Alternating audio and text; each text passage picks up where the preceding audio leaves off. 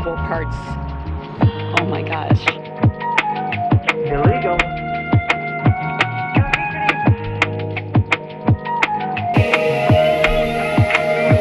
Too much, man!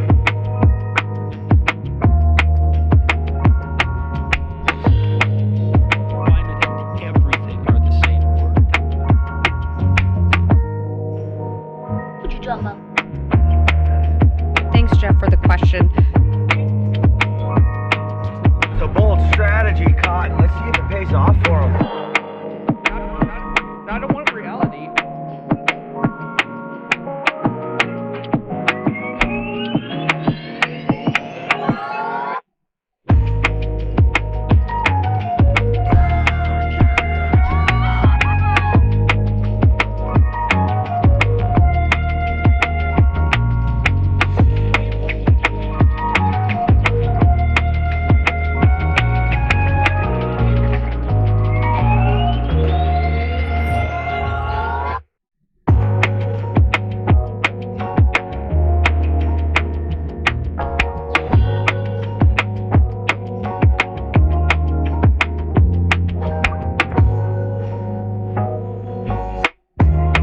I made a huge, tiny mistake.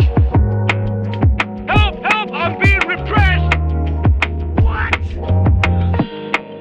You should be ashamed of yourself for having that thought.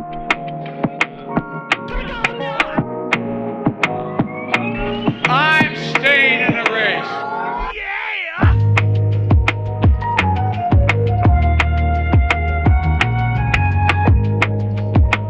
Consequences. Come on!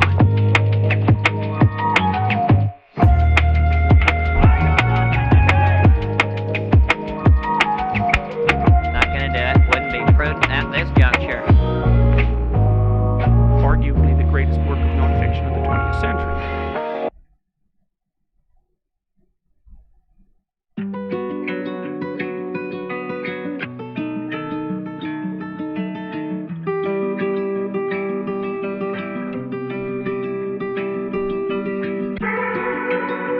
There's no point in you betraying your future self to gratify your present self. It's a stupid game. Gonna do it. Wouldn't be prudent at this juncture.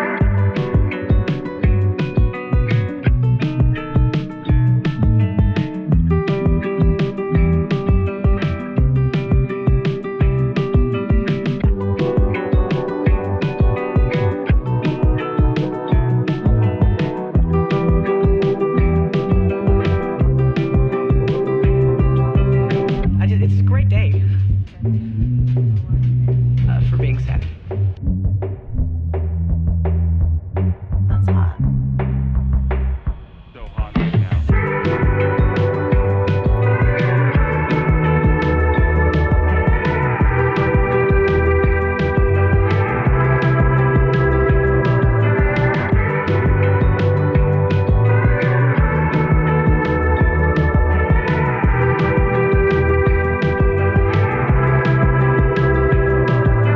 I cannot believe how people come for you already. I don't know if you know this. From phrasing.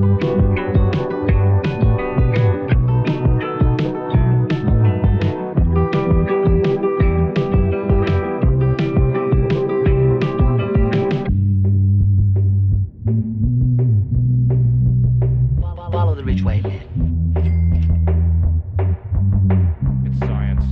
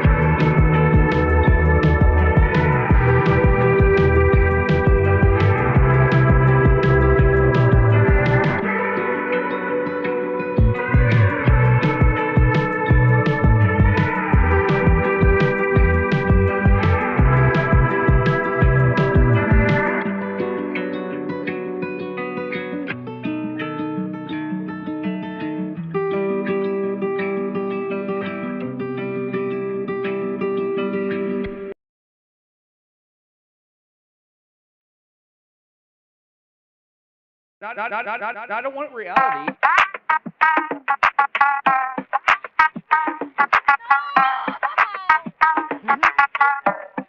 I feel like I'm taking crazy now.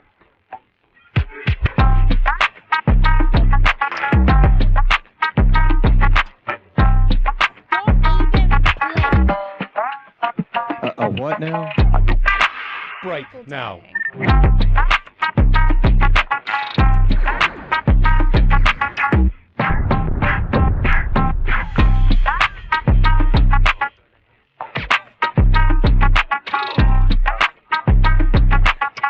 Oh, it never occurred to me. Interesting. Just crazy enough to work. Yeah.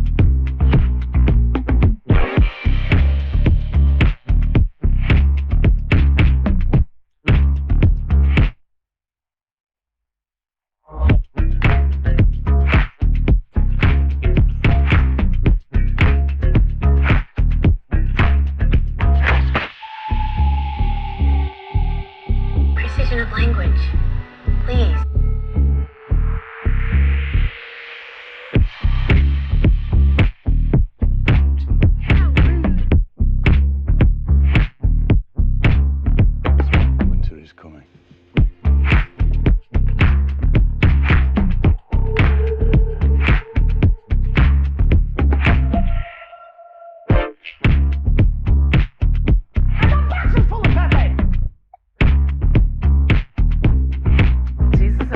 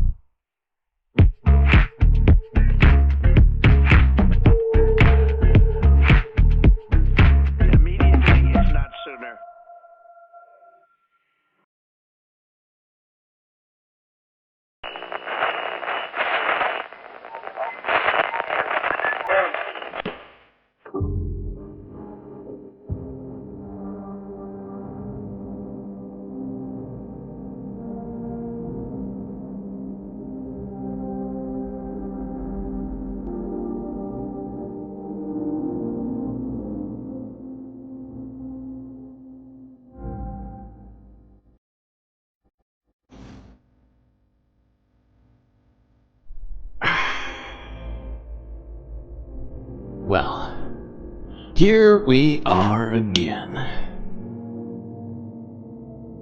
Good to see all you folks. Happy Saturn-Day. Got a lot to talk about. Still the weekend, so we're going to try and have a little bit of fun. It won't be Sunday fun day levels of fun. But... wait, my mouth is broken. They can't even see me talking. That's good. This is good. That's what I meant to do. Alright, chat, buckle up those seatbelts. Time for us to take a little journey. And for me to fix my face. What is happening? There we go. Mic check 2. Okay, how good and also great. Like I was saying, good to see all of you. Moanoip, Autumn Leaves, and Anticorporatus 123. The YouTube chat unexpected winners. 4th for Mrs. Jen's cat. So close to getting that medal. Delso Verde. Muzzy. Who else? Many Doctors. Bob Carmody. Begat.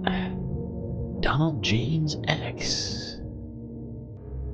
And I think that's everyone, although I am in top chat. Just rude. Stop! I'm being repressed! There we go. Fixed it.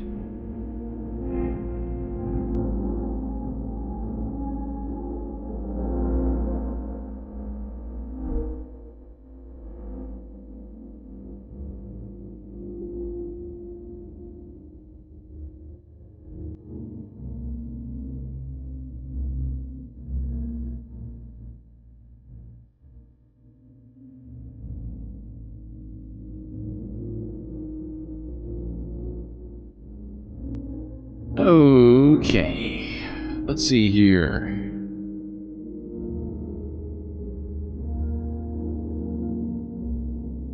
Yeah, I suppose we better start in the United States.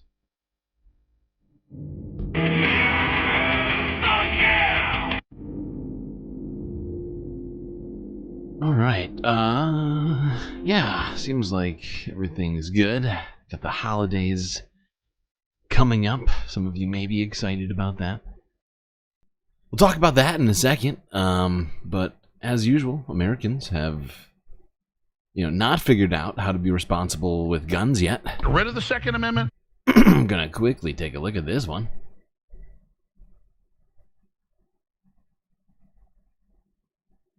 CBS Miami, of course. And by the way, not a Florida man story, although we often have met Florida men. This is a Florida woman story. So, hashtag feminism. Whoa. The fuck? Please, I just realized. Wait a second. Hold on. Wait. Are you not getting any of the sound? Wait, hold on. Wait a second. What?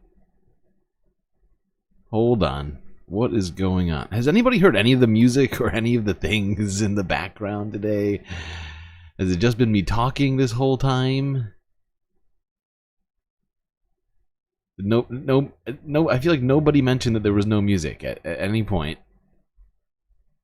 You're hearing everything? The music was fine? Well, it just switched over, like, on my settings for some reason, so it just totally threw me off. Alright, let's try this again. So we're working on for CBS News Miami Morning Edition next at 9. And we are following breaking news this morning. A 15-year-old is in the hospital after police say she was shot by mistake by her own mother. It happened off of Northwest 92nd Street and 7th Avenue just after 10 last night. Miami-Dade police say they got called out to a dispute where the gun was accidentally fired. It hit the teen in the shoulder. She is...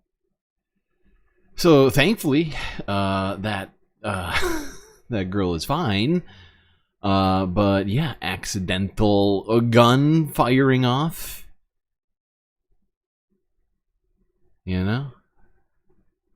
Imagine being that mother.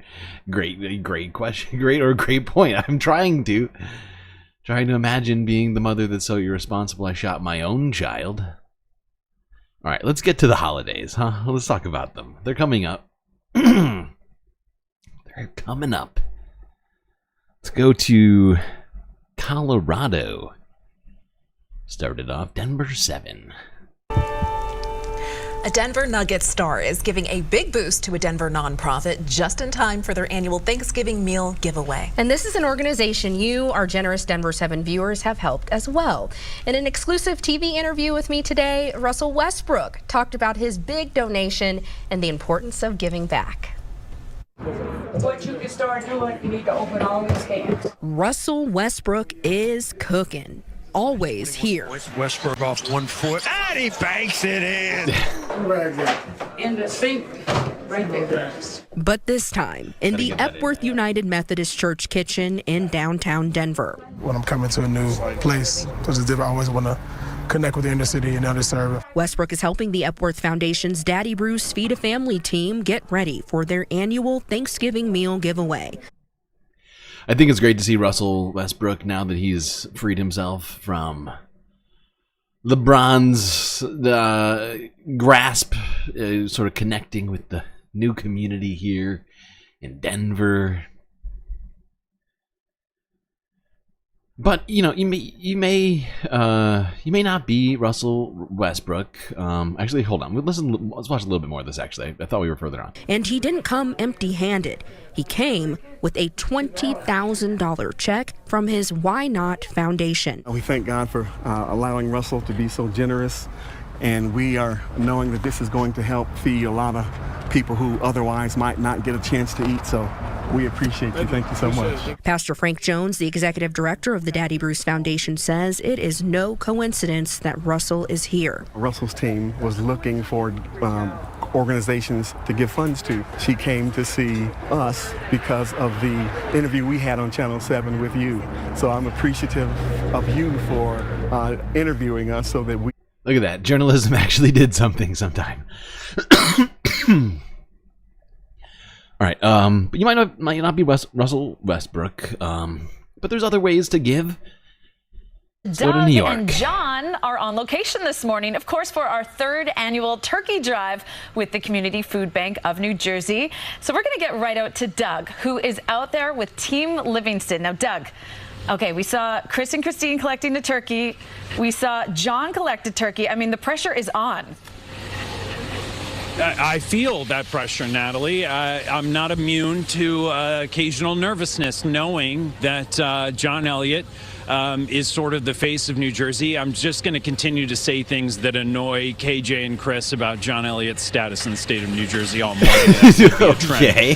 But, you know, Christine and Chris are who they are, and they're certainly going to collect their fair share of turkeys. We have this new feature this year, which is a turkey counter, and we're at the shop right here in Livingston, New Jersey. I want to show you the 2 bins. Right now, we have our official turkey count, I believe, on the screen will be 9. There's a turkey somewhere that's not here. There are 8 in here. Missing I turkeys. feel like we have integrity. What you can see is 8 turkeys. There's another turkey somewhere. In this bin. Wait, I'm sorry. Are canned goods. We're missing. This is a missing turkey caper all of a sudden. This started off as a discussion of charity. Now we're talking turkey caper. I might have to stop everything. Charity is not a replacement for social justice. No, it's 100%, right? Maybe even more than that. I don't know. I'm not a mathematician. It's not just about turkeys. That maybe what our counter is the easiest thing to count, but people are coming and bringing whatever food they can. If you have food at home, canned goods that you want to bring here, please do. If you want to go shopping in ShopRite and bring canned goods and other goodies outside, please do. But once again, turkey counter here in Livingston, New Jersey is at 9. We expect that number to grow. Polls will close in the 10 o'clock hour, of course. But yeah, we do feel the pressure, Natalie, and thank you. Okay. Well, there we go. How am I in space without being a mathematician? Not formally. I can do some maths, but you know, not officially a mathematician in any way. All right. Now, let's talk about a potential problem for Thanksgiving everywhere in the United States. That being the egg shortage, which is being caused by something you may or may not be aware of if you've been watching this channel. But the increase in bird flu cases around the country is really, it's not helping. Tonight we are following up on the lack of eggs at grocery stores around here. We first told you about the shortage a few weeks ago. Signs at stores like these at King Soopers saying they're experiencing a sourcing difficulty, trying hard to get eggs, and it's tough because of a new state law requiring that all eggs sold in the state be cage-free by the new year. But Colorado egg producers tell us bird flu is to blame for this, not the new law. Those signs in the store got people up in arms. Yes, and then we combine it with the avian influenza, and the word that I got is that the shortage is caused by the law, and that is not true. Illegal. So tonight at 10 o'clock, we are talking with local farmers about how they're working to keep supplies steady and also how long the shortage may last. Looking closer, the bird flu outbreak is also raising prices of eggs in Colorado and across the country. The U.S. Bureau of Labor Statistics says that egg prices are up 62% from 2023 as more than 107 million birds have been impacted nationwide. It comes as a lot of people get ready to hit the grocery stores to prepare. Am I the only person that on first seeing her thought, wait, what is Meghan Markle doing on my TV? Their Thanksgiving feasts. And bird flu also affecting Thanksgiving turkeys. A report from the American Farm Bureau Association out this week says farmers raised 205 million turkeys this year, and that's the lowest number since 1985. However, prices are down 6% because of lower demand. The report also found cheaper prices for vegetables, pumpkin pie mix, and whole milk. Now, dinner rolls and cube stuffing, those will cost a little more. Okay. Now let's stay on this topic. Unfortunately, it's not just Colorado where they're having problems with avian flu. Also Montana. And actually, those aren't the only states. It's just the ones we're talking about right now. Tonight on our live broadcast at 10 o'clock, a poultry flock in western Montana is diagnosed with avian flu. State veterinarians made the diagnosis earlier this month following the death of multiple chickens in the flock. The owner took to social media to alert neighbors living within a 6-mile radius from the location near the Tura exit to keep an eye on their flocks. Officials euthanized the flock to prevent it from spreading. At 2 p.m., we started culling, gassing my flock, and we finished at 6:30. It was devastating. I picked up every single one of my chickens and handed them off to be gassed. Horrifying. So I did all the catching and saying my goodbyes. Anyone seeing potential symptoms of the illness should have their flock tested immediately. Woof. I mean, technically, that is what is mandated by law. I believe if you detect something like that in a flock as an agricultural, like as a farm, right? Like I'm pretty sure you're essentially like if you don't like I think to some degree you're essentially endangering a great number of more birds theoretically. And oh god, I just hate stories like that. Now we're not going to leave Montana, and we're actually going to talk about something we were talking about yesterday. If you remember, we were talking about how in a place called what's it called? Oh shit! Now I can't even remember it. It's not Blue Sky. That's it. Now I got the app stuck in my head. Bozeman, and there's another place I can't remember the name of it, but they're both very, very expensive places to live in Montana, where essentially the ultra wealthy have taken over. This is a story from NBC Montana on a new urban camping law that has gone into effect in Bozeman. Tonight, Bozeman's new urban camping ordinance is now in effect. The law requires anyone who camps in a public right-of-way to purchase a $25 30-day permit. The new ordinance was approved. So in a place where, if my understanding is correct, and I think it is, where most homes are multi-million-dollar homes and are essentially, unaffordable to many people who are below, below a six-figure income, essentially. I think even that is, to some degree, is being a little, it's like the apartments are all like thousands of dollars a month, and now they've decided, you know what? If you want to be homeless, you're gonna have to pay up. Sorry. Right-of-way to purchase a $25 30-day permit. The new ordinance was approved last month. We spoke to neighborhood service officials who report around 70 people submitted applications for a permit so far. Officials add they have no reports about people struggling to purchase a permit at this time. They say early challenges to the ordinance are the time and resources needed to communicate with people about what they need. Yeah, exactly. Can't afford to be homeless. Sorry, don't have the money to do it.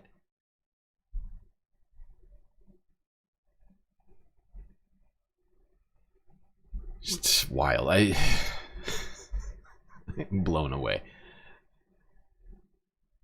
But you gotta squeeze the money out of the homeless too. I mean, come on. They're benefiting from that tiny 25 square foot patch of land or whatever it is. All right, it's a little bit more than that, but you get what I'm saying. It's ridiculous. Oh my god. I feel like I'm taking crazy pills. All right.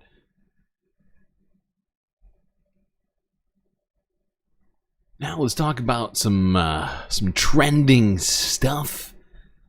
If you haven't heard of it yet, the X alternative, Blue Sky, is absolutely exploding. I think we've talked about it multiple times this week. We're going to talk about it again.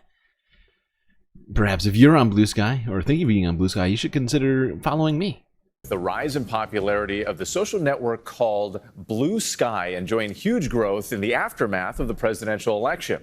Our Rebecca Jarvis spoke to its CEO about her company's vision.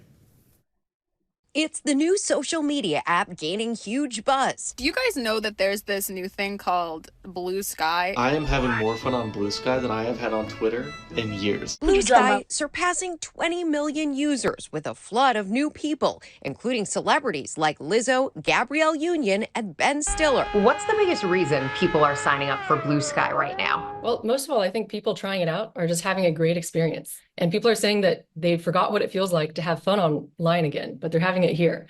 They're talking to real people, not bots. We spoke to the CEO, Jay Graber, about Blue Sky's surging popularity and the type of dialogues happening on the platform. What are the conversations happening on Blue Sky? There's some politics. There's also a lot of sports, fandoms, people talking about art, a lot of artists posting their art. Now you have people who just form around their interests, like the gardening feed or the cat feed. The platform looks a lot like Twitter, and that's no accident. Blue Sky was invented there in 2019, hoping to give users more control over their data. But since then, it's been spun off, and today it's its own independent app. And in the a capitalism happened. Sometimes, those bad performing assets in a company, they just got to get, get those things out of there.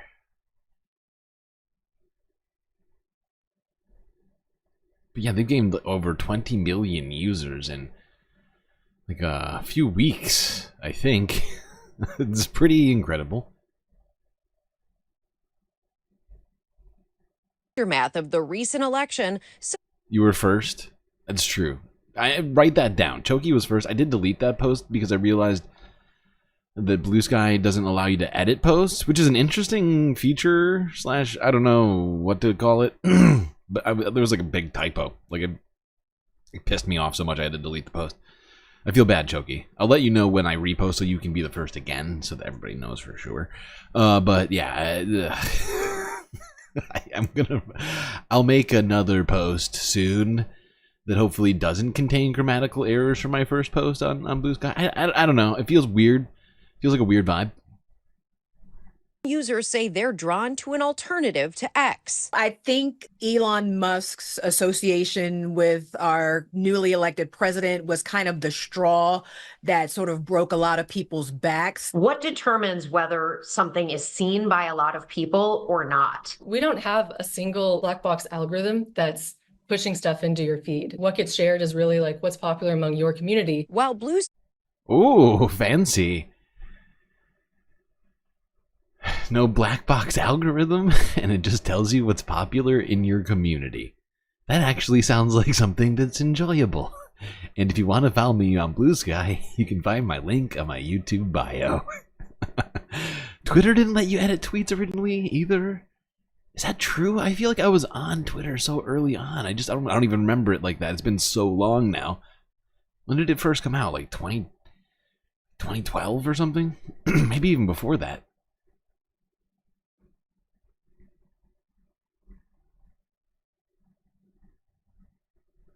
The world, it's hard to remember all the stuff that's happened in the world. Alright, now let's talk about a different thing that's surging in popularity. But it's not a social media app. It's women's sports.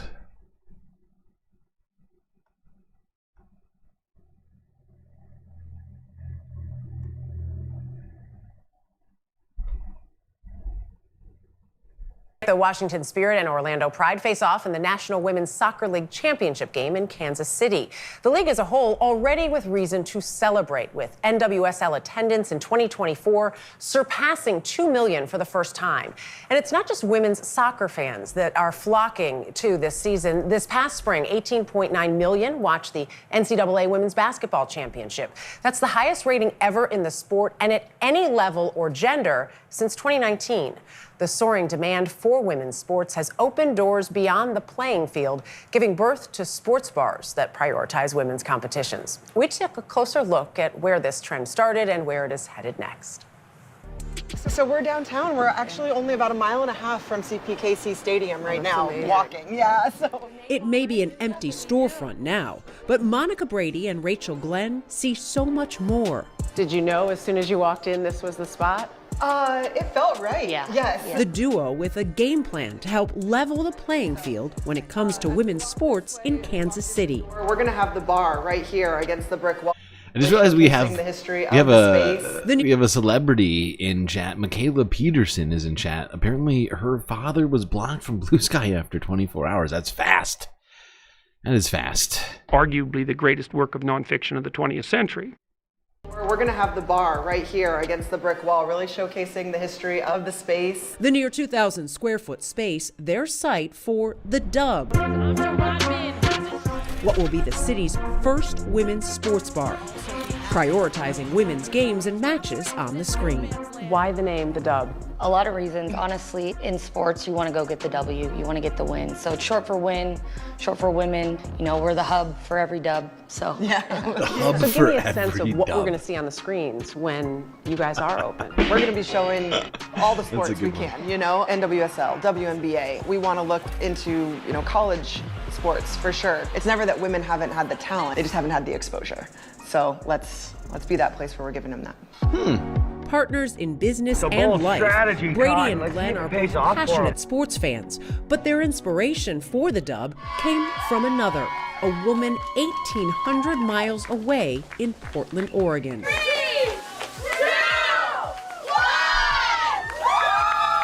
2 years ago, in April of 2022, Jenny Wynn followed her gut in opening the Sports Bra, the first ever bar dedicated to women's sports.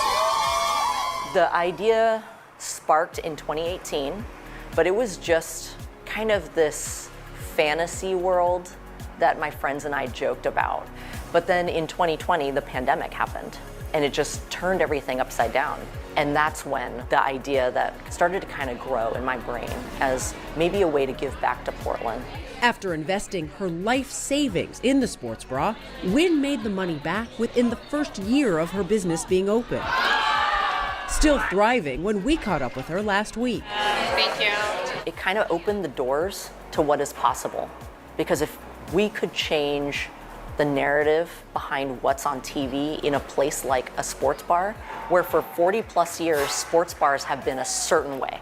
And the sports bar turned all of that on its head with what I feel like are very minor changes, but minor changes that created a dramatic impact. So much so, Reddit co-founder Alex Ohanian took notice. Every bar I ever walked into was only showing exclusively men's sports. Husband to tennis legend Serena Williams, Ohanian's 776 Foundation is backing Wynn to help franchise the business. And I'm just seems like a great time, and it's good to see women's sports getting the recognition they deserve after I don't even know where to start counting exactly. But yeah, it's good. It is a good thing to see. And I figured since it was the weekend, it was the sort of story we could get into here without me feeling like I'm ignoring some other even more hard-hitting whatever thing. Like, I feel like that's my week every week, is like looking at 10,000 things and deciding what's important to bring to everybody. It's actually somewhat frustrating to try and decide between all these things, but I'm just glad we can do this all. So kind of what's great about streaming a lot. Talk about a lot of things. Now let's not stop talking. Let's not stop talking about sports, but let's talk about how sports are actually affecting people's health. This is a very interesting, very short video here. But this one blew me away. Not expecting this. My husband had Parkinson's, and one of the things he did was box, and it was very good for balance and to deal with the stiffness of the disease. Then I heard that people with Parkinson's were rock climbing. And I couldn't believe what I was hearing. So off we went to watch people who have tremors climb these giant walls in a gym and then go outside and climb cliffs. And no one knows how they can do that, because some of them have what's called dyskinesia, where they have jerky motions all the time. Some are wheeled up to the wall that they rock climb in wheelchairs. They get on that slope. These hills go straight up like that. Some are still tremoring, but some of them stop tremoring while they're climbing. Nobody knows how they can do that, but they do. And they feel so filled with accomplishment. If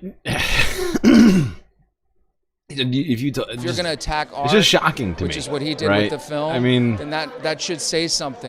If you're going to attack art, which is what... It's just very unexpected. And I'm sure that research will be done into this to some degree. Yeah, I just found that fascinating. I don't know what it means scientifically. But, you know, if he told me the people in wheelchairs can climb, I mean, I would have said that sounds crazy. I was wrong? I was wrong? What was I wrong about?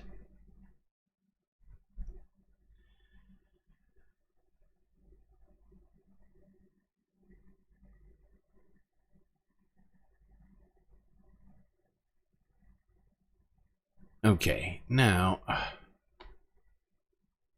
good to talking politics, more specific here. I think many of you know what's coming, but I'm gonna have to get through a few things before we get to that. But we are going to be watching a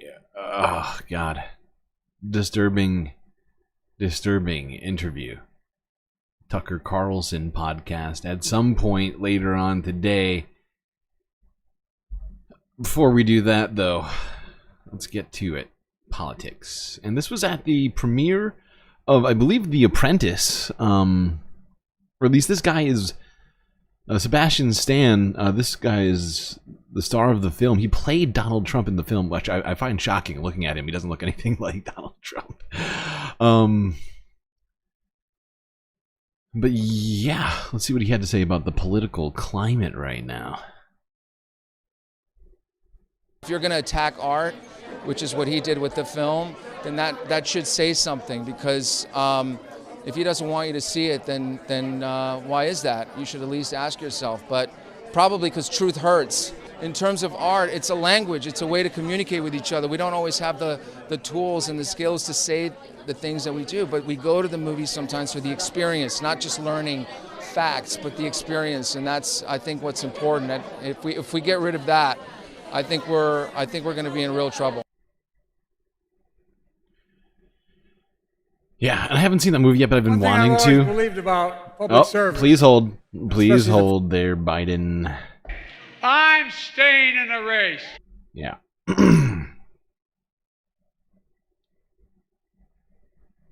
I was wrong that everyone could enjoy a sports story on set. That's okay. That's fine. I understand. You know, not every story can speak to every person that watches the stream, and I am sorry for that. I am sorry. I'll try to be better. All right. Let's see here. Joe Biden held a dinner at the White House to, I guess you might call it like self-congratulate, and also to congratulate all the people that got us here, I guess. Yeah. I'm going to challenge that for now. I've always believed about public service, and especially the presidency, is the importance of asking ourselves, have we left the country in better shape than we found it? I can say with all my heart, the answer to that question is a resounding yes, because of you. Because of you. I believe we can be proud we're leaving America in a better place today than we came into office 4 years ago. Really? This country is living through the worst pandemic we'd seen in over 100 years. Okay, maybe on a couple of things, he's actually right on this. If you say over the entire 4 years, maybe a couple of things are better. We really needed the next 4 years to make a lot more progress. And I would... this self-congratulations going on here. Not feeling it, man. Not feeling it. Our economy was in a tailspin.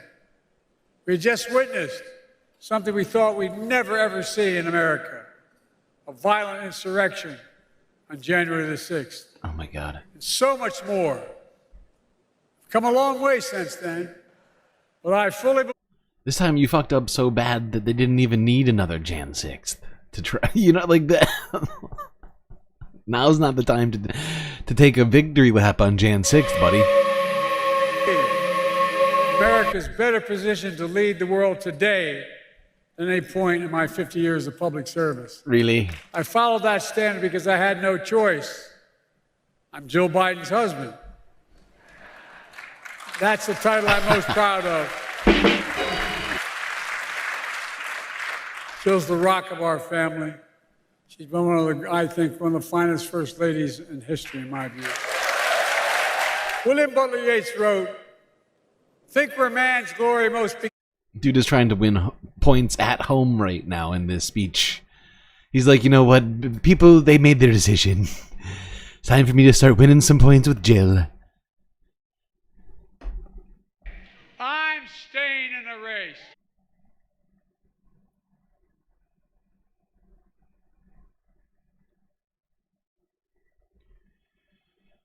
Okay.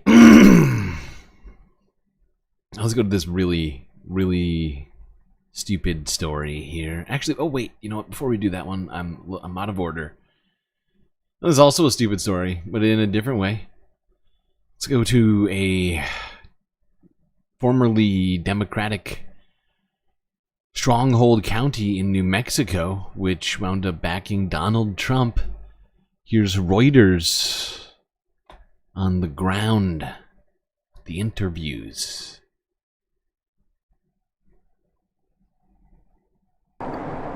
Poverty and a fentanyl crisis has gripped Socorro, a town of just over 8,000 people in the Rio Grande Valley of New Mexico. I don't know if it's because we're closer to the border, but drugs has these communities tore up. Unemployed car mechanic Jose Benavides said he's hoping the incoming president will fix the issues he and many residents here.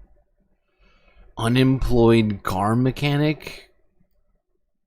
This guy? Pro-Trump. And the fact is, I mean, we're going to be talking about it plenty here, but, I mean, unemployed people, you gotta say, you're in for a rude awakening. Said he's hoping the incoming president will fix the issues he and many residents here face. He said I'll have more money in my pocket this time, so let's see. Like I said, there's nothing to lose. I mean, I don't know. He's a character, and I guess I'm a character myself. So. Jesus Christ, man. I guess it was just the thing. It gives me so many concerns when he's like, he's a character, I'm a character. Oh boy. What does that even mean? When somebody says that to me, so many red flags go off. I'm like, okay, can we break down what that means real quick? I guess. Benavidez voted for Donald Trump this year after choosing Joe Biden in 2020. That's a glimpse of a larger trend. Trump's 3-point win in Socorro, after Biden took it by 7 points in 2020, is emblematic of inroads Trump made. Hold on. What does that say? Oh, okay. I thought it was something else. Biden took it by 7 points in 2020 is emblematic of inroads Trump made in counties with high poverty levels and those with large Hispanic or Native American populations. Socorro is among 11% of U.S. counties that have been stuck in high levels of poverty for at least 3 decades. Elementary school aide and Trump supporter Judy Evans thrifts for her 5 children. Okay. And, unfortunately, Democrats have not championed the issue of dealing with poverty or, communities in America that have not seen the same economic benefits that perhaps other places have. And somehow Republicans have managed to take up that torch in a very perverse sort of way, because they're really not planning on doing much for these these communities that are dealing with all of this stuff. So it is, I mean, the future's looking bleak for these people still, in my opinion. Anybody that's living in a community that's not doing well, I don't see how Donald Trump's presidency is going to be helping you, but fingers crossed, I guess. I don't want to wish bad things on people just because they, in my opinion, chose to back the wrong horse in a political election. Now let's go to this just utterly idiotic story here. And we will get into exactly why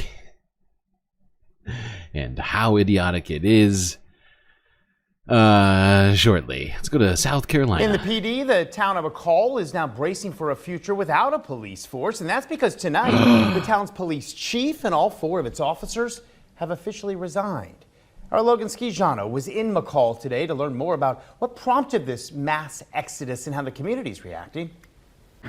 McCall's police chief Bob Hale took to social media yesterday to explain his resignation. He claims an unnamed town councilman fueled a hostile work environment and facilitated funding cuts to the town's police department.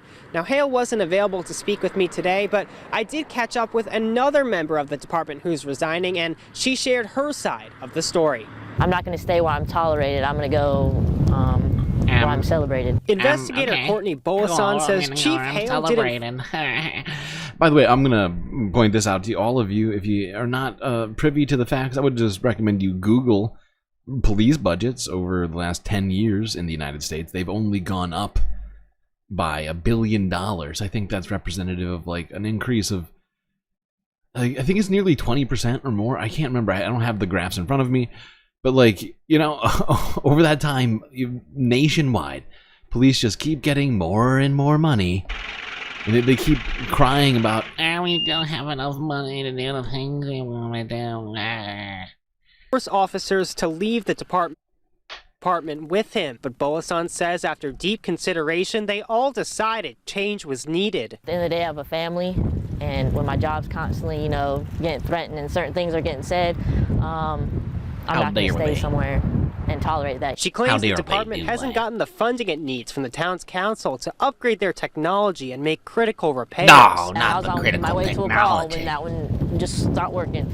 We need cars. I spoke with the town's mayor, George Garner, who claims council hasn't made any recent cuts to the department's funding. He didn't want to address... I wonder what critical technology they need. You think tanks, maybe? What kind of stuff do you think they need? Rocket launchers? They not have guns and body armor? What's going on? Like, what's the problem?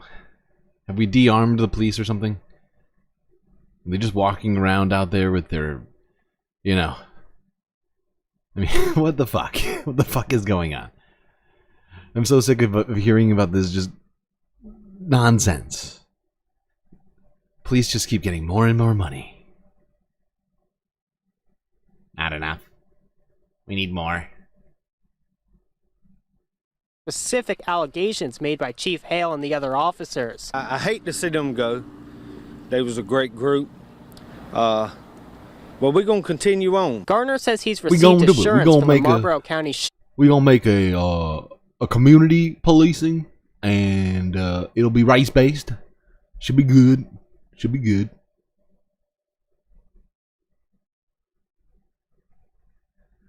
Sorry, South Carolina, but you're bad. Y'all need to get it together.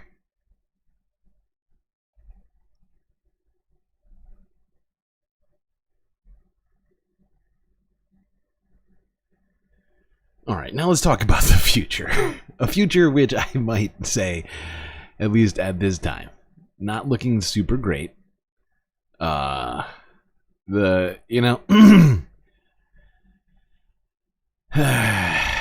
It's just, it's woof, is what it is. It's woof. Every time I look at it, and the fact is we have some more announcements for you on people who've been added to Donald Trump's cabinet, if I recall correctly, at some point in here. We also just need to talk about the plans that we have been talking about, that being Project 2025. We're going to be getting into that in multiple ways very shortly here. Start with Channel 4 News. Trump draws up conservative blueprint for presidency.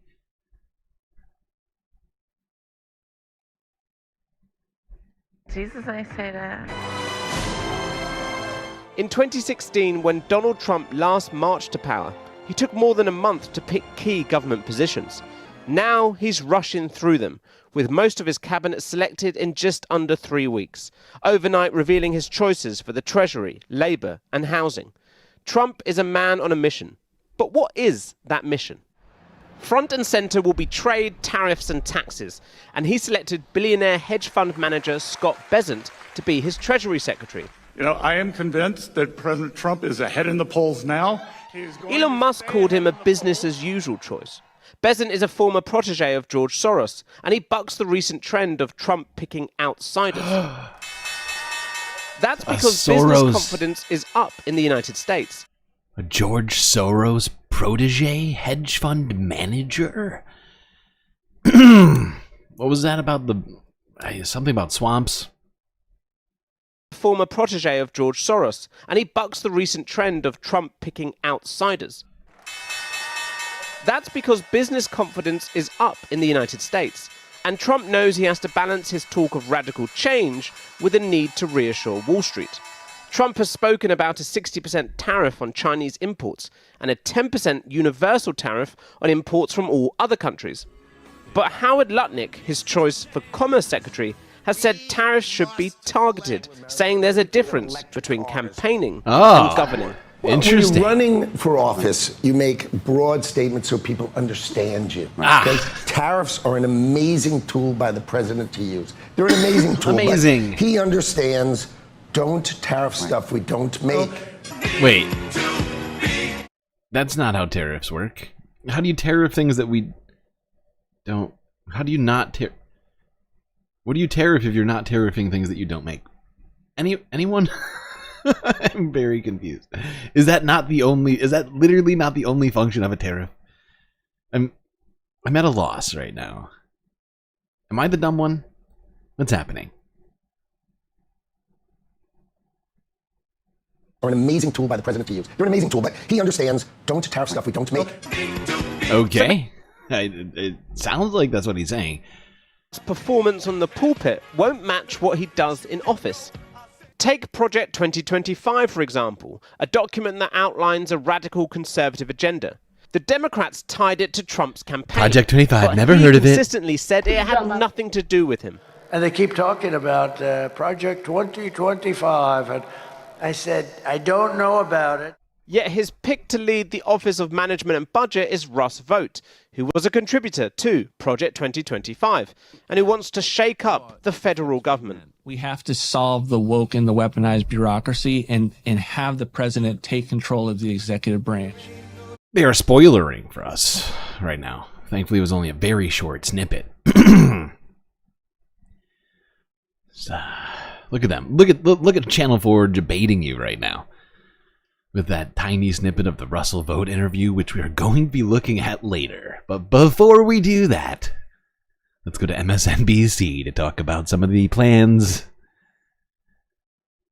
they got going on right now. Who is this, Ari Velshi? I want to bring your attention to a crucial story that's playing out in Oklahoma right now, which has become ground zero in the escalating national battle over the role of religion in public schools.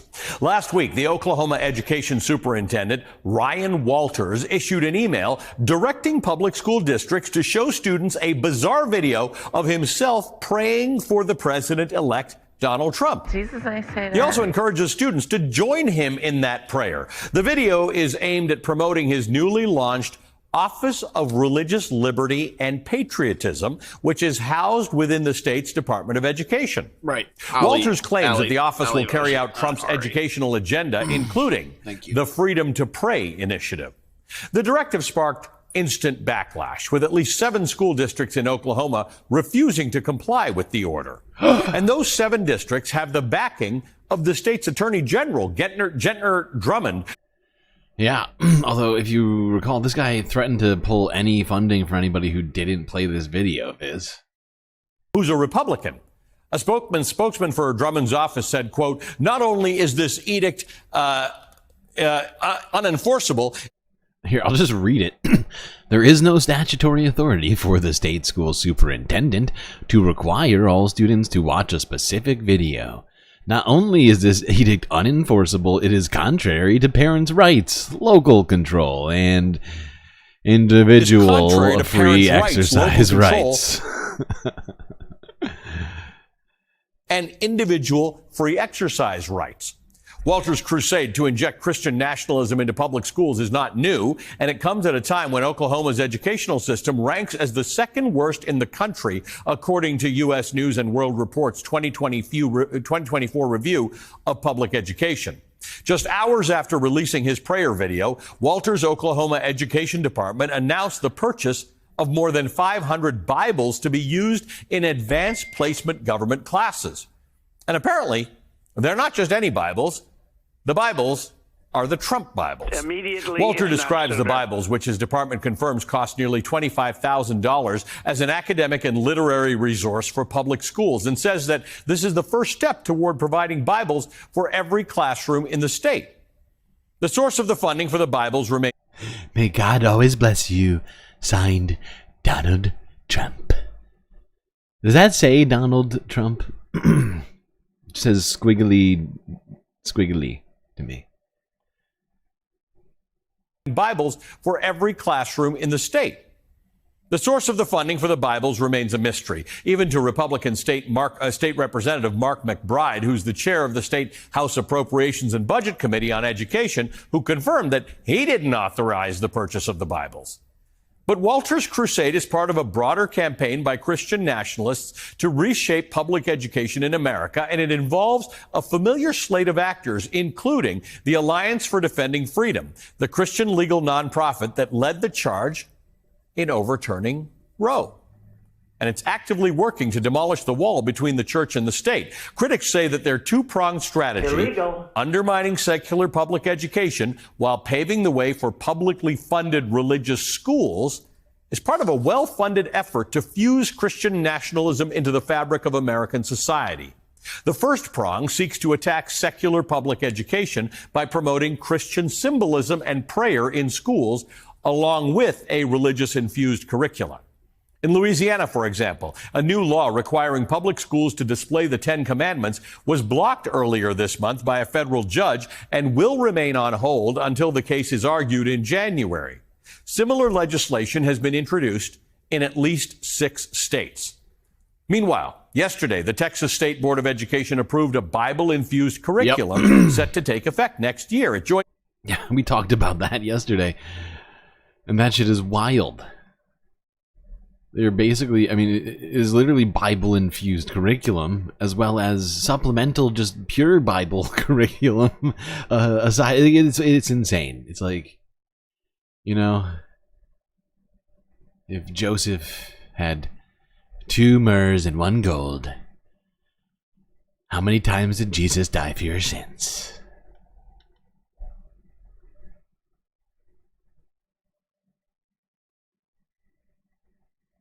Okay, now let's go to a familiar channel.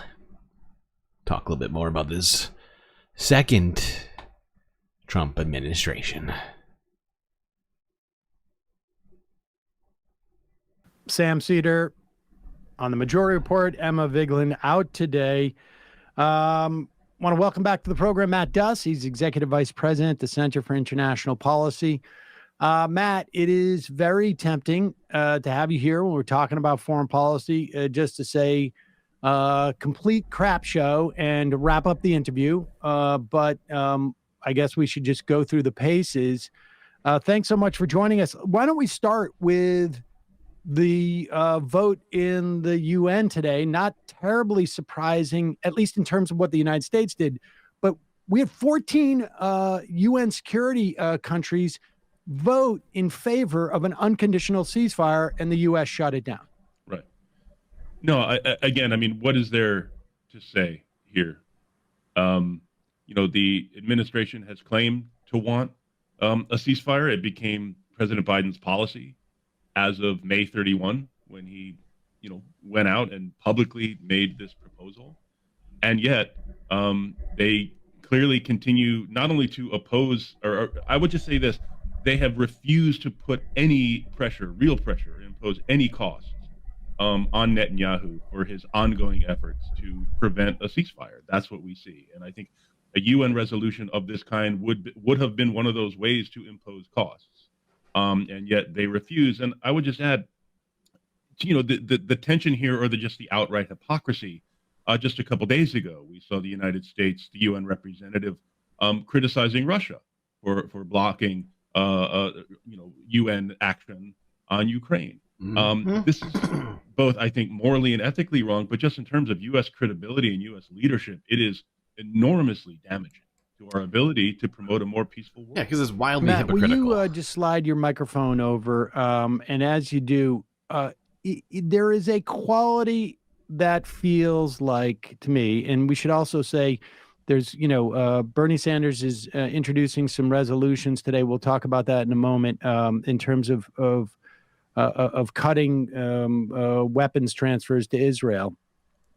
But there's a real quality out of the Biden administration that they are. This feels sort of like, and both with Ukraine and this, and with Ukraine, I can understand it on some level. Well, I guess I can understand on both levels, but there's a real quality of like hopping in the getaway car and just like, I don't know, unloading all of, I don't know what the metaphor is. There seems to be like a fervor I think that was it. to this. That is like, as if, you know, Joe Biden is sitting in there going like, I'm going to remake the Middle East, even if it only, even Maybe like even if it, hopping out of the Trojan horse, maybe? I don't know.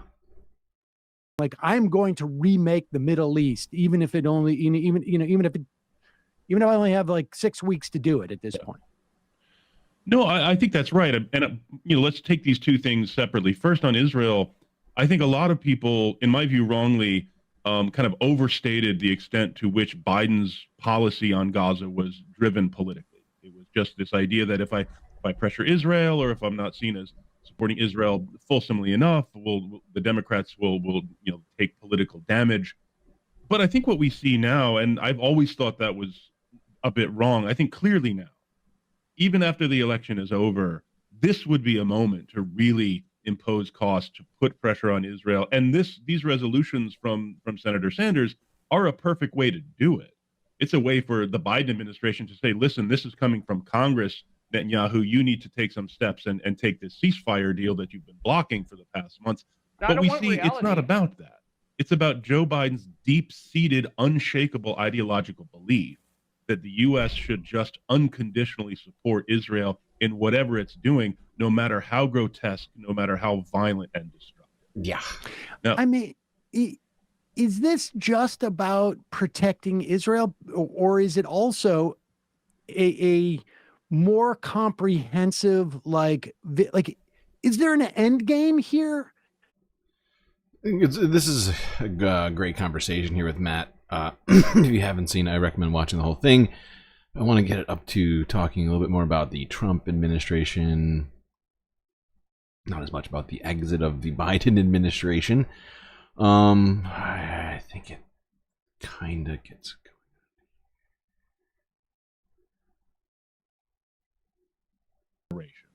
Do you think they have some like scheme in their head? I mean, because it feels like Saudi Arabia is already starting to shift their perspective on Iran.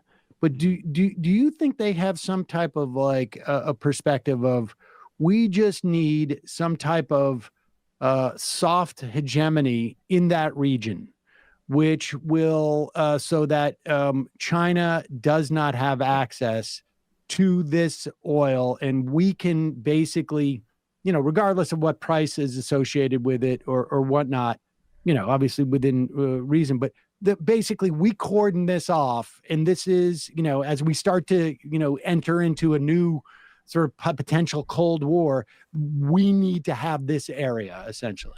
Yeah, I think you just said the magic word here, which is China.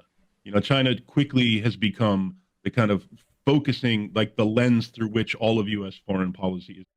Yeah, and that's something that especially in this particular situation, I find fascinating, a little strange. And sure, I may not have the same information that the U.S. government may have, but it doesn't even seem like China is putting in a great deal of effort in the Middle East to get involved in anything around any of this. At least that's my that's my estimation of things from what I've seen. Sure, they're involved in plenty of other places, but Middle East just seems to be a place that they tend to not get too involved in. Sort of standoffish, if anything. Granted, they have allies in the Middle East, but you know what I mean? It's like they certainly do things much different than the United States. Seeing strategic competition with China, this shift started really under Trump, but the Biden administration really picked it up, and I think this is kind of the logic behind the efforts to kind of have this tripartite U.S., Saudi, Israel deal that the Biden administration wasted, in my view, an enormous amount of time, energy, and resources trying to bring off. And the real focus of that, the real goal, was to box China out of the Middle East and to maintain the United States as the kind of regional security guarantor. And I just lost connection. Oh, we're good. Damn satellites. Saudi Arabia under Mohammed bin Salman has actually been very effective at sort of bidding the United States up. You go back a couple of years and you saw this Iran-Saudi détente that was, quote unquote, brokered by China, when in fact this had already essentially been negotiated, and they brought China in to take a few photos there at the end. Why? Who was the audience for that? It was Joe Biden. it was the United States, as if to say, listen, we can do stuff with China unless you're going to give us a better deal. Now, We can do stuff too. The real kind of what makes this so absurd is China actually has no real interest in supplanting the United States as the regional hegemon. Why in the world would they want that? They've watched the United States hemorrhaging resources and attention and capital and credibility over the past 3 decades plus. Why would they want a piece of that action? But basically, this is an effort a very successful effort by some of our client states and partner states to keep the United States engaged in the region in a way that benefits them. But, my understanding is like this has been the agenda of neocons since the 1993, 92 Project for New American Century document. I remember talking, I think I probably brought this up with you, with Gary Hart in 2004. Yeah. And him retelling, he was chairing with, I think it was Rudman, I can't remember who, a 21st century threats committee. And they went around it, and everybody was saying non-state actor, terrorist. One person said China. People all sort of laughed at that person. They came back 4 months ago. 4 months later, same thing. They went across non-state actors, China. They sort of laughed at that person. That person never came back to that. And it was, I think it was Lynn Cheney or Liz Cheney. Lynn Cheney. Who was sitting on that committee at the beginning. And then I also remember being stuck in Long Beach, California, going on they have like a aircraft carrier museum there or something. I can't remember. And the guy doing the tour was talking about the Asian pivot. So we were already moving our, and this must have been 2010 maybe or so. I mean, so this has been like broiling simmering under the surface, but this was the McGurk's opportunity and others to really sort of go whole hog, wasn't it? Yeah, I think, you talk about these different individuals, and I think some of them have different focus. They have different emphasis. I mean, McGurk is a Middle East guy, very close to the Gulfies, whereas I think Sullivan is someone who takes the broader view, but they all kind of agree that the United States needs to sustain its role as the kind of Middle East security guarantor. Matt's got to talk into the mic. Some of these meetings, these going back to the 90s, the Project for New American Century, these ideas about American power that are deeply rooted in the post-Cold War unipolar moment. And obviously that moment is over. Right. It has been over for years. Washington is only now starting to get the memo. So I look at these policies, which are just still kind of operating from that system, operating for that mindset, and trying to just frantically sustain American power. And it's, it reminds me of that scene in Young Frankenstein where they're trying to put a tux on American primacy and teach it to it's a lie. It's not going to work. But we're going to waste a lot of time and energy and lives and resources trying to sustain it, and that's a tragedy. How much does our Ukraine policy? What's your before we move on to Ukraine? How do you anticipate this vote going down in the Senate today? I mean, I think it won't pass. I mean, you will have one vote. I mean, each of these, there's 3 different joint resolutions of disapproval, each addressing a different form of arms that's being supplied. And each one will come up for, Senator Sanders will make a motion to put it on the floor for a vote. Yeah, and sadly that did not pass. This is from, I think, technically an interview from a few days ago. I think this might have been Wednesday, but reposted recently. So I figured we would watch that clip. Could watch more of it, but we should keep things moving. We got a lot to do, and this fucking Tucker Carlson interview is long and disturbing. Oh, God. All right, let's talk about this. And I've said it multiple times now. Even though it wasn't truly... even though it wasn't truly a mandate. Even though it was truly if anything, a sort of vote of no confidence in the Democratic Party in the way that they were doing things. Republicans are taking this as such. They believe this is a overwhelming mandate. And don't take it from me, here's Steve Scalise from Forbes breaking news from 2 hours ago. Him and other Republican House leaders were out here taking victory laps. And now our Majority Leader, Steve Scalise. Thank you, Whip.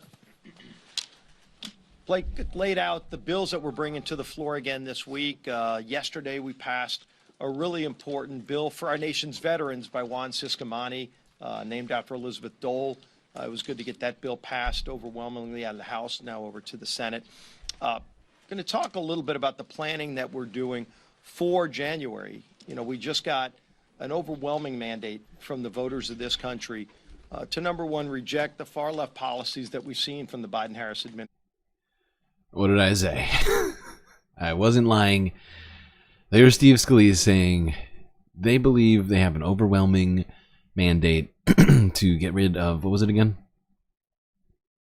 This country to, number one, reject the far-left policies that we've seen from the Biden-Harris administration the last 4 years, Far but left. especially to put the country on a different path. And we laid out during the campaign what that path would be. So yeah, Steve Scalise saying they're here to get rid of all the far left policies. Anybody know which ones are the far left ones? Because I feel like a lot of them were barely to the left of center. Certainly he's not talking about Israel policy, I'm sure. Yeah, let's move on to this. Just to remind us again of this horrifying story, because this is, I mean, really, this is what we should be buckling ourselves up for in most southern states, and perhaps in all states that went red in the presidential election. I mean, they think they have a mandate. What does a mandate mean, right? Doesn't that mean everything, right? The whole country. So let's go back to Texas real quick, talk about this. And I think that this woman here, who's from, I believe, the Methodists? I could be wrong on that. But she says this in a way that I don't think I can, as a, you know, sort of a non-religious, sort of like non-practicing kind of guy. I can't really say it quite as well as she says it here, but I think this is a good point, a great point that she makes here.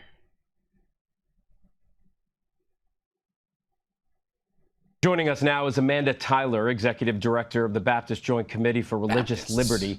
Amanda, thanks so much for taking the time to be with us. First off, I'd just like to get your reaction to this decision to allow Bible lessons in Texas schools. Well, I'm very disappointed by the board's 8-7 vote to approve this flawed curriculum that thousands of Texans voiced their disapproval of to the Texas State Board of Education. We had profound disagreements with the curriculum, the way that it incorporated teaching of Bible stories to kids as young as kindergarten in their reading and language arts classes, because of the ways that it will interfere with the religious freedom rights of kids and their families if it is implemented. But I will say there were some very encouraging signs. One is that this is not a partisan issue in Texas. 3 Republican members of the board joined with the 4 Democrats to disapprove of this curriculum. And the curriculum does not automatically get implemented in Texas schools, but rather the fight will now shift to school districts across the state of Texas. And it is my hope and expectation that Texans across the state will voice their concerns about religious freedom with this particular curriculum. Yeah, and that's kind of what I wanted to ask you. This is sort of at the core of really any opposition to something of this kind. What kind of message do you think this sends to families who are not of Christian faith, for starters? Well, I hope that they'll see that there are so many Christians like me. I'm a Baptist, and I have profound concerns about teaching the Bible in public schools. So I hope that they will see that they are not alone, that in order for us to protect everyone's religious freedom rights in this country, that we need to protect the institutional separation of church and state, that our public schools are strong because everyone is welcome in our public schools, regardless of which religion they practice, and that all can equally learn and equally belong in Texas public schools. I am concerned that if this curriculum were to be implemented in certain school districts, that message of belonging would be at issue, that kids who are not Christian would feel that they were not equally a part of our public schools, and that harms their religious freedom. But for Christians like me, it also harms our religious freedom, because it should be up to Texas families and their houses of worship to provide religious instruction. That is a foundational constitutional premise and promise for our country, that we protect religious freedom by keeping government out of affairs of religious instruction. And this curriculum, if it were to be implemented, would attack that foundational constitutional promise. Yeah, I think she said it very well. And it's exactly what I've been trying to say, is that it is a complete upheaval, upturning of the norms, of the basis of the Constitution as it relates to religious freedoms. That, there are other religious people that aren't these theocrats who disagree with this on religious grounds, right? Who may have different Christian beliefs, right? And it's, it is just crazy that they think this is appropriate to do in public schools. And it's not just Texas, like we just got done talking about. It's Oklahoma, it's Louisiana, it's Florida. It's, basically all the states that are trying to get those abortion bans in there, or already have. Okay, we're there. But before we get to the interview itself, let's go here, because this has been now made official. Donald Trump has appointed his previous officer of the OMB, Russ Vought, to be the head of the OMB once again. Let's go here to Fox News, where they're going to take the victory lap.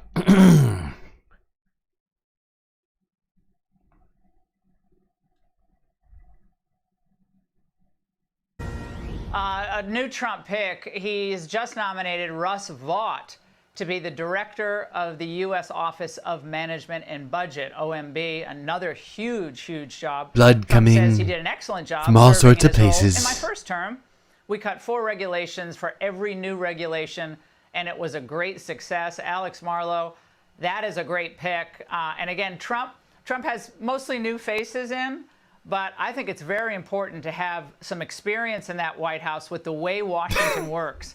You can't beat experience. Can't beat it. Obviously, if it's incompetent experience, you don't want it. But he did a terrific job last time, and Trump is very comfortable with him. Yeah, and Very this is one of these things where he's picking people who want to deregulate, who want to make... Project 2025, never heard of it. Here's author of it, Russ Vought, to lead the OMB once again. Never heard of it before. Yeah, and one of these things where he's picking people who want to deregulate, who want to make things open up the United States for business, to make it so that this is where the whole world comes to do business. I have to chime in, Laura, on the Soros point also about Bessent, that he didn't work for Soros' political outfits. Important for people to know this. He made money with Soros, and when he had the opportunity to stand up against Soros and some of the efforts to divest his funds from Israel, he threatened to quit and take people with him. So he's got some stones, and I think that's really excellent. Vought's similar. He's another guy who's going to be cutting. It's a deregulation bonanza. That's what we're going to see. Yep. And that's right. That's exactly where they are. We are going to get into that big time. Let's just move past Fox News. Hold on. I got to... 1 second, please. Be right back.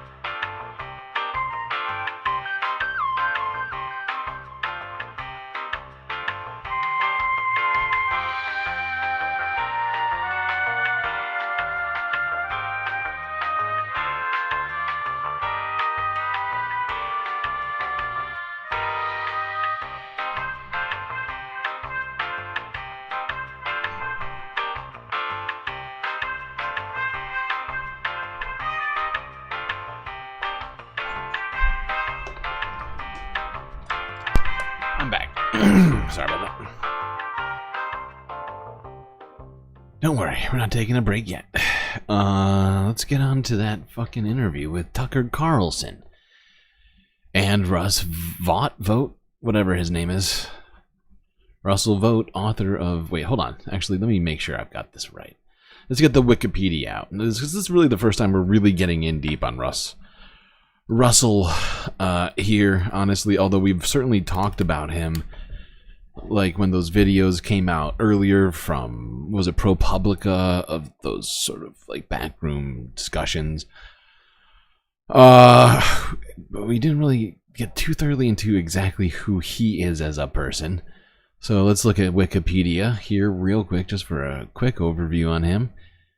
He appears to be, let's see, born in 1976, so he's about 45, oh yeah, whatever, he's like 50 years old almost.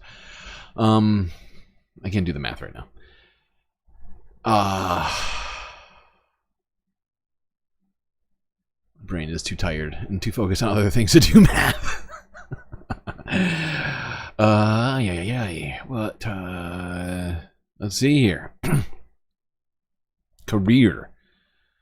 Project 2025. Vought played a major role in Project 2025, a collection of conservative and right-wing policy proposals from the Heritage Foundation to reshape the United States federal government and to consolidate executive power. Yeah, he's certainly one of the co-authors of Project 2025. He was, of course, the former director of the Office of Management and Budget and will now once again be that in 2025, in about a month and 2 months, I guess. Identifies as a Christian nationalist and is focused on all sorts of things like, you know, combating critical race theory. Help! Help! I'm being repressed! And, you know, stuff like that.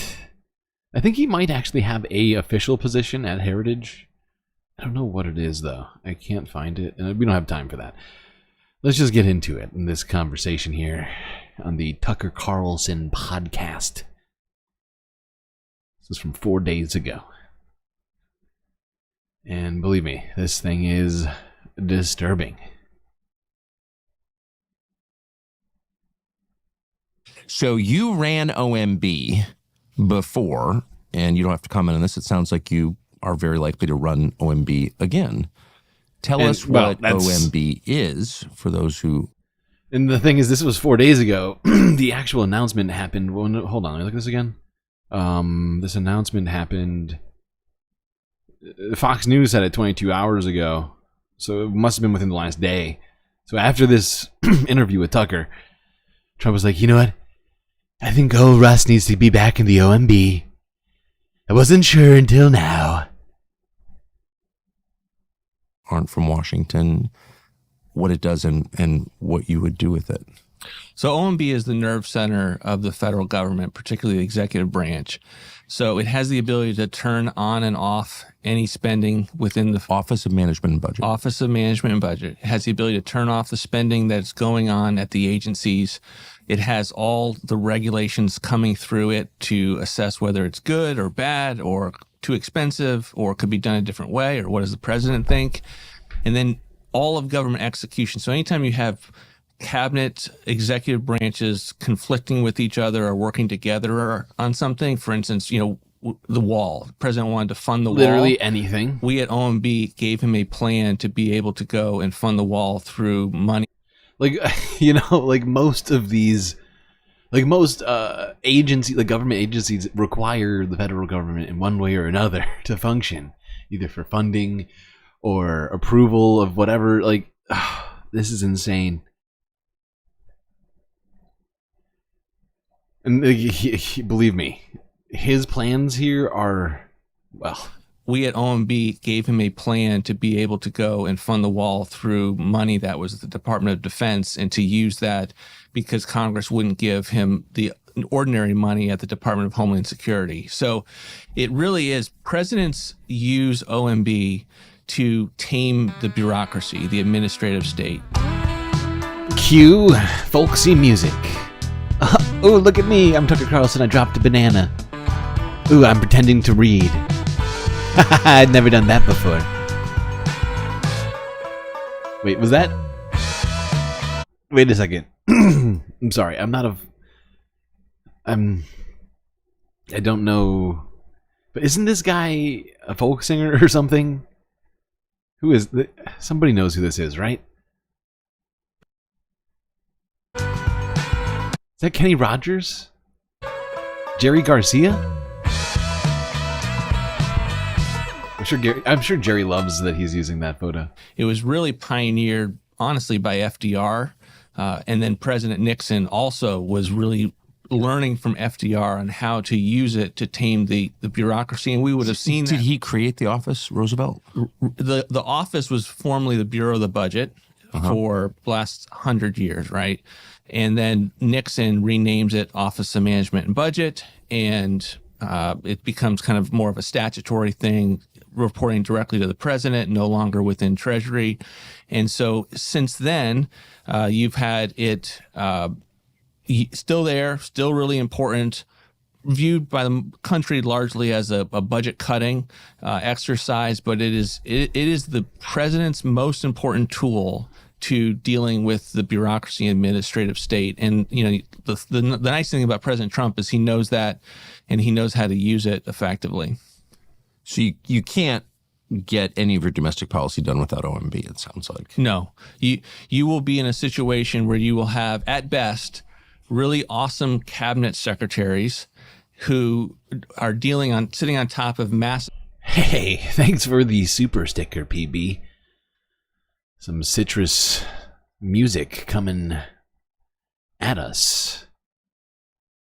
Sprite flavored, it would seem. Lemon lime. Dulcet tones. I do, every time I see the super stickers and the super chats, it does feel like we're an official YouTube channel. Even though I actually haven't received the first YouTube payout yet, and I don't think I'm going to be receiving it until sometime in December. It still feels good every time.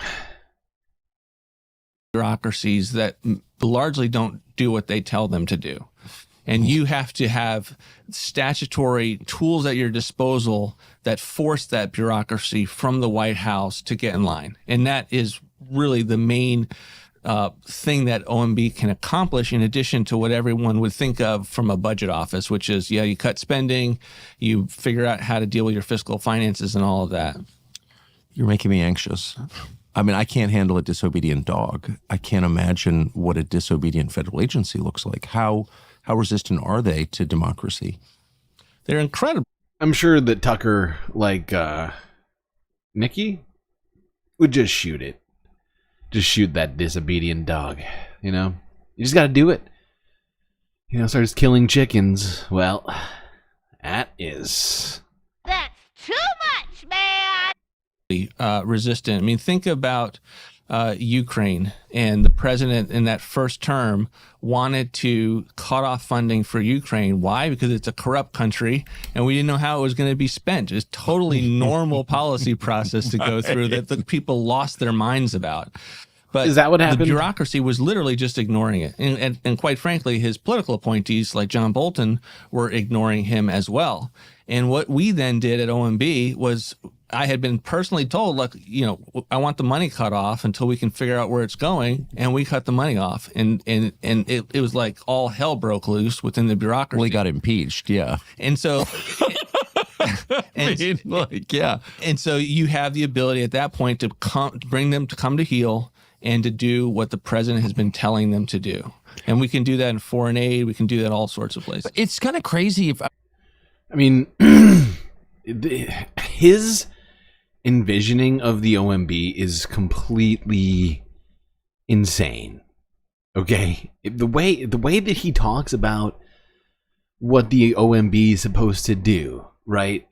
In this sort of quasi-authoritarian or agency, right? Like, that's the way he's talking about it, as if it's supposed to go down and literally, spank senators and House representatives until they vote right. And if not, enact some sort of some sort of justice as it sees fit, if you will, to get that done. It's, really intended to, advise the president, if anything, and to, help him or her with the, sort of ins and outs of all of that and present it to Congress. But it's not supposed to be a fucking, some sort of fascist arm of the presidency. Everything you're saying I'm familiar with, but if you think about it, that's the end of democracy, because the only authority in the executive branch comes from the president and the vice president, also elected. I'm sorry, we have to go back. What's the end of democracy, Tucker? I'm confused. To do, and we can do that in foreign aid. We can do that in all sorts of places. It's kind of crazy. Everything you're saying I'm familiar with, but if you think about it, that's the end of democracy. So he's just saying that people who are currently in agencies, like, I don't know, like the EPA, disagreeing with what the president wants, that's the end of democracy. Okay? It's insane. Think about it. Like, literally go down the line on every single agency that you can imagine, like, and then say, oh, that's the end of democracy because that agency chose to do what it saw as being the best thing, rather than just doing exactly what the president said, even if the president has actually no authority with the way that the government is set up. Especially because, presidents are in and out every 4 years doing vastly different things on some things like, I don't know, health and environment, or, like Department of Transportation would actually probably be bad. When you think about it, might cause chaos, but, I'm getting ahead of it. We'll be talking about chaos later during this interview. Because the only authority... By the way, I've not watched the whole thing. I think I've watched up to maybe here, like to the halfway point. And the executive branch comes from the president and the vice president, also elected. But it comes from voters as expressed through elections. So bureaucrats in the federal agency and appointees in the federal agency have no authority to act independently that I'm under our Constitution, do they? No. And this is really, the left has innovated over 100 years to create this fourth branch of an administrative state.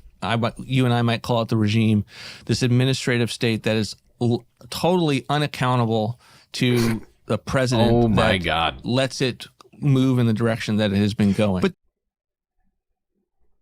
the administrative state that has no accountability to the president. Now, of course, the president can make appointments when there are vacancies and things like that. This guy's literally just... We know much about Project 2025, right? But now this guy is definitely going to be at the head of the OMB. And just wait. He's going to get into this and how he's planning on enacting some of these things, how he envisions the OMB functioning. The president is accountable to voters, so are members of Congress. And the system is designed that way. That's why we say it's a democracy or a constitutional republic, because the vote. No, not the OMD, the OMB, the Office of Management and Budget. It is, it's like an executive branch job, essentially.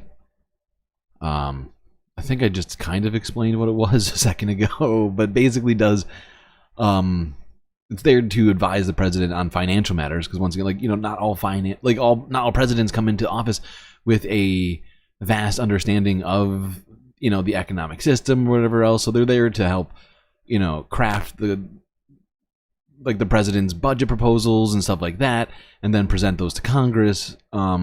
He was originally the director of OMB for Trump in his first term. And in between that, of course, Donald Trump said he knew nothing about Project 25. But here we are with him back again, the co-author of Project 2025. Bestow the authority on their leaders. And so this seems not only illegal, their behavior, but unconstitutional. At the most basic level, unconstitutional, no? totally unconstitutional. If you would have seen Woodrow Wilson bemoan everything. Our constitutional Woodrow system, Wilson, yeah. He would have wanted constitutional amendments. Yeah. The left stopped talking about constitutional amendments because they innovated to this new fourth branch. Wow.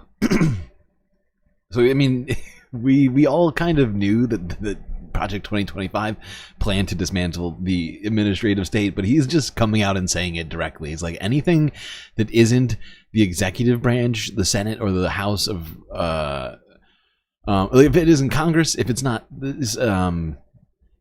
the judiciary or the executive branch, then it shouldn't exist. It's all unconstitutional, according to him. All of it. Name an agency. Which is totally different than anything the founders would have ever understood. The notion of independent agencies that think of and Congress has designed them to be divorced from the president. But even the notion of like, we're supposed to be technocrats and experts, and we don't have to listen to what you say. We work for. I caught this, Tucker. He's criticizing technocrats. Is he unaware of the people that are about to be in the Trump administration? Like the richest man on the planet who is a literal technocrat? Wow. People would say, well, we work for the office of the president. Huh? What? What is that? That it's a way. And where does it get its authority? They get their authority. They have essentially taken authority. They have no legitimate authority. They have no legitimate authority in the Constitution. His laugh is so psychotic. They are part of this fourth branch that I still believe reports in large measure to congressional leadership and in the K Street interests, right? You have very powerful interests that direct them to keep going in the direction that they want them to go. It's why these bills are written in such a way that they are anything, you could read anything into them, right? When Nancy Pelosi says, we're going to find out what the bill says, she wasn't actually being inaccurate. That's their strategy. Wow. They pass bills and then they let the experts fill them in, but over the phone.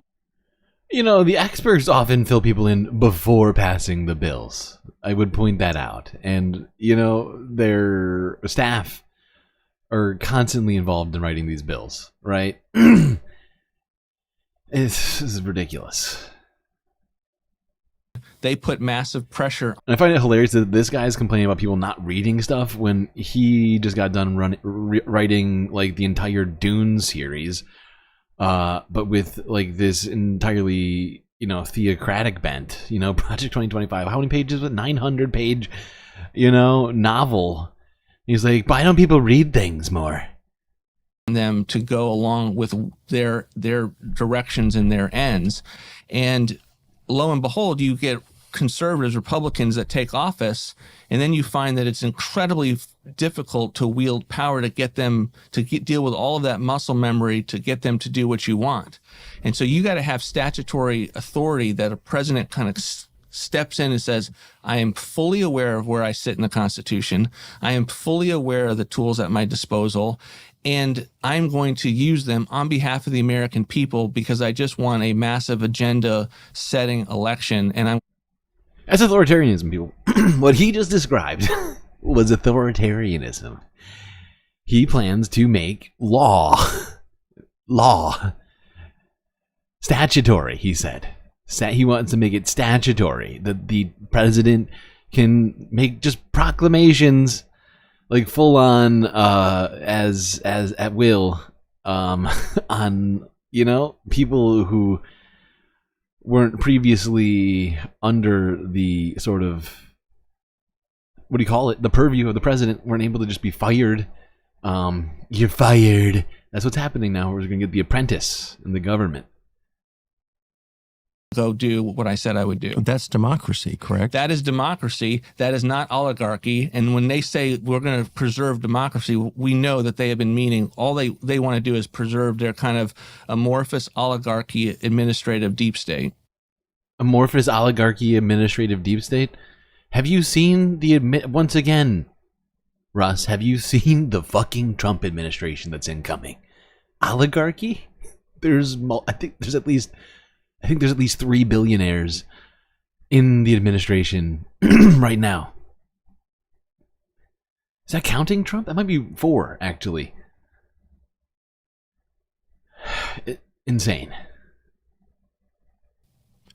I don't think that's an overstatement at all. I mean, I just think I don't even see the counter argument against what you just said. So let's just, if you don't mind, walking us through what happened in the example that you gave Ukraine. Okay, hold on. I need to do something real quick.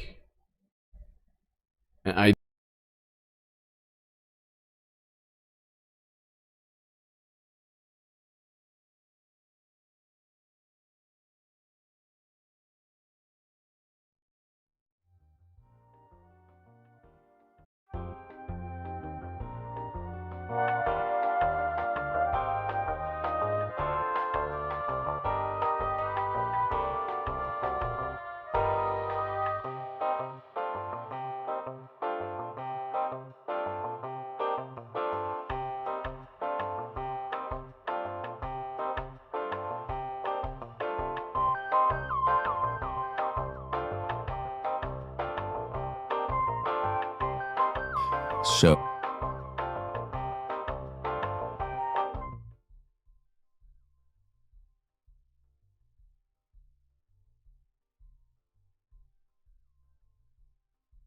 unfrozen, he's definitely a billionaire.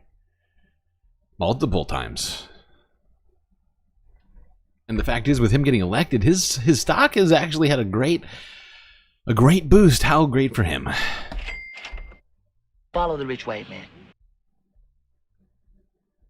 You just said the president comes into office in 2017 and says, why are we sending all this money to Ukraine? Where's it going? There's no audit. We don't know. It's the most corrupt country in Europe, one of the most corrupt in the world. Maybe we should find out. We don't know. Okay, we're cutting off till we know. I think that's what you said. Mm-hmm. And the agency's like, no, we're going to continue to fund Ukraine. How do they do that? They ignore the president.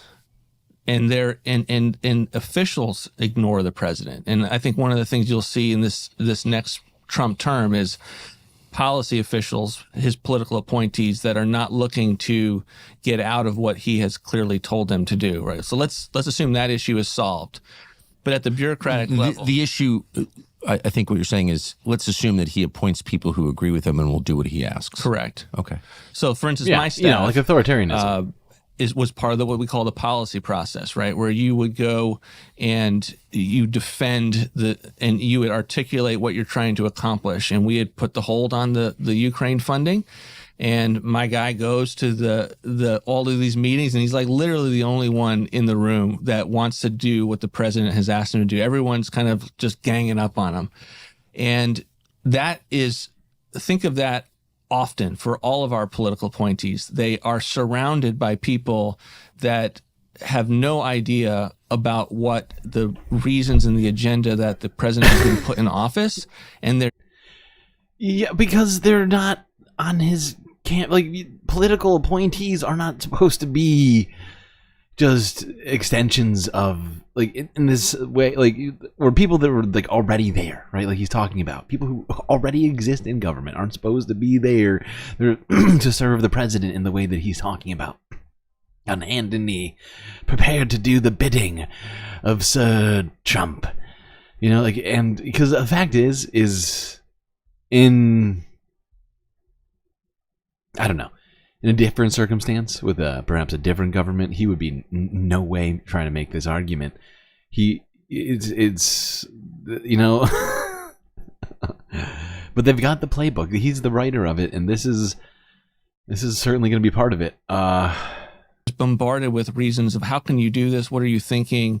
Did you know that this is you can't do this? Most of the time, that's not true, and so you have to cut through all of that.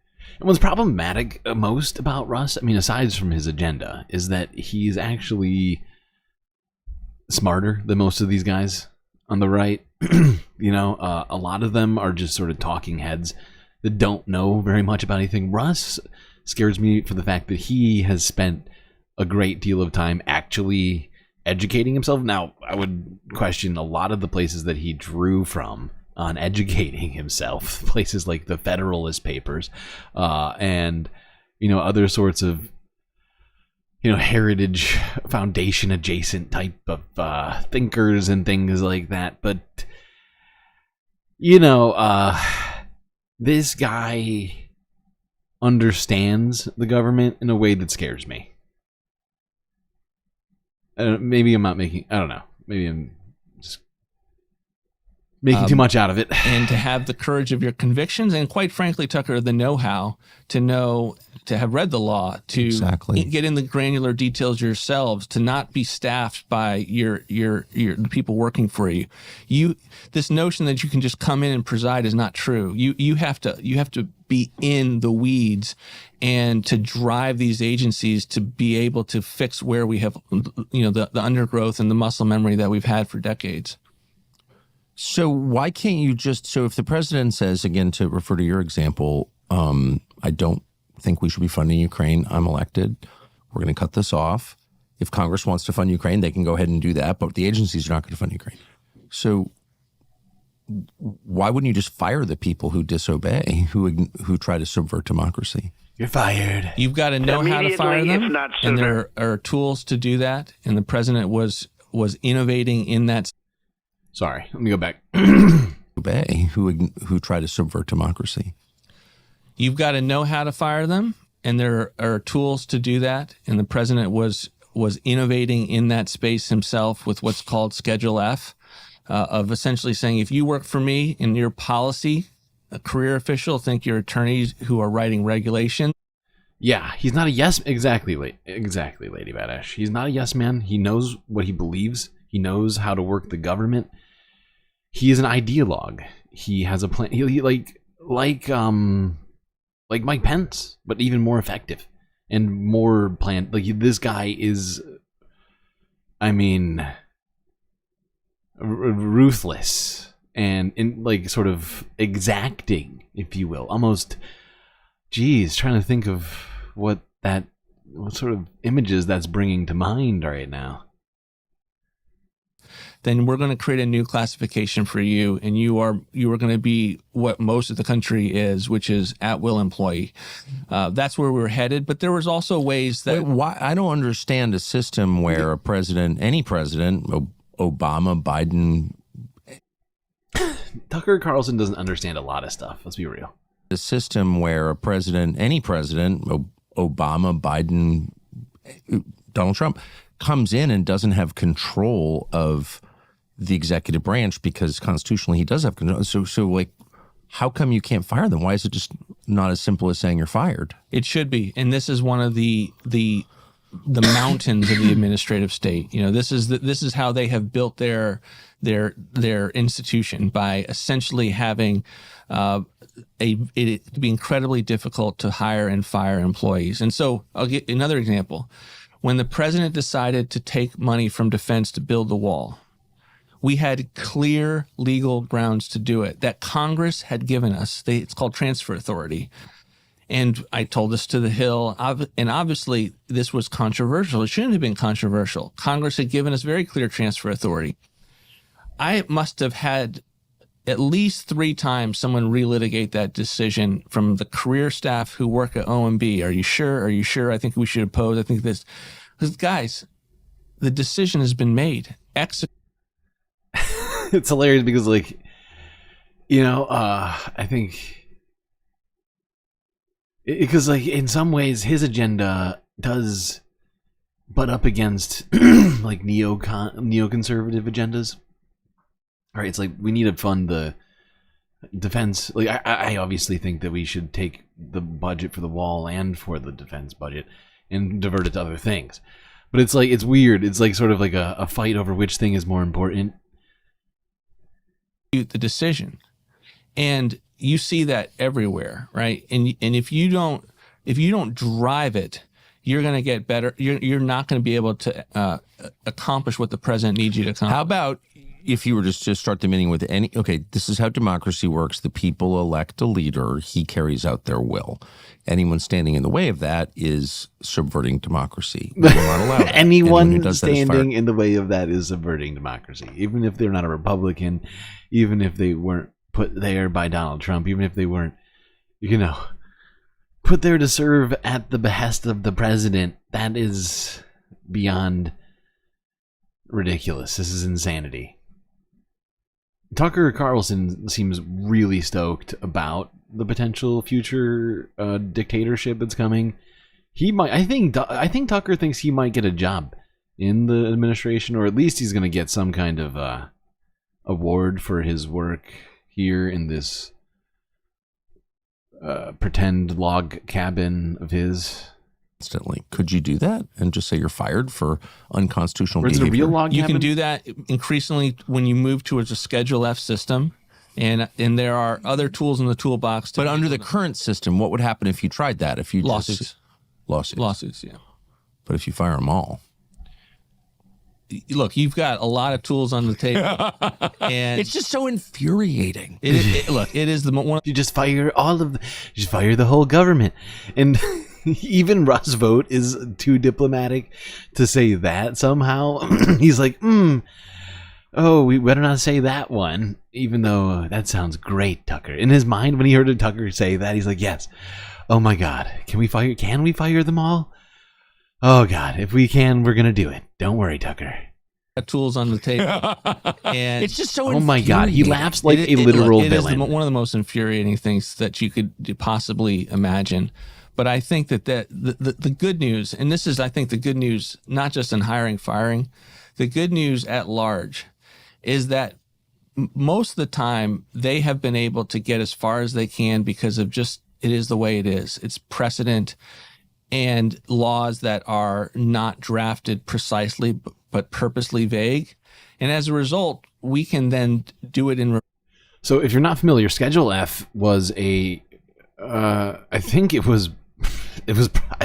if I recall correctly, the Schedule F was one of Russ's sort of babies, essentially, in the Trump administration. It didn't exist before it, and it was essentially there to do exactly this, which is to just boot anyone out of government on the whim of the president, right? If you if you refuse to show loyalty and on any level, I think that essentially gave them grounds to fire. I don't have it in front of me, but yeah. You can have a president who steps in and says, you know what, there's no constitutional amendment for me to take control of the administrative state. I'm going to do in reverse everything that you have done. And I think that is the great hope. What you need is people who are able to absorb political heat. They don't have a fear of conflict. They can execute under withering enemy fire. They are up to speed, and they are no nonsense in their own ability to know what must be done. And they are unbelievably committed to the president and his agenda, and truly believe in their bones that they're not there for their own agenda. They're there for what President Trump was elected to do. And so his commander's intent matters a great deal. And that's the view that I always had, Tucker, is how do I get in the mind of the president to think through what is he trying to accomplish? And then I'm going to go figure out how to do it. Yeah, because once again, he is the authority. He's like the president's fairy godmother. He's like trying to figure out ahead of time what Donald Trump wants to do. He's in his brain, in his heart, searching out meaning in that sort of Trump mind, if you will, and get to the bottom of that, get that done before he even asks for it. And no one else Never does. heard of Only Project he was 25. elected. And I'm fixated on this question of like, where do career bureaucrats think they derive the authority to make these decisions? Like, who made them God? I think it's very, no one ever asked that question in D.C. You're considered a freak if you do, but I think it's a key question. So one of the problems that you had last time was the media. Mm-hmm. Explain how that works, how the media works in conjunction with the permanent state and the Congress to thwart the president. Well, I think, number one, they are always framing narratives and messages that both are lies and are also designed to destabilize the Republicans in control who want to be for however that narrative is being framed. You used one already with democracy, right? Mm-hmm. If you're not aware that when they say democracy, they mean oligarchy, you're like, I don't want to be anti-democratic. Are you kidding me right now? Russell is such a fucking... He, right now, while he's talking about people lying, is lying through his fucking teeth. He hates democracy. Dude wishes the oligarchy had more power than it did right now. It's just a certain kind of oligarchy. He just wants the oligarchy that also really loves Jesus, right? That is what his problem is that there are some rich, different religious groups. You might get where I'm going here. Russ genuinely believes that kind of stuff.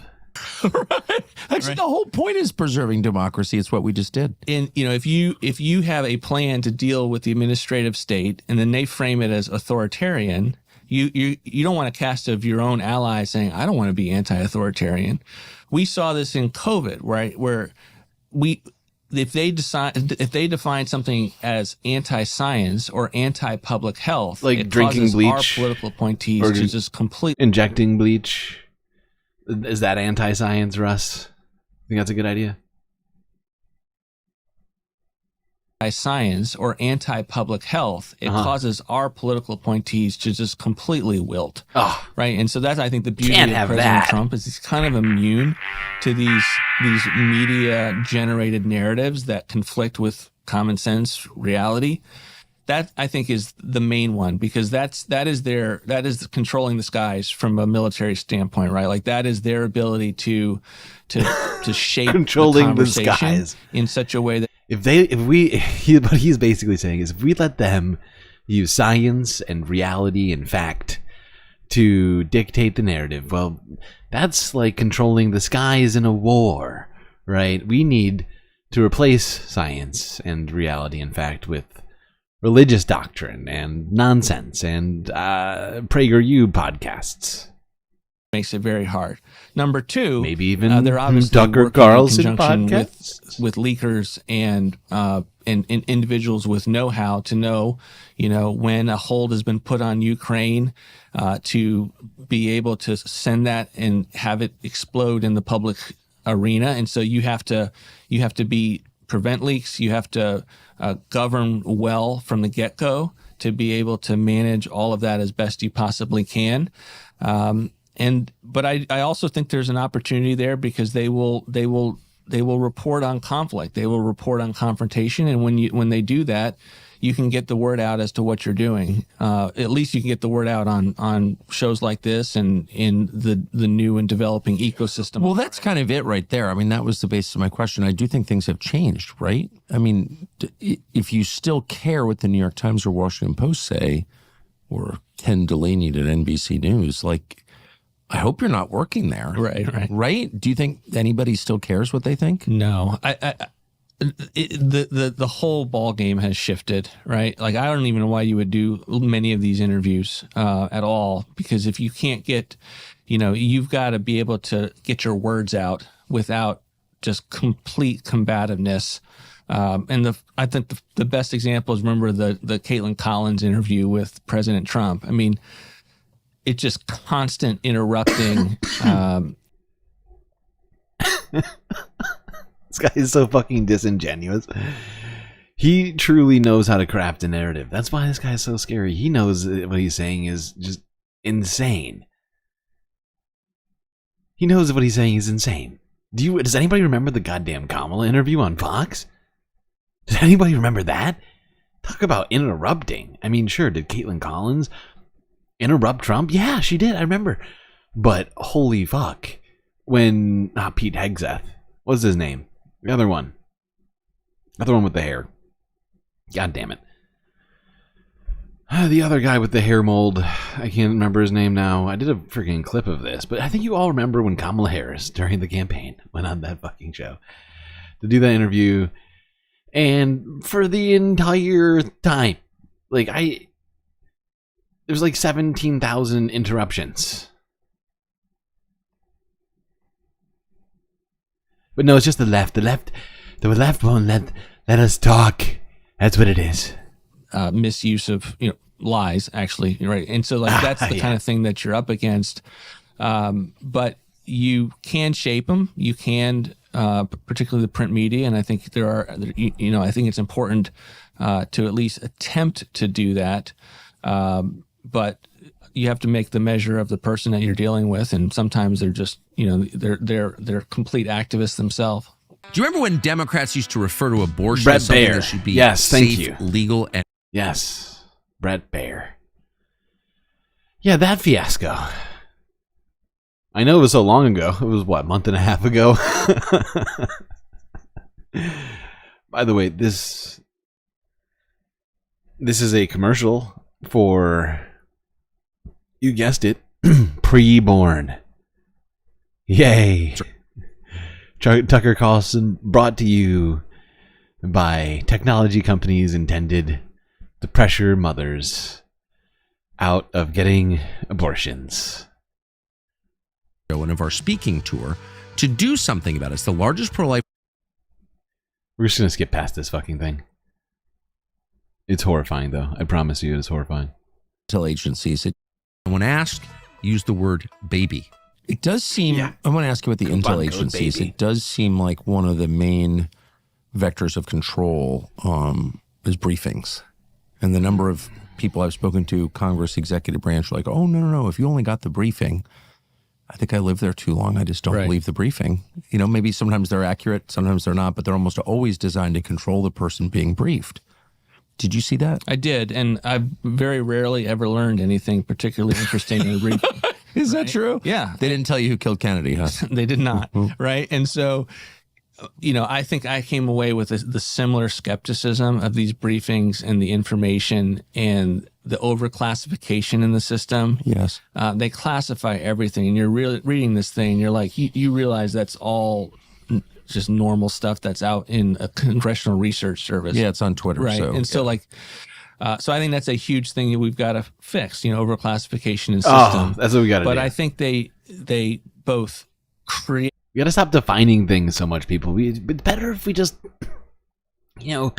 float through life, not having definitions or categories and stuff. He just wants us to live. Can't we all just kind of, be?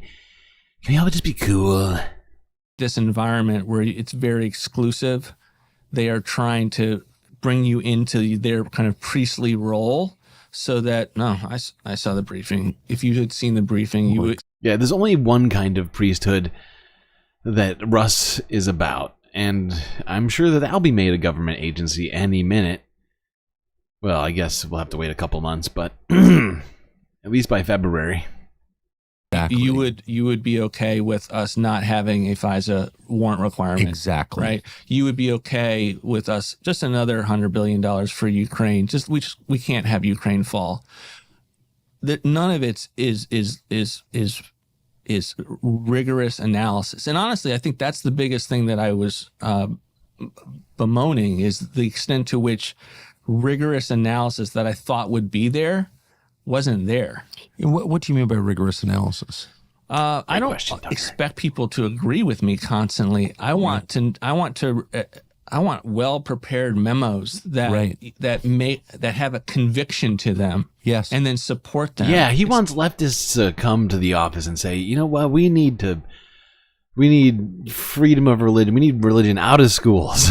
We need to feed kids. We need to save the environment, so he can say, no, thank you. These are not like, I'm going to plant the flag. Yeah. And then we can just say, okay, who's right? Who's that? Who has better supporting? No. It's like, I'm going to give the blob an exercise to report on something. And the blob is going to kind of like it's Google spread. Thank God we're going to have a blob-based future. This sounds good. Promising. It's like, I'm going to give the blob an exercise to report on something, and the blob is going to kind of like it's not a Google spreadsheet, but it's it's a blob. An interactive Google spreadsheet to just it is a Google spreadsheet consensus document. Wait, it's a blob that's not a Google spreadsheet, but it is a Google spreadsheet. I'm a little confused. I thought it was a blob. I was more excited about the blob. The Google spreadsheet, not as exciting. But we're gonna get some classic television going on here. an interactive Google spreadsheet to just spit out something that is a consensus document. And you're reading this thing and you're like, this makes no it's not. real claims Okay, so it's other just a than blob. to affirm the narrative that we Okay, so it's going to be a blob. I take it back. The way he said it that confused me. But no, I think we won't be getting any spreadsheets, just blobs. It's very exciting. talked about, right? So what's the point other than to preserve the status quo? At that point, the point is just to know what the intelligence community is writing on, because you're not going to learn anything from it. I talked to someone recently in the last few days who works in the It's a good point. Intel It's a good community, point. IC. Russ makes a great point. I've criticized him a lot for the last 22 minutes, but on this, I'm willing to cave. I've never learned anything from a Google spreadsheet, but a blob? Are you kidding me? Opportunities abound. Who was saying that you can see people who come to Washington for the first time in high positions in either branch before and after their briefings, and they're like different people, and they fall for it. Like all of them fall for it. Now we're going to tell you all the things you wondered about. We're going to tell you the truth about them. Presidents especially. Trump seems, as you said, immune from this, and he's done. By the way, I hate to say this. I'm pretty sure there's some spreadsheets in Project 2025, but see, the great thing about Project 2025 is it's written down on a book, a paper. No Google spreadsheet to be found. It's the old-fashioned kind. Before, but this person said you should see how much they change, like deep inside. Once we lay the bullshit on them, they're not the same. Have you noticed that? Oh, I've seen it. I think part of the problem, and this is endemic of not just the IC, but we don't read enough in general. We don't have our own convictions. We don't search for understanding ourselves. And so you have people go. I wonder when the last time Tucker read. I know he's laughing to himself, but I feel like he also hasn't read in quite a while. We don't search for understanding ourselves. And honestly, Russell Vought, he strikes me as like a nerd who wants to bring about theocracy, which is just it's such a fucking strange thing, and he's about to be at Donald Trump's side on practically everything, telling him what's a good idea and what's a bad idea. And Donald Trump doesn't know what is it. I mean, he can barely pick out between ideas and non-ideas. So you have people go in and they're like, I kind of need this career staff to tell me what to think. I don't want to look stupid, right? And so that has killed us on our side of the aisle, the conservative side, to say we don't have people that are driving policy and bringing their own opinions and their own history. And so they are susceptible to feeling like they still believe these people have an authoritative stance on things.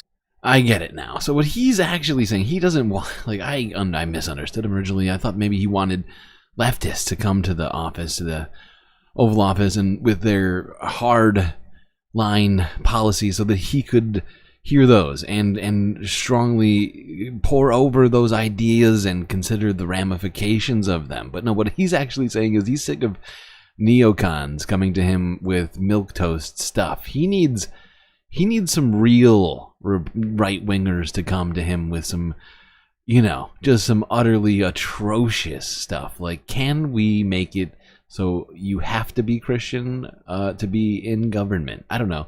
I'm just spitballing right now. But that's what I'm starting to realize is what he's saying. When he's talking about he wants people to come in with conviction, he wants insane ideas to come into the Oval Office that he can green light and send to Congress. And they don't have enough skepticism that, in fact, the emperor has no clothes.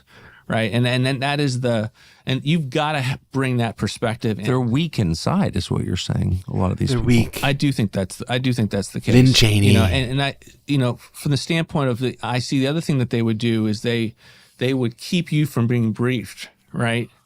The briefing, we've already discussed of what the brief is. And sometimes what President Trump is saying, I'm not going to necessarily get the brief. Right. But I would find that I wasn't read into certain things until they needed my signature. So once they needed some reason to get my signature, then all of a sudden I get this brief, right? Right. That's not the way it should be. Yeah, Russ wants a hand on every single piece of legislation. This part of it gets real. I mean, this whole thing is honestly disturbing. But he's about to say, I mean, this part is insane. Then all of a sudden I get this brief, right? And that's not the way it should be. If you're trying to provide oversight and accountability, you don't know what you don't know, and so you have to be able to have the whole entire landscape of things that you could. Oh, that's interesting. That we should do something. President Trump wouldn't like that, and I find that was very restrictive unless they needed me. And so I basically said, look, you are not getting my signature unless you get me briefed up. And I want access to all of these things that I need to be able to provide oversight for the federal government. And one of the things that we did, Tucker, is that since the rise of OMB, that ability to turn funding on and off had always been done by a career individual, not a political appointee. And so we changed that. And it was like Yeah, so he wants to make the OMB a very, very, very clearly political organization. One that is essentially, I mean, the czar of the entire government. That's what he wants it to be, right? He wants every single branch of government, every single political and government employee that has any sort of like hand in policy making, anything, it seems like, to have to bring it to him before they even get it down the 10-yard line, right? Before they even get, any inkling of whether or not what they're working on could get votes or whatever else, or get expert opinions on it. He wants it all brought directly to him immediately on what they want, and then have a direct hand on each and every piece of legislation, of budgetary, like appropriation, whatever it might be, right? He wants, I mean, this shit is going to be insane, right? Because, I mean, the way he's talking about it is he wants the ability to say, sort of, to the blob, no to the whole blob. No, we're not funding any of that, right? It was like the world was going to end. They said, look, you're going to destroy the agency. You can't handle the bandwidth.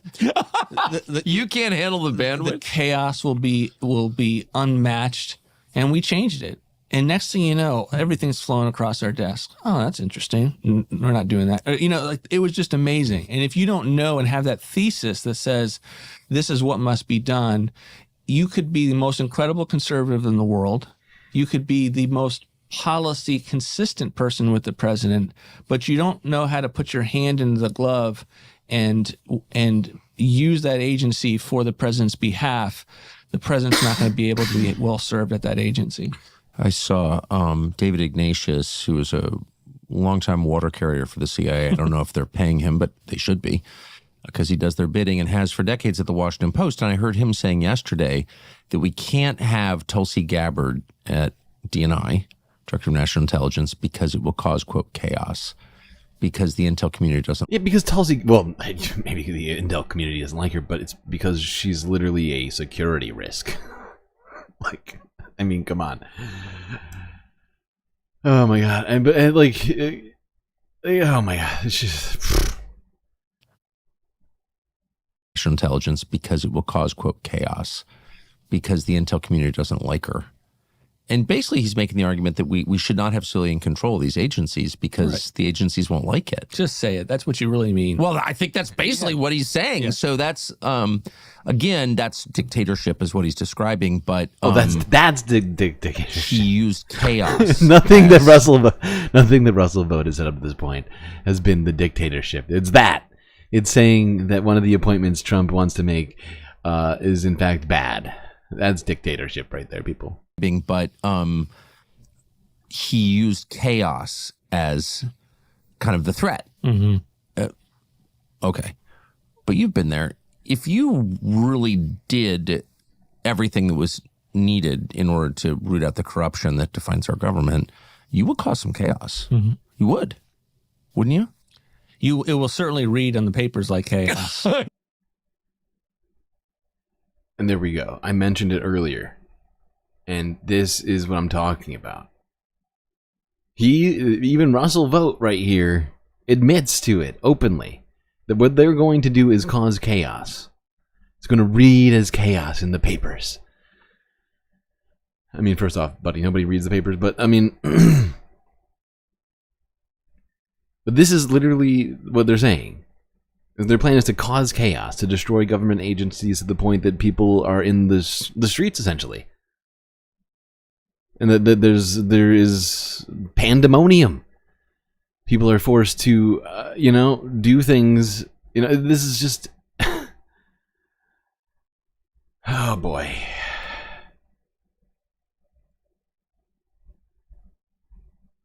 Needed in order to root out the corruption that defines our government, you would cause some chaos. You would, wouldn't you? It will certainly read on the papers like chaos. Right? Yeah, that's good, fair. As to what just is normal good government behind the scenes, managing, pushing through whatever. I think it can be done very wisely and done in a way that. He doesn't want the government to do its normal functions. That's what he's saying. He's like, you know how the government's usually passing through things and making sure people get their food stamps and Social Security and stuff like that. Well, we got to be a little bit more focused, okay? Got to stop having so many of these irons in the fire. Anyone who had a bird's eye view into that would be able to say, that's exactly what we put this administration into office. But yeah, you're going to have to kick over people's paradigms. You're going to have to kick over people's turfs. You're going to have to change people's understanding of things that they have invested their whole life into, a view of the world. And none of this is, their views of the world isn't rooted in the Constitution, and in some cases any version of the facts. Oh my God! That's gonna cause a lot of turmoil within these bureaucracies, and you got to fight. This dude thinks the Bible is a history book, and he wants to talk about the facts. That's going to cause a lot of turmoil within these bureaucracies, and you got to fight through it. And then they're going to overlay the aspect of, oh my gosh, you guys are racist. I'm sorry, but this one truly floored me when I heard him say this, and it still does. What in the fuck just happened? Where in the hell did that comment come from? They didn't. We've been listening to this for 30 minutes. Has anybody said one word about races? Like racism, race, or otherwise? And I find that shocking because, you would expect that on the Tucker Carlson podcast, they would have brought up the white genocide or something like that. But no, nothing. And then just literally unprompted, this guy goes, they're going to call you racist. And it's like, I genuinely wish we knew what he was thinking when he said that. Because what is that supposed to mean? What in the hell is that supposed to mean? And he does not really clarify. But that's gonna cause a lot of turmoil within these bureaucracies, and you got to fight through it. And then they're gonna overlay the aspect of, oh my gosh, you guys are racists, and you guys don't care about us as people. You're gonna have to deal with that too, right? I guess. One of the arguments that they're using in the press against me right now is they say he called for trauma within the bureaucracies. Yeah, I called for trauma within the bureaucracies. The bureaucracy, which would in turn, I think, as he knows, cause trauma for actual human beings, which he seems actually not only on board for, but super stoked about, hoping for the best on, and I'm being as, facetious as possible in that last piece, but you get what I'm saying. Hate the American people. They want to put a 77-year-old, and did, a 77-year-old Navy veteran in jail for 18 months for building 4 ponds on his ranch to fight wildfires. What are you talking That's about? not the Department of Justice. That's the EPA. You go every agency, and it's not just big government. It's weaponized against the country. Of course. And so, yeah, I would want to provide trauma against that bureaucracy in a way that frees the American people from the people that have assumed the type of power that the Constitution and no law, no public debate ever gave them. Does that mean we dislike everyone working at federal agencies and want them to have a bad life? No, of course. There's a lot of people there who have come to serve and do great public service, and we want to affirm that, and we want to turn over... What do you mean public service? You just got done saying public service basically doesn't exist. It's all government exists to serve the president. So unless you mean that, unless you mean serving the dictatorship by public, I guess it's just hard to make that leap from the public to the dictatorship. and do great public service, and we want to affirm that, and we want to turn over the bureaucracies that are traumatizing the American people.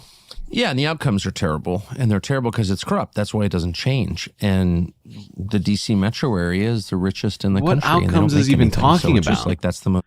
Tucker Carlson's outcomes have been insane. This guy failed his way into a multi-million-dollar podcast from getting fired from a major news network that he probably didn't belong on either.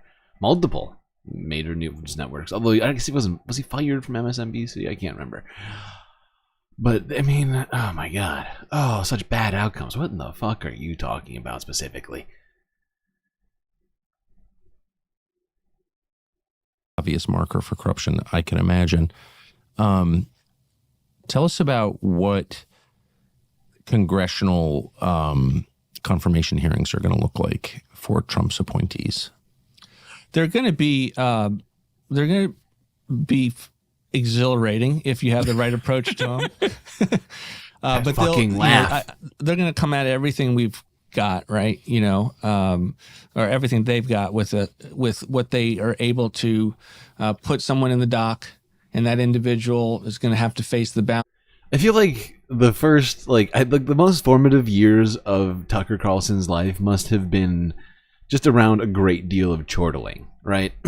In fact, I think he may have just been sort of left inside of a private golf club as a child. His parents, I'm trying to think of, who was his parents again?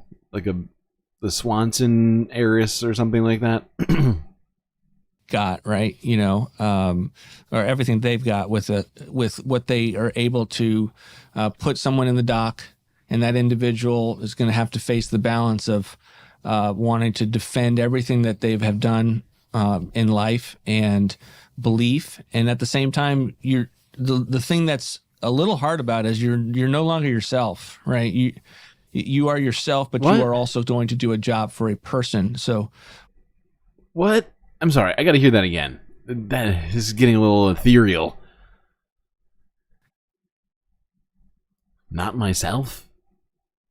that individual is going to have to face the balance of wanting to defend everything that they have done in life and belief, and at the same time, the thing that's a little hard about is you're no longer yourself, right?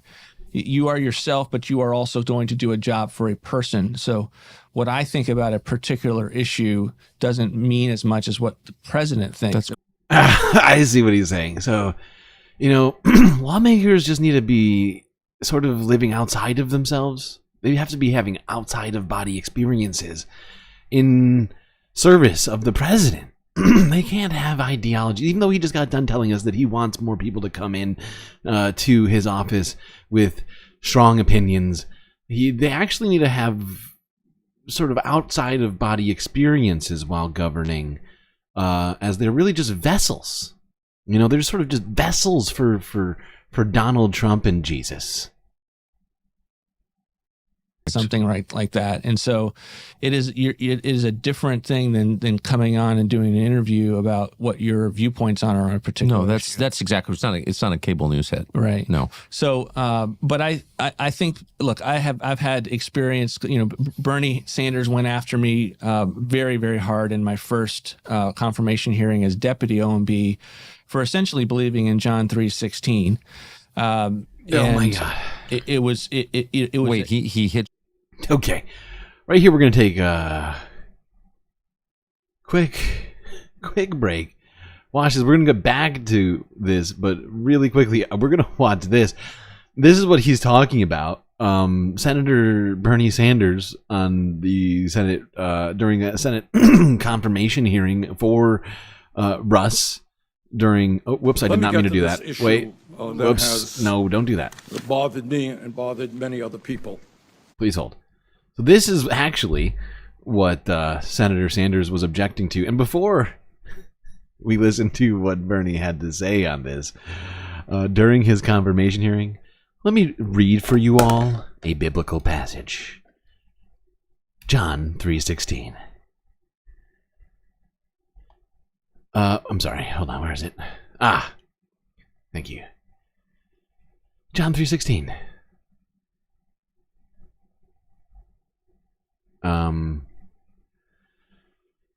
For God so loveth the world, that he hath given his only Son, that none that believe in him should perish, but should have everlasting life. And translation of the flowery language there, what that passage essentially means is anybody who doesn't believe in Jesus, who doesn't believe in God in the Christian sense, well, they should die. They should perish. They should stop being that. Stop doing what you're doing over there. Stop existing, please. All right, now let's see what Bernie had to say on the day of, at least one of the days of Russ Vought's confirmation hearing. Please hold.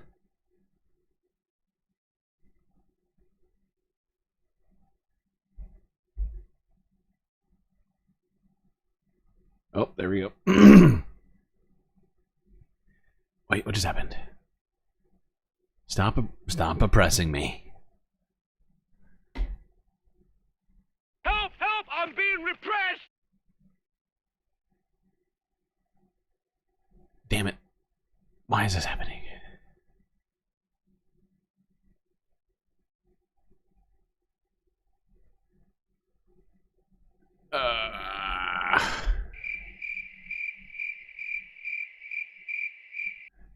I want you to renounce Jesus Christ.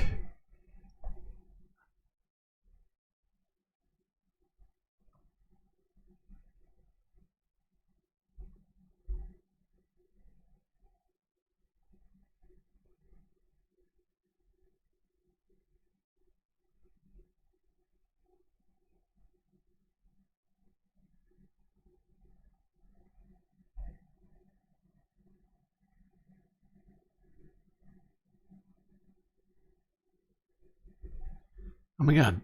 Why is this refusing to full screen? You are killing my vibes right now, Doug. Let me get to this issue that has bothered me and bothered many other people. And that is in the piece that I referred to that you wrote for a publication called Resurgent. You wrote, Muslims do not simply have a deficient theology. They do not know God because they rejected Jesus Christ, his son, and they stand condemned. End of quote. Do you believe that statement is Islamophobic? Absolutely not. No, absolutely not. I'm a Christian. And I'm a Christian, and I'm a Christian set. And I believe that anybody who's not a Christian is actually a cockroach. And they stand condemned. End of quote. Do you believe that statement is Islamophobic? Absolutely not, Senator. I'm a Christian, and I believe in a Christian set of principles based on my faith. That post, as I stated in the questionnaire to this committee, was to defend my alma mater, Wheaton College, a Christian school that has a statement of faith that includes the centrality of Jesus Christ for salvation. And again, I apologize. Forgive me. We just don't have a lot of time. Do you believe that people in the Muslim religion stand condemned? Is that your view? Again, Senator, I'm a Christian, and I wrote Oh that my piece. God. Well, what does that say? The statement of faith of Wheaton. I understand that. I don't know how many Muslims there are in America. I really don't know. Probably a couple of million. Are you suggesting that all of those people stand condemned? What about Jews? They stand condemned too? Senator, I'm a Christian. I understand you are a Come Christian. on, Russ. But this country is made up of people who are not just. I understand that Christianity is the majority religion.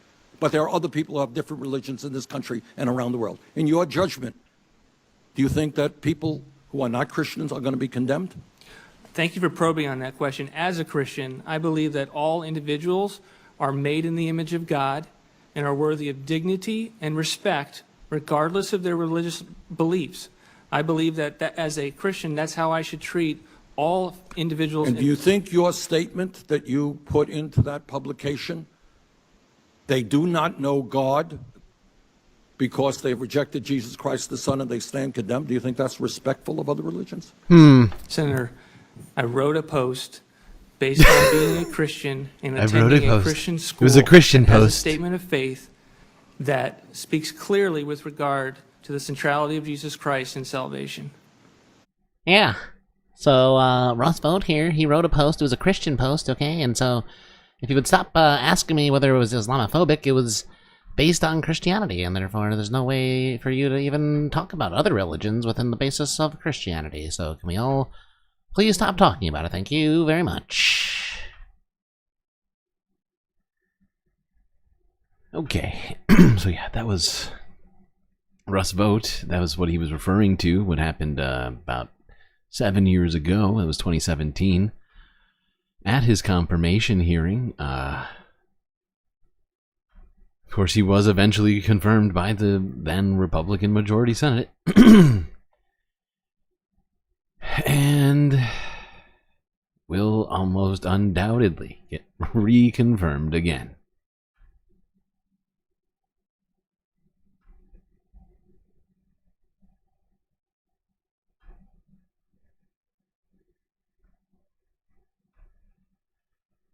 We're gonna take a quick break. We're gonna go back to this fucking podcast after it, but I just figured we would take that short moment to go back in time.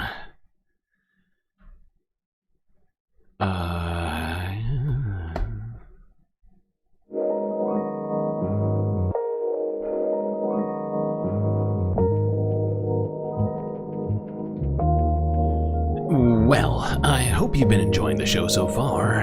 If you haven't already, hit that like button and don't forget to subscribe. Really helps out. Once you've gotten done doing that, do consider contributing to the Galactic News Network, as we are funded entirely by viewers like you. All sorts of great ways for you to contribute: YouTube, Twitch, Cash App, and PayPal. And of course, my favorite, where in a symbiotic relationship, both I get money and you get benefits on Patreon. So many sweet, sweet galactic benefits. Like getting to hang out here with an avatar, shoutouts, content, and much, much more. Anyway, chat, enjoy this space break. Grab yourselves a drink, maybe a snack, and I will be right back.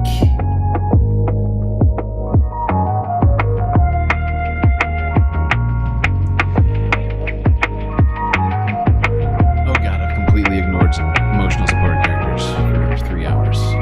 It's a travesty of justice. I'm sorry.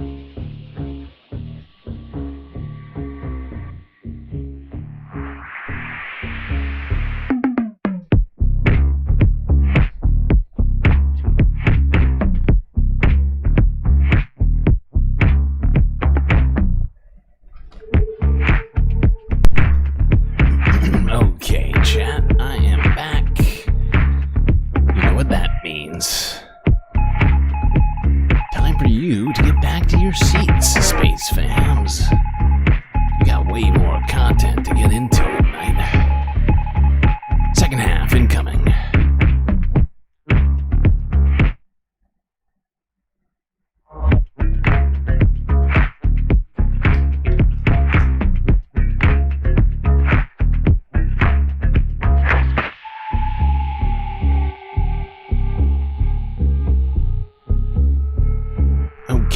We're gonna go straight back to that horrifying interview between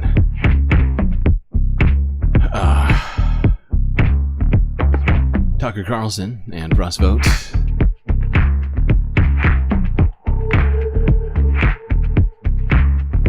Giving off real future fascist vibes.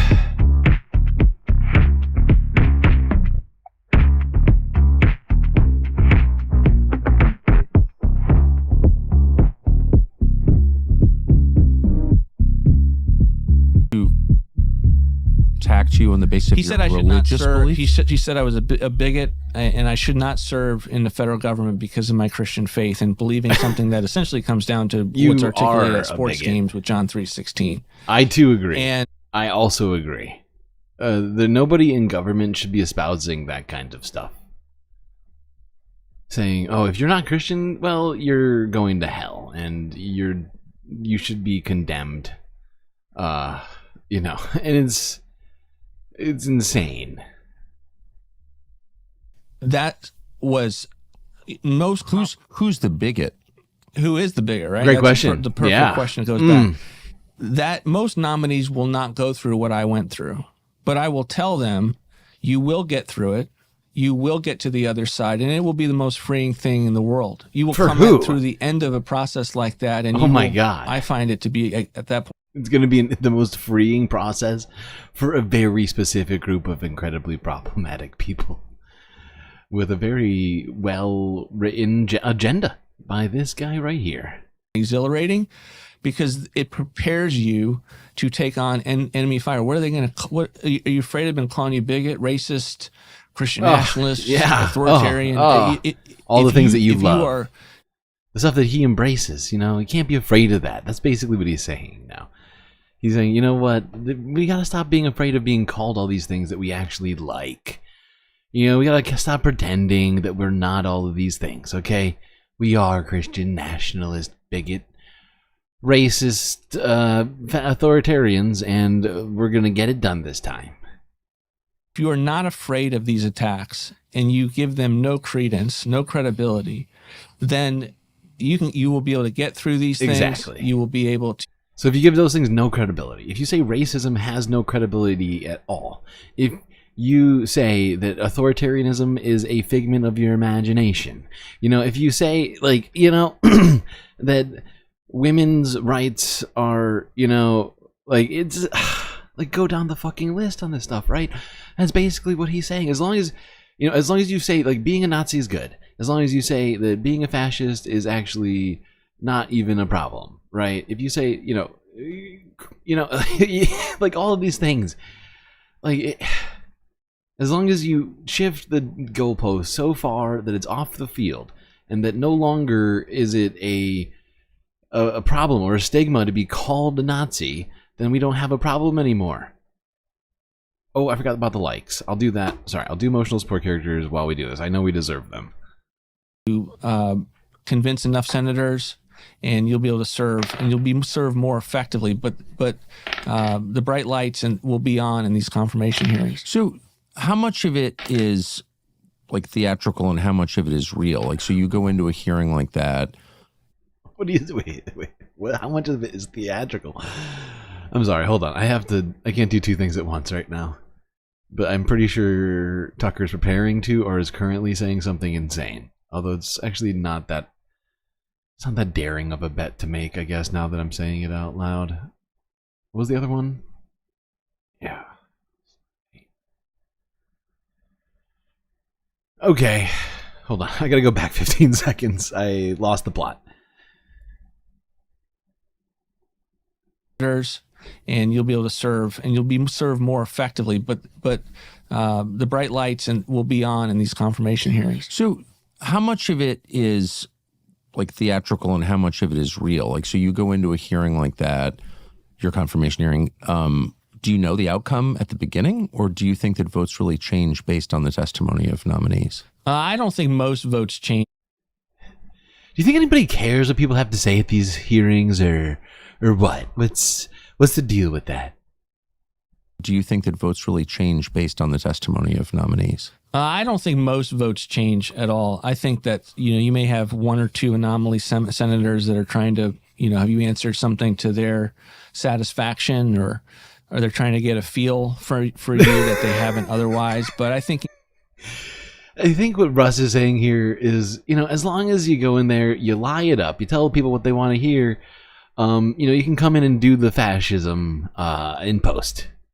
Increasingly in the partisan world that we live in, the Democrats are voting no, and it's a matter of making sure you've convinced and you've brought in the. So you get no. Right. I mean, I got no Democrat votes. Got to bring the family together. But the Republicans are always voting for the. I mean, Lindsey Graham will vote for any Democrat. Sorry, I'm not going to put you in an uncomfortable situation, but there are plenty of Republican senators who are liberal Democrats, effectively, and they vote for all kinds of nominees. He votes for any Democrat. Sure he does. Aside from, I don't know, Supreme Court justices. Republican senators who are liberal Democrats, effectively, and they vote for all kinds of nominees. But you don't see that on the other side. You never see that on the other side. And they have an appreciation that they have to attack our people at every level. Attack. Because they know under that attack. every level is the stepping stone for the next level. Exactly, right? Right, So right. they don't make us say, oh, this is just like the undersecretary. Yeah, exactly. We're opposed to that. That guy will be secretary someday. Correct. Well, you're, I guess, a perfect example, aren't you? Well, certainly the first term, right? I become deputy, and next thing you know, Nick goes to the chief of staff, and so I have an opportunity to serve as director. And so that is, they understand government, and they understand the career path that is opening for people, and when they sense. And First thing, director of the OMB. Next thing, second U.S. dictator coming in. Donald Trump's gonna die at some point, and guess what? We need somebody to fill those shoes, and I think I'll be that guy. I have career objectives. It's the case, but when they sense that this is a committed conservative, it's a partisan line down the road. Right. For 35 years, Liberty Safe has been the number one manufacturer. So you know how we had the anti-abortion group. Now we have the gun safe group. Of course, we need the gun safe ad. It's got all the best sponsors, Tucker. Leaders, particularly now, since Trump won the majority of the popular vote, overwhelming majority of electoral votes, House and Senate are Republican, majority of state houses, majority of governorships. That's a mandate. So that means that Republican leaders, the two head guys in the House and Senate, should be helping. Are they going to? I have high hopes that that people are seeing what Trump just accomplished and are going to be pulling the oars to get things done as soon as possible. And I think, oh my God, that metaphor is deeply disturbing. Because we started off with talking about how Republicans feel that they have been given a fucking mandate for the whole goddamn country here to get it done. He thinks they're going to pull up the oars. There'll be no resistance on this administration. It's all going to breeze through. Jury is out, right? I think I want to see, and I'm hoping to see people looking for ways to move these appointees through the process. And sounds like they're trying to do that. We'll see. But, we have to do things not based on how it has been done recently. Like this whole notion of the recess appointments, right? You have some people out there who are saying this is unconstitutional. It's not the way it was meant to be. It's totally wrong. right? It is a specific provision in the Constitution to be able to allow a president, if he has to stand up an administration quickly and he's dealing with a Senate that won't move quickly enough, to be able to install his people so that he can actually function as a government, right? That it's specifically mapped out, and yet you have in the Constitution. So it's by definition not unconstitutional. Fair. Fair. So you I guess you got me there, Tucker. One of them in particular. I guess the Constitution isn't unconstitutional. Wah wah.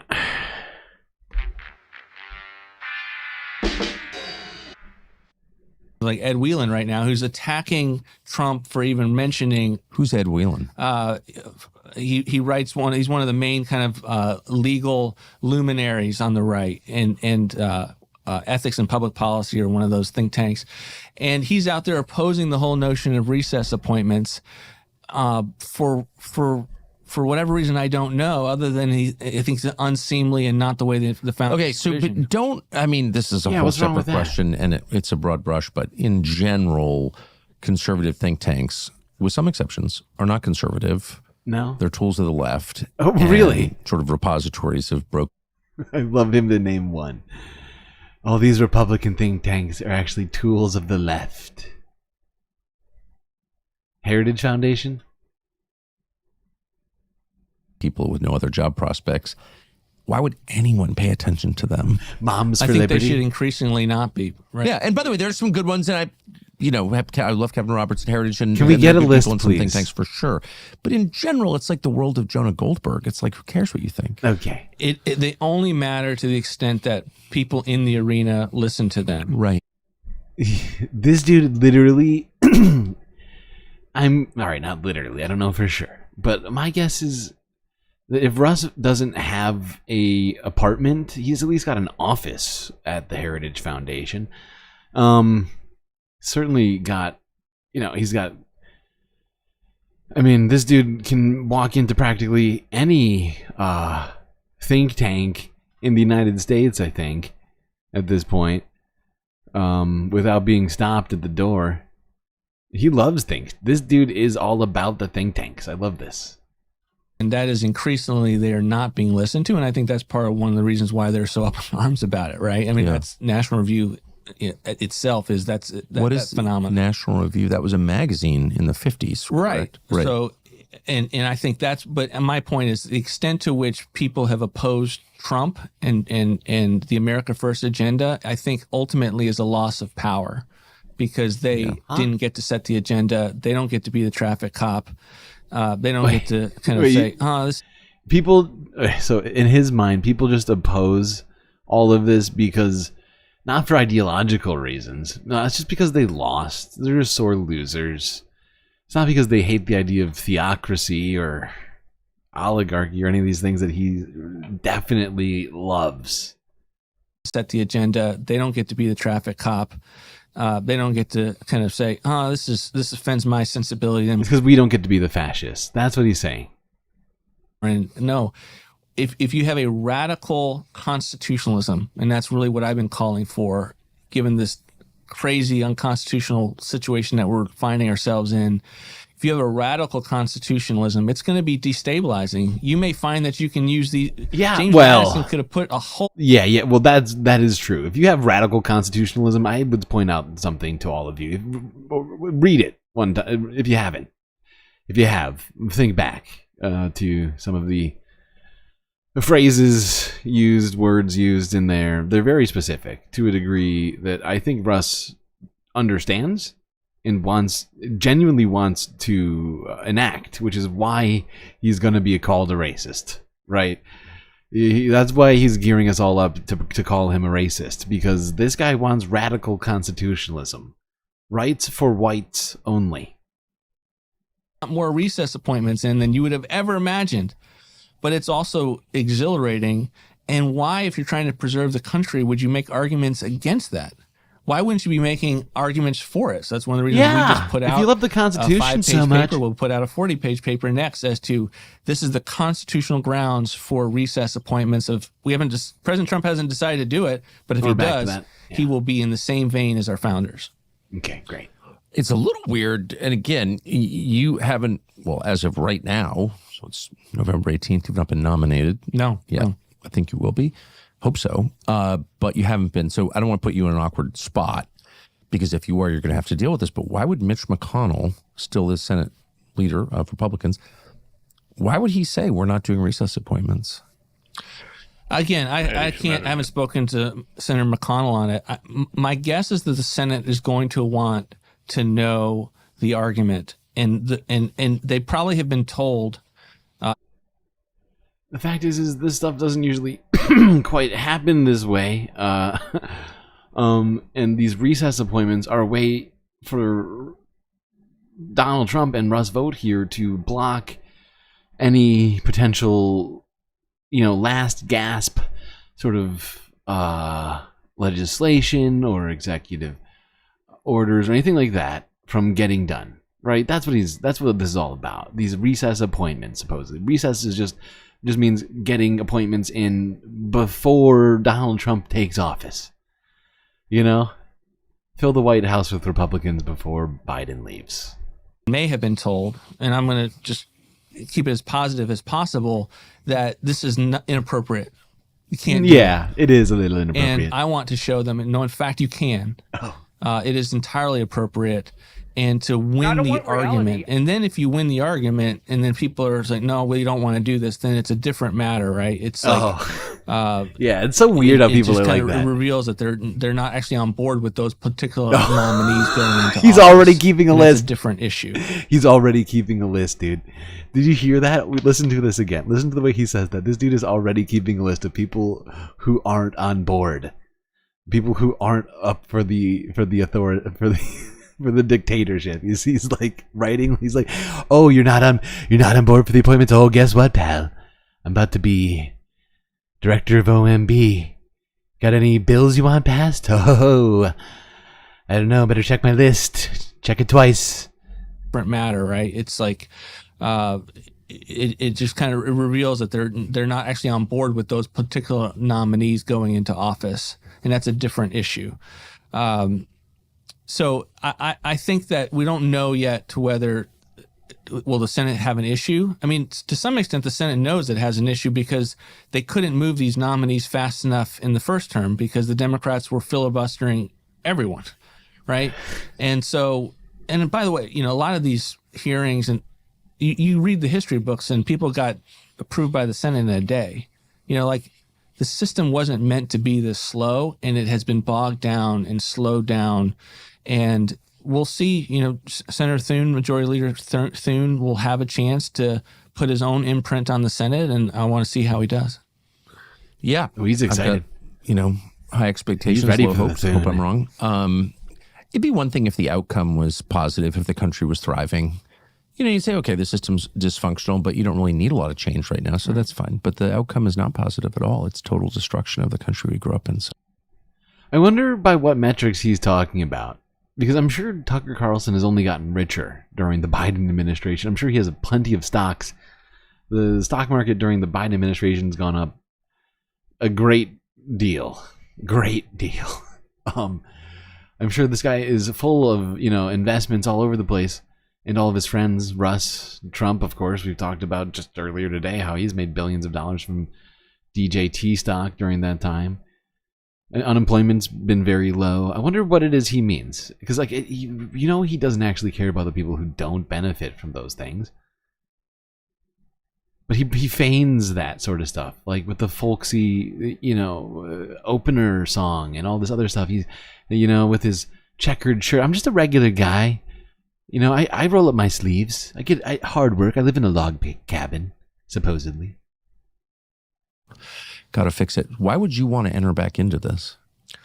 Well, I've always said the last 4 years I would never want to miss out on another chance to be at the president's side.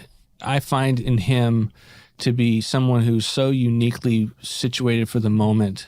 And you go back, and I've done some reading on this. You go back and read some of the Federalist Papers, and here we go. They actually designed the system for someone like him, whose his interests would align with the country's interests to such an extent. Now, I don't know if you've read the Federalist Papers or if you know what the Federalist Papers are about. Now, they were a document written by James Madison, if I recall correctly. There was somebody else in there too. I can't remember who that was. But I know James was in there. Madison wrote this as a way to justify what happened in, what was it, 1788? Whenever it was that the Electoral College came about. The Federalist Papers were essentially the document that justified its doing what it does, which is to disenfranchise people from the vote. It essentially says that people, the will of the people is dangerous. The mob don't know how to govern themselves. They're too unencumbered by land, by not having land and things and responsibilities. And we must have a class of people who can rule over those idiots. That's basically, you go read it. That's basically what it is. I mean, I'm nutshelling for sure, but his interests would align with the country's interest to such an extent to which it actually works. Like, separation of powers is meant to have strong, opinionated, Hamilton, thank leadership. You. Thank you. That I knew. Thank you. I was like right there. My brain was broken. I appreciate that. As fast as they can and hard as they can in their direction, and for the system to then have true separation of powers, right? An example of that is what he's proposing on recess appointments. If the Constitution allows you to do it, why wouldn't you do it if it's in your interest? These people are planning on going as far back as they can on things.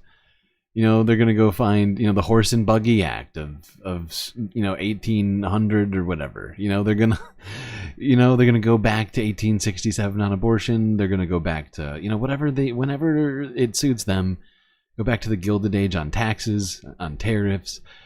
They've literally explicitly spelled it out for us. We were told what it was, and this is what we're getting. Massive YouTube censorship? Shocking. Help! Help! I'm being repressed! Thank you for the super chat, by the way. And then let's see what Congress does in response to that.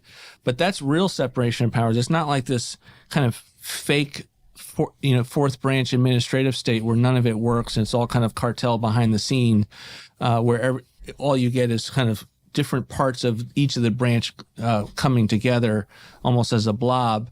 And I think he's so unique in terms of being a historical transformative person that we can actually save the country. And that's really what it comes down to. Okay, people, we're going to break from this nonsense, I think. Or do we watch the rest of it? I guess we could watch the rest of it and we would be done right when the normal show starts. And then go to the next half. It's just so long. This is like literally an hour and 45 minutes long. It is painful. But this is, the reason why I'm putting this in front of all of us, the reason why I think it's important for us to watch this is what's about to happen. This guy is going to be the most effective person in the executive branch. It's certainly not going to be Trump. We all know how inept he is. We have to count on the ineptitude of Trump to some degree. Who said that earlier this week? I think Sam Cedar said that earlier this week, and he's right. We do. We have to count on the ineptitude of Donald Trump, and we're not going to get that if we have Russ Vought, the OMB, doing all of this Project 2025 stuff that he spent essentially the last 4 years writing. It's going to be bad. All right, we're going to watch a little bit more of this. The hour's late. It's 11:59. Oh my It's not too late, but it's really late. Stop and with the this isn't metaphors. an election where you can just have seesaws. We'll be up and you'll be down. No, we if we don't win and he's won an electoral mandate, now it's time to actually execute. If we don't execute, also don't use the word execute. We may never have this chance again. And so this guy should never be allowed to use the word execute, mostly because of his fascist tendencies. Oh, I guess, am I being a word Nazi? I don't know. Help! Help! I'm being repressed! If we don't execute, we may never have this chance again. And so you have the president who's ready to go. Now you need know-how people who can do that. And hearing him talk like this is so scary. If you're not scared by this shit, you should be. The way he's talking is genuinely disturbing. You know, and sure, of course, Tucker and his audience love this stuff. But, I mean, he's saying this is our last chance. Donald Trump said you won't have to vote again. And it's because this guy's coming into town to remove the need, you know, for democracy and all that stuff.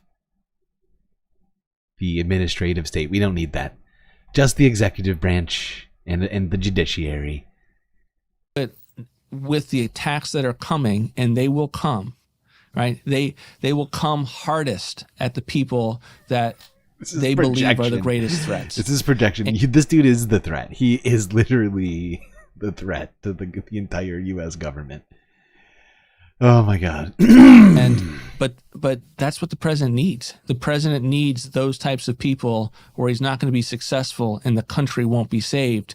And I think that it's incumbent on those of us who have that skill set, who have had the experiences we've had. You know, we're put here for a reason. We're here because God has given. Yeah, here we go. Yeah, with the God talk. This dude is constantly talking in metaphors and Bible speak, and I hate it. And it is incredibly, I mean, it is scary. You know, we talk about theocracy, I think, oftentimes sort of more in a more amorphous sort of way, with less of a what do you call it? Less of a personification of it, if you will, like in terms of being able to point to literally somebody who's planning to get that done. In, like he said earlier, what was it? Oh my God, my brain just broke. Not legislative. It wasn't the word he used. Oh God, it was more authoritarian sounding. God damn it. Skill set, who have had the experiences we've had. You know, we're put here for a reason. We're here because God has given us a particular purpose for a particular time, and it's incumbent on us to be responsible with those moments that we're given. So I don't know what the future holds. I don't know if I serve or if I continue at my center to be championing the ideas that he's working on. I'm happy with both of those scenarios, but it's incumbent on us to give everything we can to be successful in this moment, because I don't think we will get another moment like this.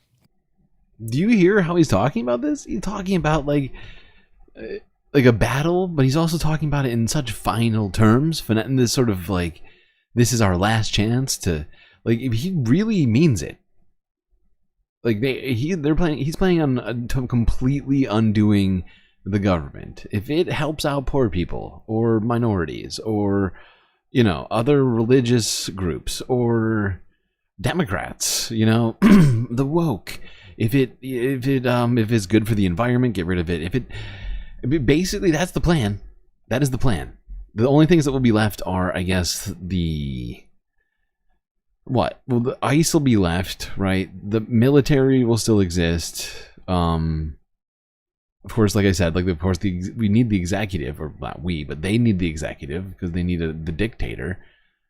Of course, you know, libertarians love courts, so of course they'll still probably have the Supreme Court, I guess. What they're gonna do, I don't know. With the rest of it, it seems like it's just all gonna get dissolved. If you doubt how serious the opposition is to the public, not just to Trump, but to the majority of the country that voted for Trump, they're trying to leave him with World War III on the way out. Yeah. The majority of the country? More desperate or evil. What the fuck? I mean, what the hell is he talking about? That's, I mean, another obvious lie. Not even a third of the country voted for Donald Trump. 25%. In fact, it might be less, actually. On the way out. Yeah. I can't imagine a more desperate or evil thing for Tony Blinken, who I think is desperate and evil, in my view, to do. Leave him with a war? A lame duck president trying to start a war with the world's largest nuclear power, Russia. What do you make of that? It's incredibly insidious. And then add to the fact that he can't put two sentences together. Sorry, I missed this. I missed part of this. I was grabbing a tea. War? A lame duck president trying to start a war with the world's largest nuclear power, Russia. What do you make of that? It's incredibly insidious. And then add to the fact that he can't put two sentences together. And is he trying to start a war? I wouldn't actually say that. He's just finally given what not only Ukraine has been asking for, but much of the rest of the EU countries that are helping.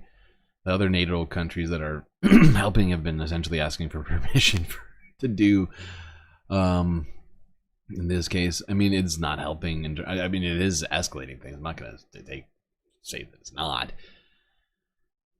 He's largely not in control of his own government. And so you have almost an unelected president with individuals behind the scenes that are doing this. He's unelected. Hilarious. Ah, boy. If Joe Biden is unelected, then Donald Trump is unelected, because Donald Trump still got 5 million less votes than Joe Biden did in 2020.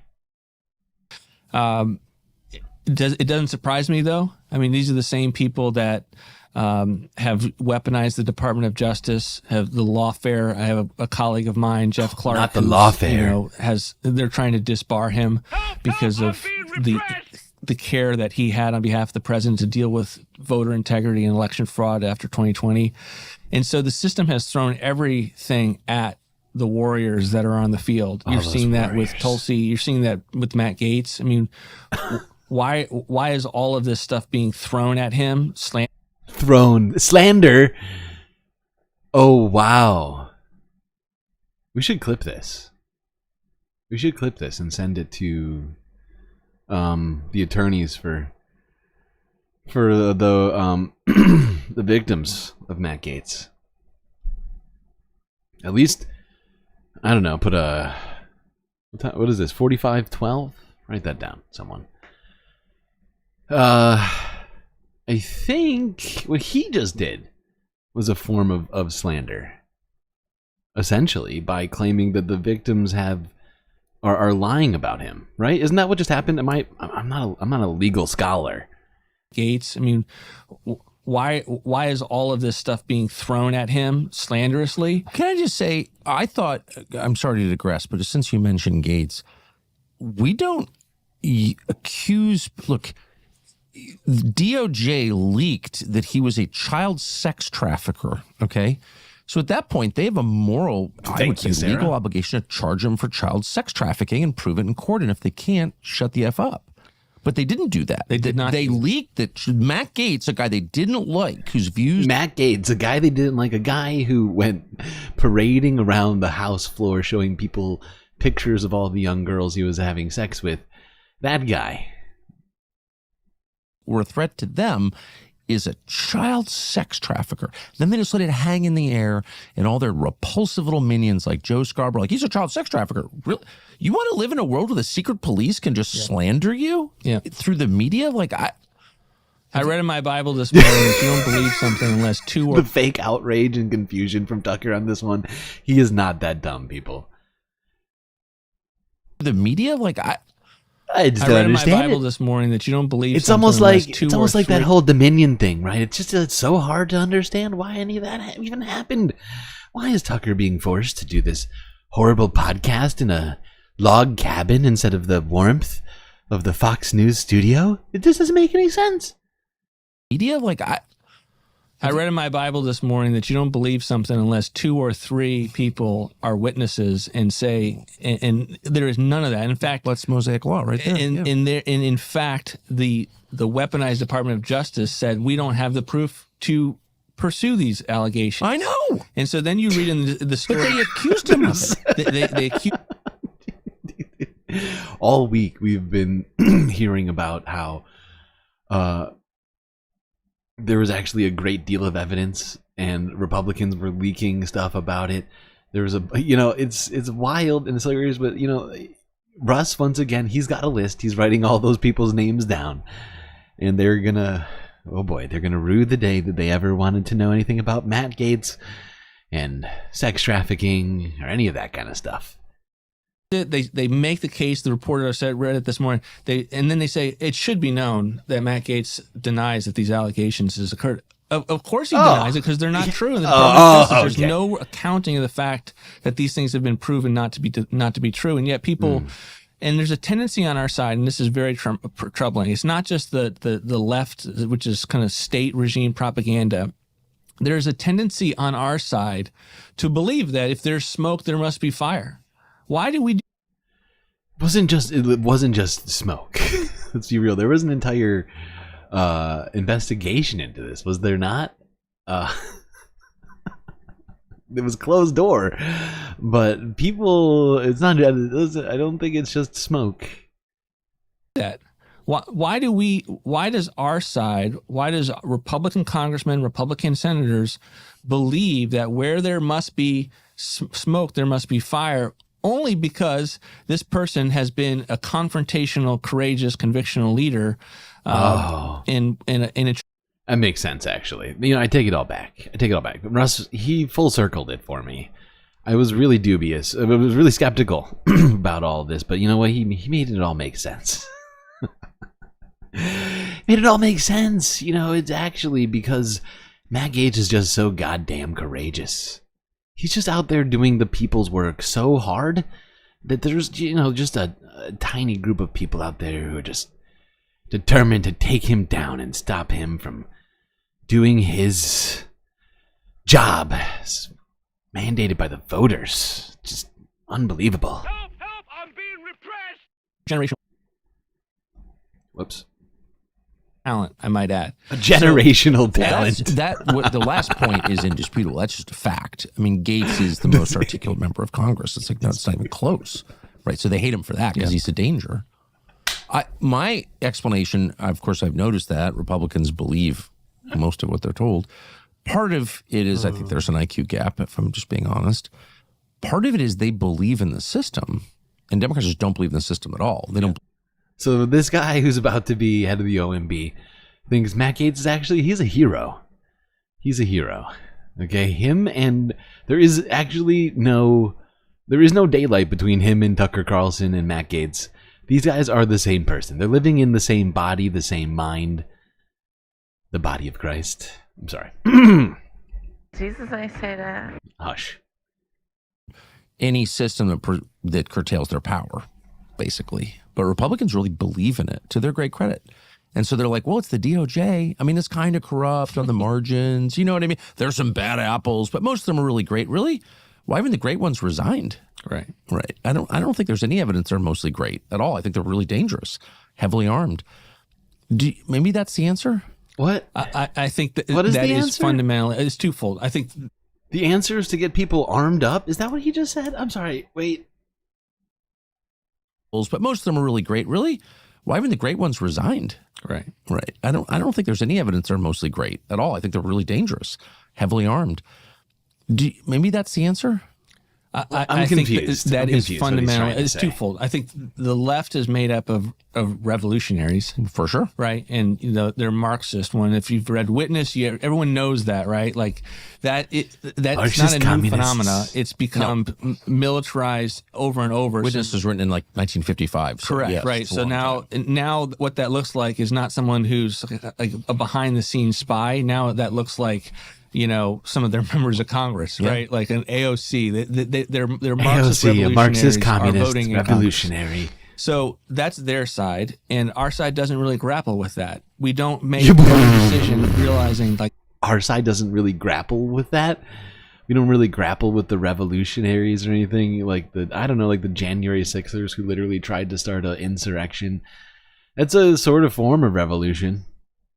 Side, and our side doesn't really grapple with that. We don't make every decision realizing like that's what they think and that's what they're doing. So I'm not going to listen to what they just kind of chit chat conversation. I'm going to govern and make decisions based on what I know they are. That's right. Republicans don't actually care what the liberals think or the woke. They're not even paying attention. Okay, Russ. Yeah. that conversation, I'm no going reactionaries in the to Republican govern Party and make decisions based on what I know they are pursuing. Know your enemy. Secondly, we do have trust in kind of the media and the institutions. Like Tony Fauci can't be lying, right? He can't really. He must not have been doing gain of function research if he said he wasn't. You can't do that. You can't do that to me. Gayness doesn't exist in Iran. Mahmoud Ahmadinejad. Thank you. Thank you. That's what we're gonna get, though. We're just gonna get the the sort of counterbalance to the Iranian regime. We're gonna get the Christian theocracy. Thanks to Russ here. He's Tony Fauci. Women shall not be allowed to wear skirts that are above the knee. No liquor or anything on Sundays. Actually, just praying. If you get caught doing anything on Sundays, off with your head. Well, maybe your hand first. Second offense, definitely your head. But maybe they'll go with a hand. Maybe it's like a 3 strikes and you're out. Like first hand, then second hand, and then no more head. Should be fun. Right? Like that's what we were up against. And it's totally true. And that is the wrong approach. You got to have a skepticism of all of these people and their institutions and their bureaucracies. Oh, I'm sorry. Was I not clear about who you had to pray to on Sunday? Specifically the Christian God. If you get caught praying to a different God on a Sunday, oh boy, that's a whole different thing. I don't think it's a 1, 2, 3. That's not going to be a 1, 2, 3 situation. Maybe it won't cut your hands or your head off initially. It'll be a different thing. You go straight to the internment camps, right? So first the internment camps, and if you're a problematic internee, then you get your head cut off. And their institutions and their bureaucracies. Okay. What needs to be done? And I'll shut up. I'll stop with my stupid. Whenever Tucker says what needs to be done, everyone should shudder at what comes next. You just go through the top 3 or 4 things that you think this incoming administration, which has a rare mandate, should achieve in order. I believe that there's a lot of policy issues downstream, the border, inflation, wars across the world. All of them are downstream of one reality, and that is the American people currently are not in control of their government, and the president hasn't been either. And so we have to solve that. How do we do have that? to solve the woke and the weaponized bureaucracy and have the president take control. I see. So what he's like, all those other elected officials and things, he really does view government through a authoritarian lens. We need to rip out all government that isn't Donald Trump, that isn't the elected Republican president, and that anything that's keeping him from enacting what he wants to do. And I mean he, because of course Republicans would never elect a woman president. Yeah, wow. You have so much great stuff to look forward to right now. Of the executive branch. So my belief, for anyone who wants to listen, is that remember when we were talking about Project 2025 in a theoretical way? I miss those days, don't you? The president has to move executively as fast and as aggressively as possible with a radical constitutional perspective to be able to dismantle that bureaucracy and their power centers. And I think there are a couple of ways to do it. Number one is going after the whole notion of independence. Whatever. There are no independent agencies. Congress may have viewed them as such, SEC or the FCC, CFPB. Got to get rid of those. The whole alphabet soup. Yeah. But we want consumers, CFPB. I mean, come on. Consumers, protections. Are you kidding me? That is just getting in the way of free markets. That is not something that the Constitution understands. So there may be different strategies with each one of them about how you dismantle them. You fucking idiot. But as an administration, the whole notion of an independent agency. You know what? Maybe we should have just, I blame the founders for not freezing us in time when they created the Constitution. You know, like if they could have just stopped progress from happening, you know, if technological advances, just the general passage of time, they could, you know, we could have avoided all of this, right? All these changes, like from the, you know, the buggy to, you know, the cotton gin, the car, the internet. You know, it's all just getting in the way of the Constitution.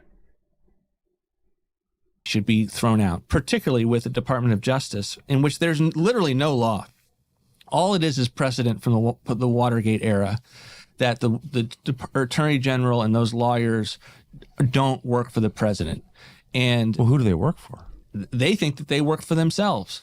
They think that they are. So they have the power to kill people just because they awarded them something. Yeah, exactly. Stupid airplanes, you know, stupid air traffic controllers, stupid radios, the FCC, and all these things. Actually, he mentioned literally the FCC just now. But yeah, you know what I'm saying? The environment, like, you know, back when the framers existed, we weren't worried about global warming. So why should we be worried about it in 2024? The Constitution didn't frame out a plan for that. How are we supposed to figure out what to do? We don't have free will or... Oh my God! They have the power to kill people. I mean, they believe that they have the power for all of the prosecutions, and that the president doesn't get a say in any of that. And that we have to go at that as hard as we possibly can. Whether that's the military, we have a whole military. I know complex of earlier I said, you know, that maybe they'd let the Supreme Court stick around. I'm starting to think that's also maybe a superfluous institution in the mind of Russ here.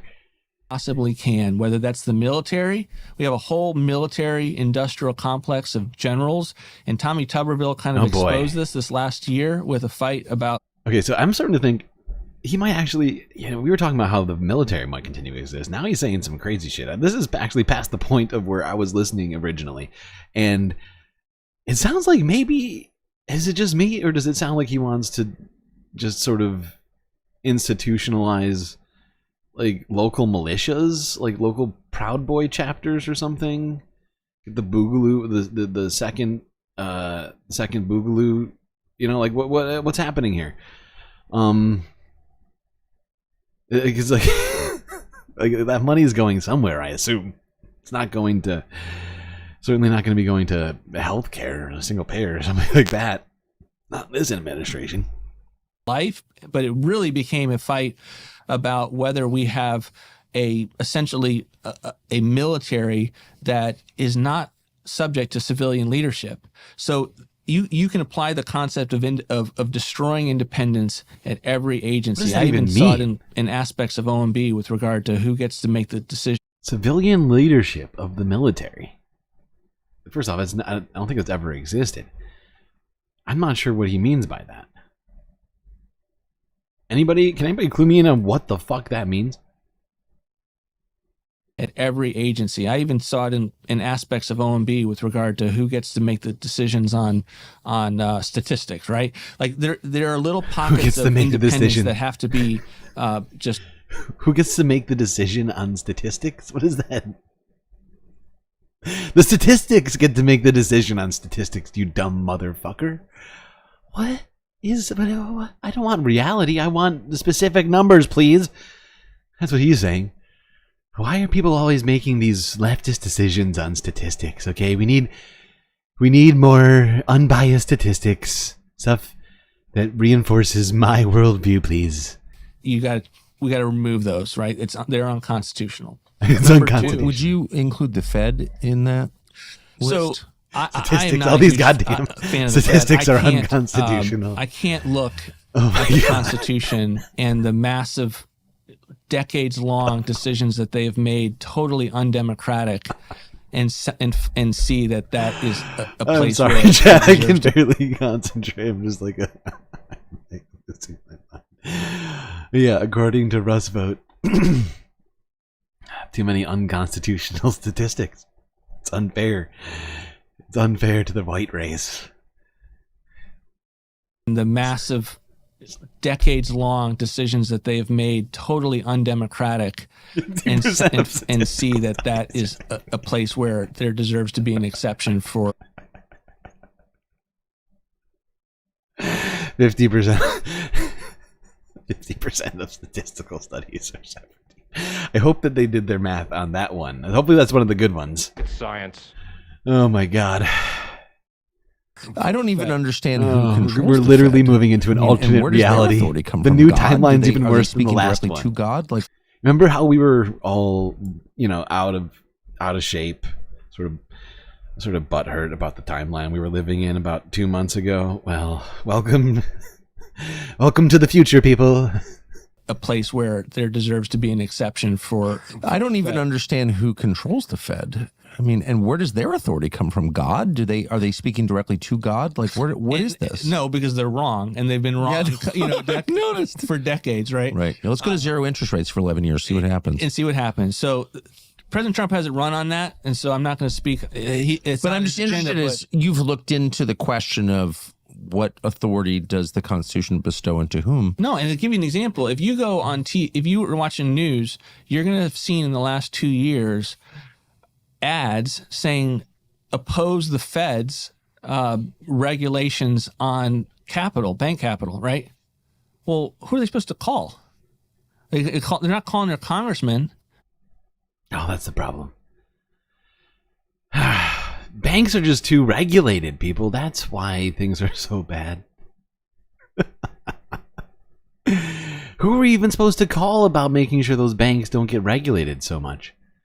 It's the number one thing I'm constantly thinking of. Who do I call? I walk through my day just sort of, I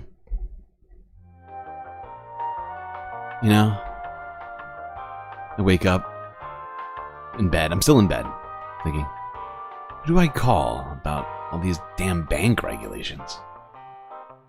Making breakfast. Who do I call about all these goddamn bank regulations? I don't... So annoying. I'm getting ready for the stream, going through YouTube videos.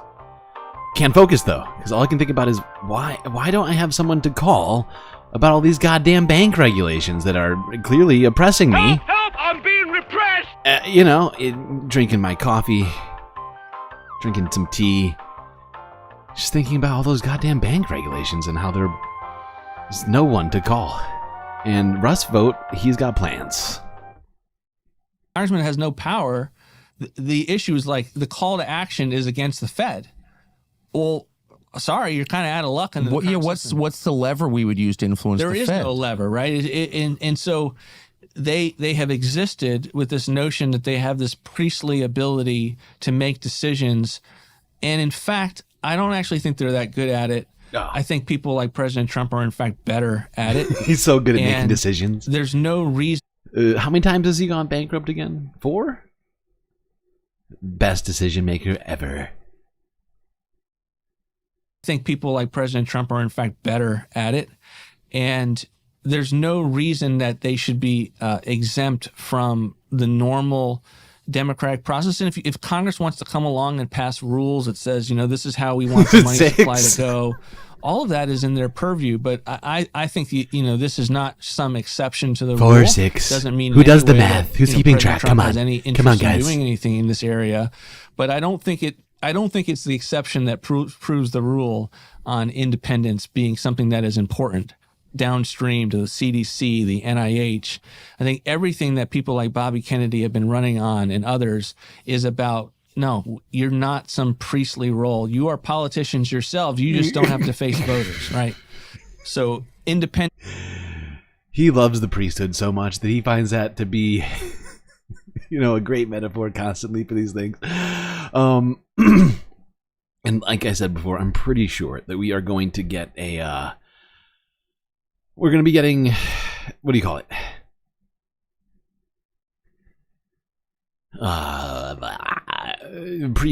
Priest in a sort of a true governmental role. Not only will churches get tax exemption, now they'll probably get some kind of like a governmental agency that looks over godliness in society, I guess. Right? Priests will just like walk the cities now and make sure that you're not doing anything that's ungodly. I would assume they'll have, you know, the same sort of like power and authority as like a police officer. Guns, of course. Wouldn't want them to be going out into those mean streets unprotected, you know. This is, I think, first and foremost. Number two, bringing back the notion of impoundment. And this is something that... Of what? Of impoundment. The ability to not spend money. For 200 years, presidents had the ability to not spend a congressional appropriation. That has always been...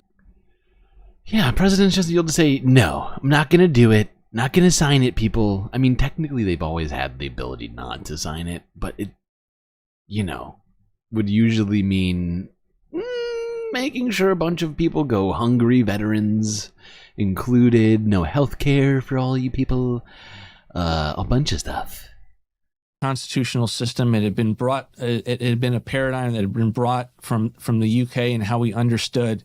The constitutional principle is certainly... Power of the purse means that Congress gets to set the ceiling. You can't spend without a congressional appropriation, but you weren't ever meant to be forced to spend it, and it has become a floor. So 200 years, presidents are using impoundment. They get money for something. The president says, I don't think it's a good idea, or I certainly can do it better, or I have events that are happening overseas that cause me not to want to spend on the gunboat when I want to get some treaty done. All manner of executive decision-making that would be a part of that.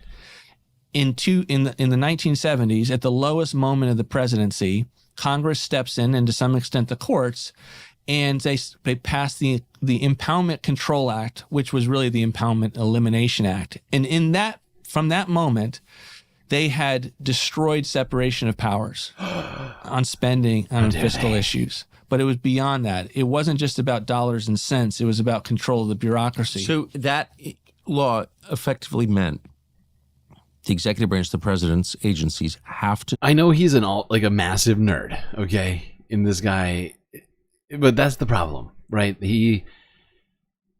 He's read all of it, and he's picked his favorite parts, right? And most of them are, you know, back a couple centuries. You know, he wants us to go back to late 18th, 19th century, depending on a number of things. You know, and the problem is he knows how to get it done, legally speaking, even if it's using completely antiquated laws, things that aren't done, even if it's completely breaking with the precedent of the modern era, even if it means just, you know, impoverishing entire groups of people. He doesn't care.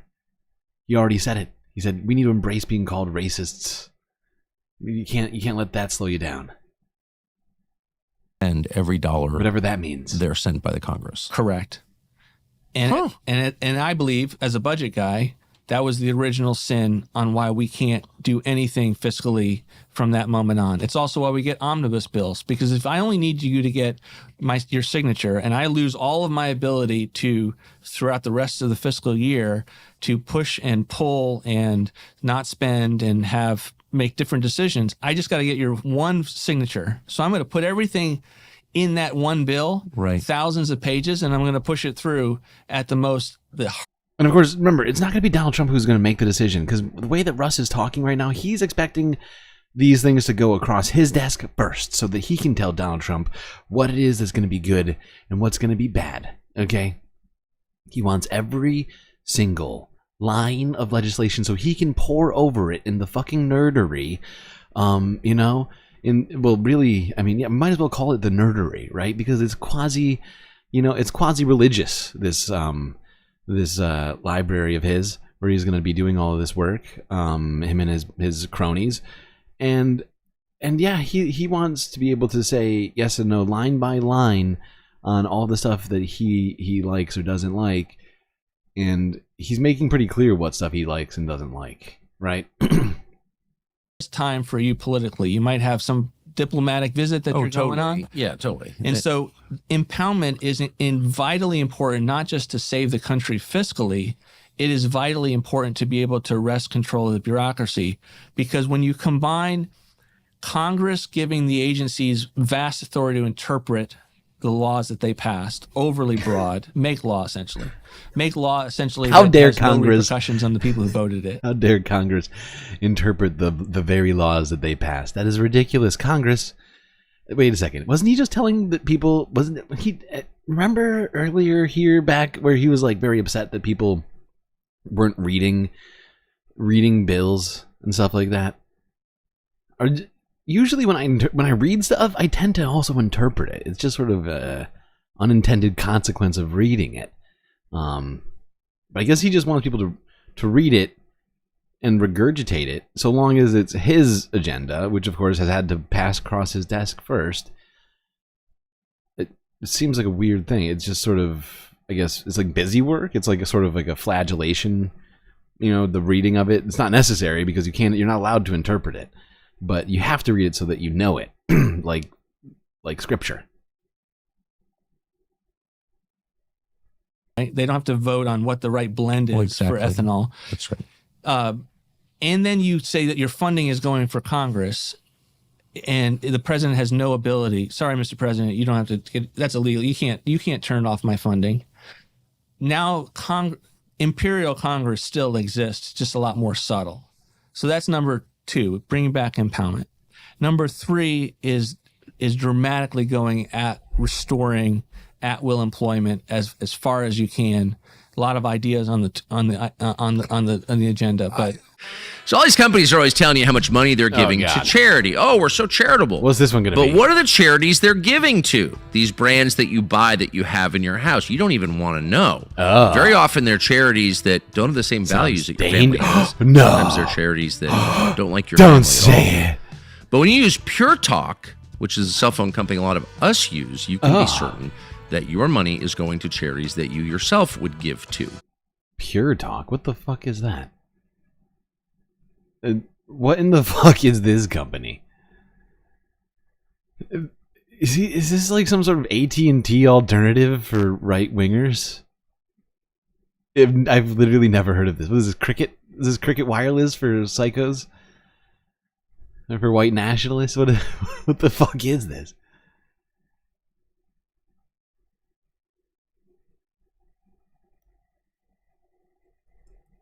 We're skipping past the Pure Talk segment. I'm sorry, people. I'm sure you're very disappointed.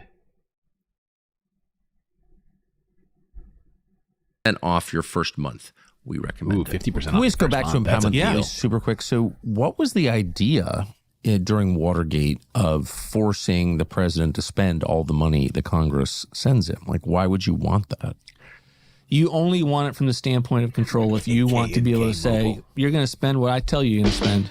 That it is nothing more than an institutional desire to force the president to spend an X amount of money. But again, it's never just about that. It's always about where they have tried to innovate it from really the progressive era. Like they wanted congressional government. That was the, I see. The title. It's all that stuff that's happened in the last 100 years. Wanted a system where essentially we got to undo all that stuff. Agency, all that stuff that's happened in the last 100 years. You know, Social Security and all that stuff that we did in the wake of the Great Depression. It was dumb. It was a dumb idea. We should have just embraced the Gilded Age and extreme inequality. We need to go back to Hoover Towns. Okay, people are too worried about that. Thank God we have Russ Vought here. Title of Woodrow Wilson's book. He wanted a system where essentially the agencies largely worked out of the Congress or associated with Congress, not unlike what you would see in the House of Commons, right, where their cabinet lives in their House of Parliament, and it's largely, the monarch, the executive, over time becomes toothless. That's essentially what they have wanted and have pursued at every turn here. And you saw that on steroids with them using the events of Watergate to promulgate new paradigms and ways of... Poor Nixon, he was unfairly attacked by the administrative state. And they used him. It's terrible. Binding the constitutional system from working. So everything post-Watergate is largely, you can just make an assumption it's not the way it was meant to work. Okay. So you have our guys defending post-Watergate paradigms. All these stupid investigations, that's not the way the government's supposed to work, Tucker. Okay? Come on. President's supposed to be able to do whatever the fuck he wants. Want to break into a hotel? Break into a hotel. Instead of trying to think through, okay, let's go back. Let's go back to what the founders would have actually envisioned. Amazing.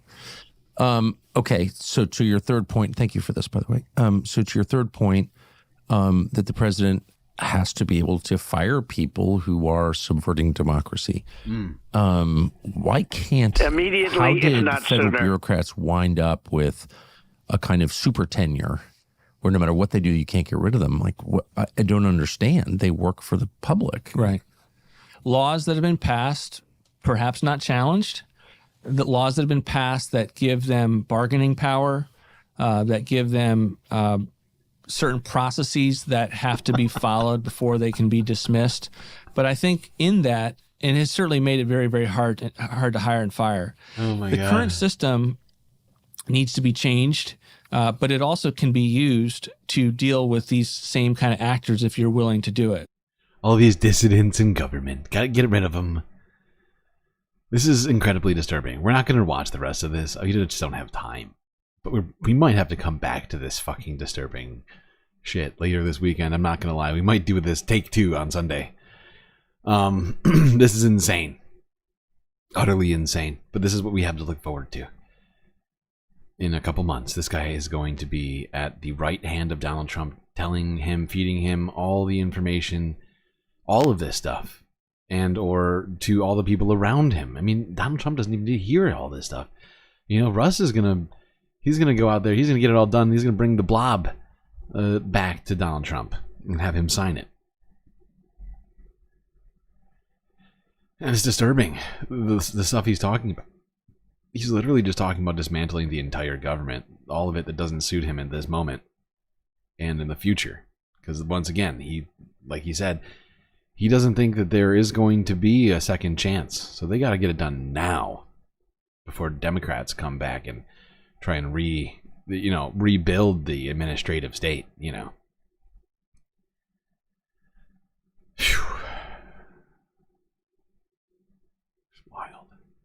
It's fucking wild. Now let's go to one of these assholes that's going to be in this the executive branch, I guess, whatever the Department of Government Efficiency is going to be.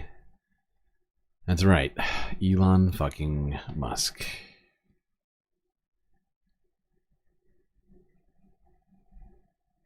Over the last stretch of Donald Trump's candidacy for president, no one was a bigger cheerleader for him than Elon Musk.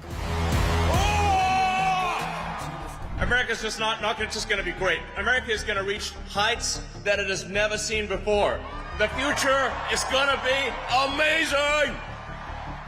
Aside from stumping for Trump on the campaign trail for weeks, the tech magnate also poured millions into Trump's election campaign. And literally Musk also used broke his the social law, media company giving X money away as a pulpit to promote his voters preferred to get candidate. registered. Often with That's claims something that we were still haven't untrue. dealt with. It's still a very powerful That was a platform. crime. It's still the platform. I'm pretty fucking sure that what he did was a crime. You're not supposed to be able to pay people to get registered to vote. And he did that. I doubt there's going to be any repercussions for that in the Donald Trump administration, but it would be nice to see Democrats try and do that in the next 2 months. Often with claims that were untrue. It's still a very powerful platform. Still the platform many celebrities and politicians and so many people use to make official announcements and talk directly to people. So it is a real hub and source of news, and he basically turned that into Trump's favor. The admiration went both ways. Here is Donald Trump praising Musk during his speech declaring victory in the 2024 presidential election. We have a new star. A star is born, Elon. Trump's imminent presidency is paying off for Musk, who is already the richest man in the world, even before Trump steps into the White House. I love the way CNBC is talking about it. I don't even know if they realize they're doing it, but they're literally admitting just how much this has been a pay for government job on the part of Elon. His investment paid off. That's not how government's supposed to fucking work. not supposed to be, oh, the biggest fucking Trump donor and then get a new agency built for you in particular. Right? But of course, CNBC loves the oligarchy. They are, in fact, they are the oligarchy. January 20th. In the week after the election was called for Donald Trump, Tesla stock surged, with shares of the company reaching their highest level since 2022. The company's market capitalization is now over $1 trillion. A lot of analysts are going to look at the Trump presidency as a very positive thing for Tesla because they just see Musk's influence over the incoming administration can streamline things that Tesla wants permission to do. With the election of Donald Trump to a second presidential term and the appointment of Elon Musk as a head of a new government efficiency commission known as DOGE, CNBC wanted to learn how Musk and his myriad of companies may benefit from having the year of the president. And his own governmental agency.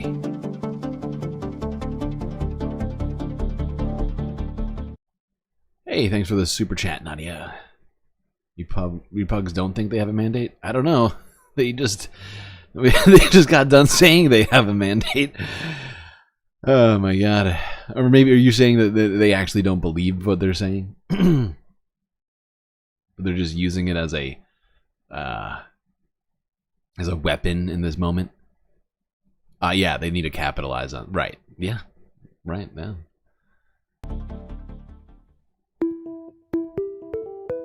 Elon Musk's business empire is sprawling and includes EV maker Tesla, social media company X, artificial intelligence startup xAI, computer interface company Neuralink, tunneling venture Boring Company, and aerospace firm SpaceX. Some of these companies already benefit tremendously from federal contracts. SpaceX has already earned more than $19 billion from its prime contracts with the government. Most of that business is coming from contracts with NASA and the Department of Defense, including like Space Force.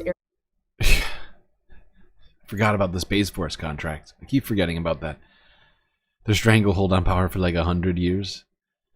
Yeah, we'll see. Let's hope not. But it does feel like that's what we're gonna have to brace for here. Oh, God. Really appreciate all those super chats, although they're making me sad.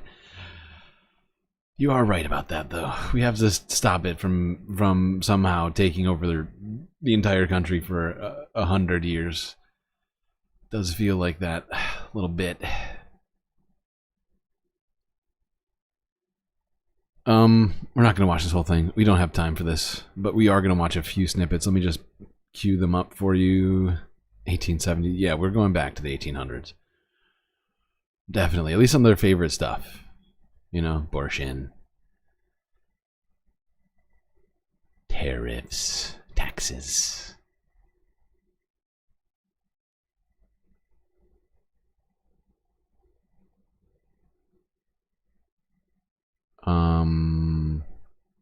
Actually, skip ahead a little further than that. I think this is probably a good place. To dismantle existing green energy subsidies and programs, he may not have the authority to single-handedly dismantle carbon credits, as many carbon credit markets are state-run. In addition, many clean energy projects enjoy bipartisan support. 80% of the funding from the president's signature bills, the Inflation Reduction Act and the Bipartisan Infrastructure Law, have gone to red districts represented by Republicans.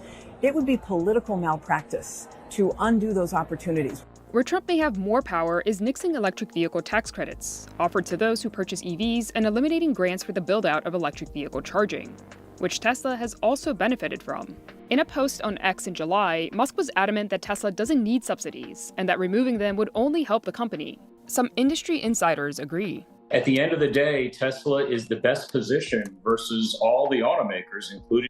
Yeah, I guess, you know, Elon, in a way, here, he doesn't need the subsidies because he can just get the government to start buying EVs from him directly. If he's in charge, he can say it's the most efficient way. Oh, it's most efficient. I work in the government. That's not a good Elon impression. I work in the government, and you see the Teslas are very good, and well, you should buy them. It would never suffice to elect them again. Well, I guess we'll see what the fuck happens here. let's hope we get another election. The legacy automakers on EVs, they have the biggest scale, they have the lowest cost, they have the highest margins to withstand an environment where, let's say, Trump pulls a majority of the incentives. Musk and Tesla are now focused on autonomy and bringing robotaxis to market, a goal that still seems years away. Tesla's still really grappling with development of that technology. They have never made a vehicle that's safe to drive without a human at the wheel ready to steer a brake at all times in an uncontrolled environment like the public roads. The Trump team is reportedly planning to prioritize federal regulations around self-driving vehicles in the US, which would be a boon for Tesla. So exciting. And, at some point during this, they talk about how essentially that is literally what Elon Musk is thinking about doing, is basically getting the permission to put Teslas all over the country on the roads, self-driving, use them as robo-taxis, and, get some sort of probably government grants and other things like that to get that all done. And of course, we've talked about how problematic self-driving cars are currently because they literally can't properly even identify between human beings and other, which is a classification in recognition software intended to identify between important objects and unimportant objects. So you better hope you're an important object that it does, it finds important to stop for. Otherwise, you might get run over by one of those Doge taxis, whatever you want to call them now. Let's quickly talk about all of the court cases that Elon Musk's companies face. Where are those? Ah, yes. Here we go. Let's move ahead to that. The whole AI piece, this potential around some regulation around AI that diminished today. And I'm stretched to try to find out how this could play out negative for Elon. A weakened regulatory body might also bolster Musk's fight against the numerous probes and investigations he and his companies are facing from federal agencies. There's somewhere in the ballpark of 19 or 20 federal probes and lawsuits involving Musk and federal agencies. There are OSHA investigations into safety issues at Tesla and SpaceX that are open. No conflicts of There's an interest. civil rights investigation into Tesla. No They big deal. believe that Tesla allowed racist discrimination and retaliation against Black Can't be afraid of being a employees to happen racist. for years. The Labor Board is investigating SpaceX for possible alleged retaliation against employees who spoke critically of Musk. Workers' rights, Open come on, letter. people. Additionally, the What about SEC owners' rights? is investigating whether Elon and his brother have committed securities fraud. The EPA Well, they're is just found broing SpaceX down. was in violation of the Clean Water Act in Texas, and he was Water, who livid needs about it? that, which delayed the Starship launches that he wanted to go forward with. From And now then you've got on, all the Department of Gatorade Transportation only. safety Because it's got electrolytes. probes. There are 4 open currently, looking into mostly safety defects around autopilot, FSD, and these partially automated drive. Yeah.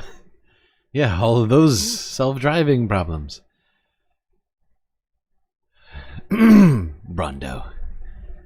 It's got electrolytes. Brought to you by Carl's Jr.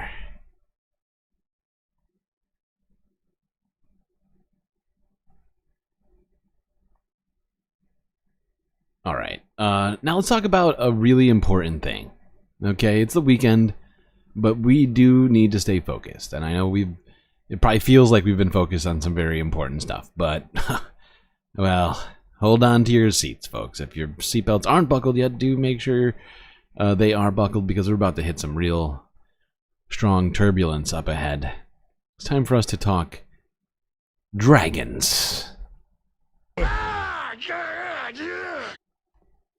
That's right. Dragons.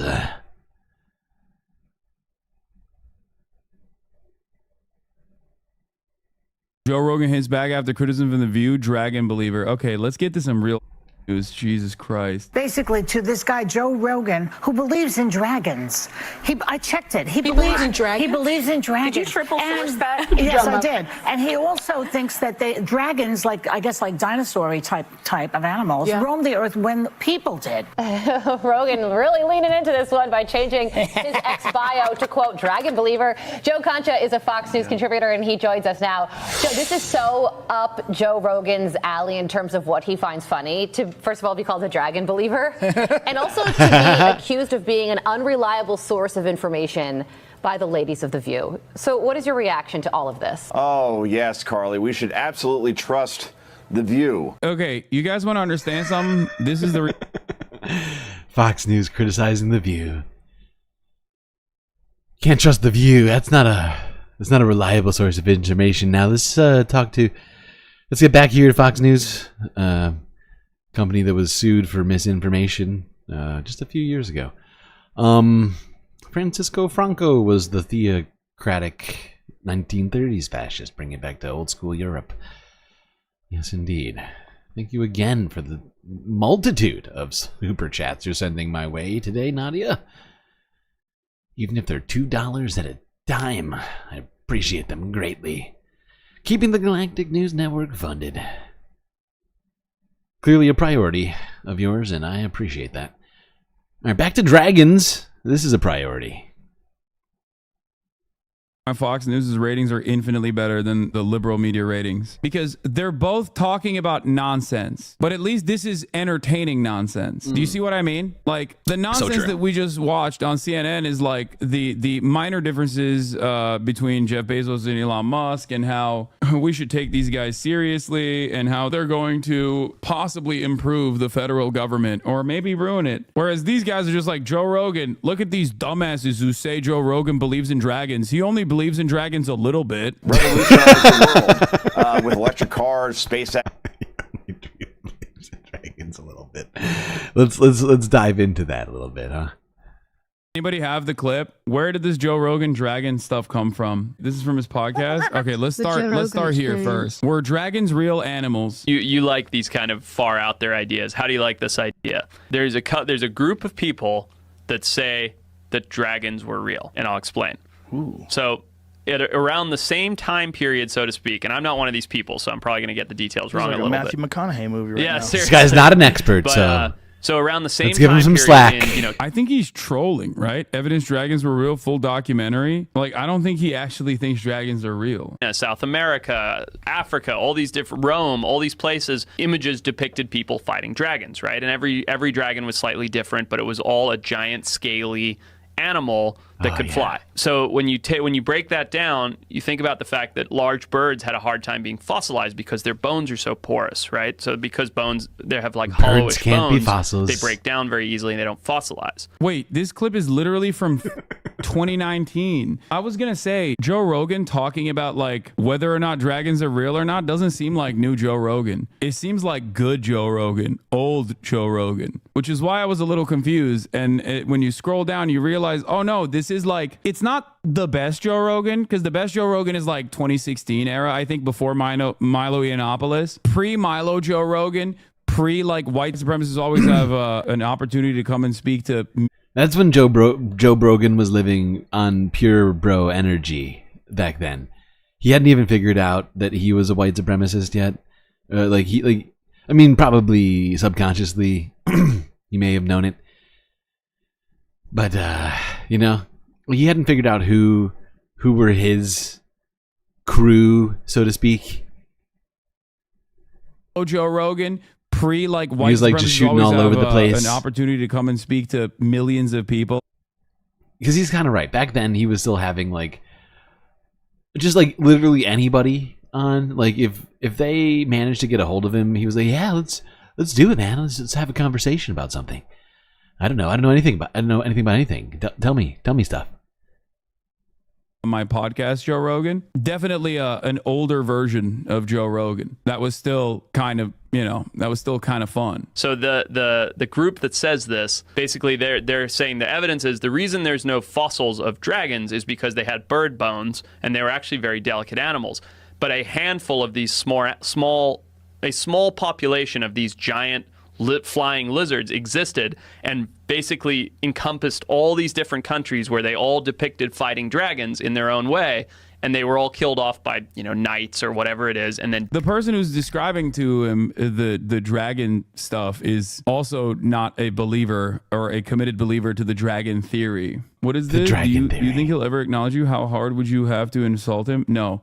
Joe Rogan will never acknowledge me because I have insulted him far too much. But I think this is like the exact type of conversation Joe Rogan used to have that wasn't like damaging or dangerous at all. It was just like fun conspiracies that we all like to entertain. Maybe dragons every now are and real. then. I've done it too. I've done the Mud Fossil University. I've like sarcastically aligned myself with this notion, if you recall. Like, I think this type of is fun and totally acceptable. Like, oh yeah, maybe dragons were real, versus there's a cabal of pedophilic Jews that control the media and are also simultaneously, beaming pornography into your brains and seems also less doing fun. unlimited amounts of third world immigration into the country. Like, that is not so fun. No. That type of conspiratorial thinking is fascist and not good. I feel like we moved on from the haha funny, cute, who knows, maybe dragons did exist. Imagine a world where they did type of conspiracy theories to It's almost the like a gateway second type. drug. So it's like the science is saying that if there were lizards big enough to fly around and eat people, they didn't have bones that could fossilize. So it'd be like an eagle. Unfossilizable And bones. and that's why all these human populations around the world have depictions of them, because they did actually exist. Now, are there any stories of dragons? Such an idiot. By the way, there's a bunch of stuff that has fossilized in the past that had no bones. Lots of stuff. Here's one example. Here's fossils of ferns. No bones, of course, but still fossils. So bones are not necessarily a prerequisite for being a fossil. Just going to point that out. All right, now we're going to move away from this incredibly riveting and clearly valuable conversation to some other stuff. Sorry, chat. Sorry. I'm sorry. But we do have other things to talk about. Let's have a little more fun. Let's go do the majority report.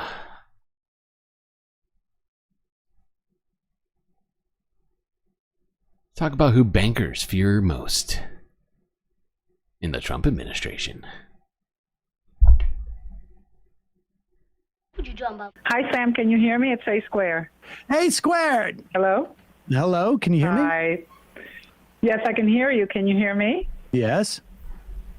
Yes. Hi. First, my condolences to you. Oh, thank you.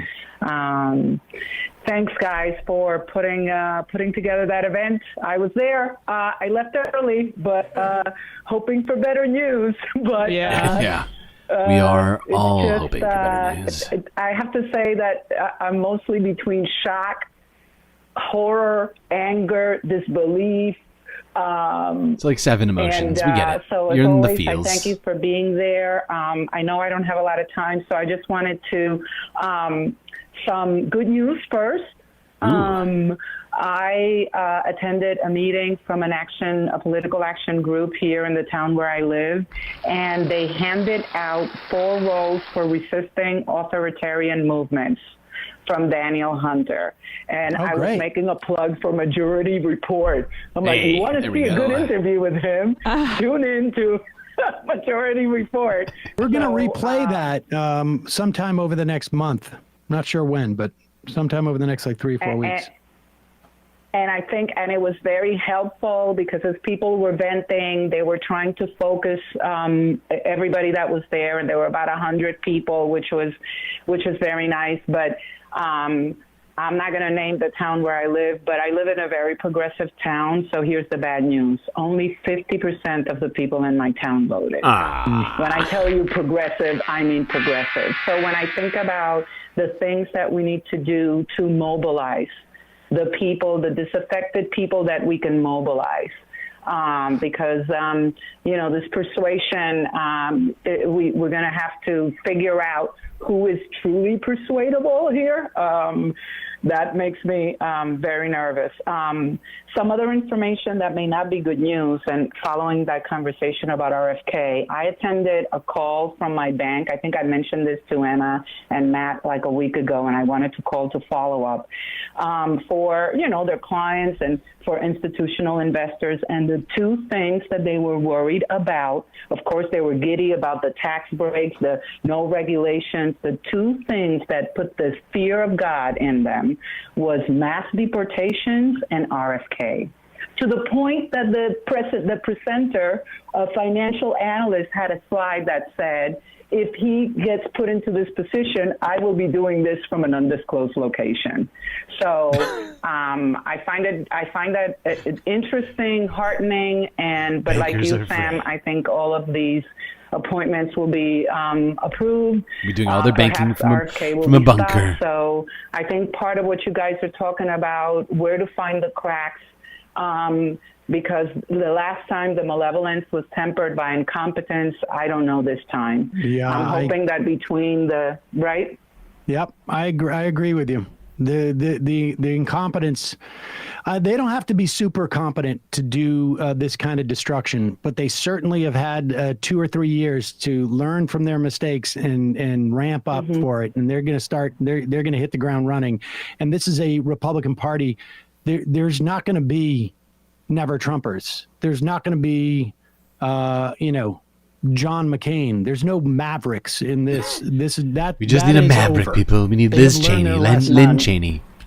None. And I will be mad too if Jon Stewart stole the Kiss the Onion ring joke. Me too.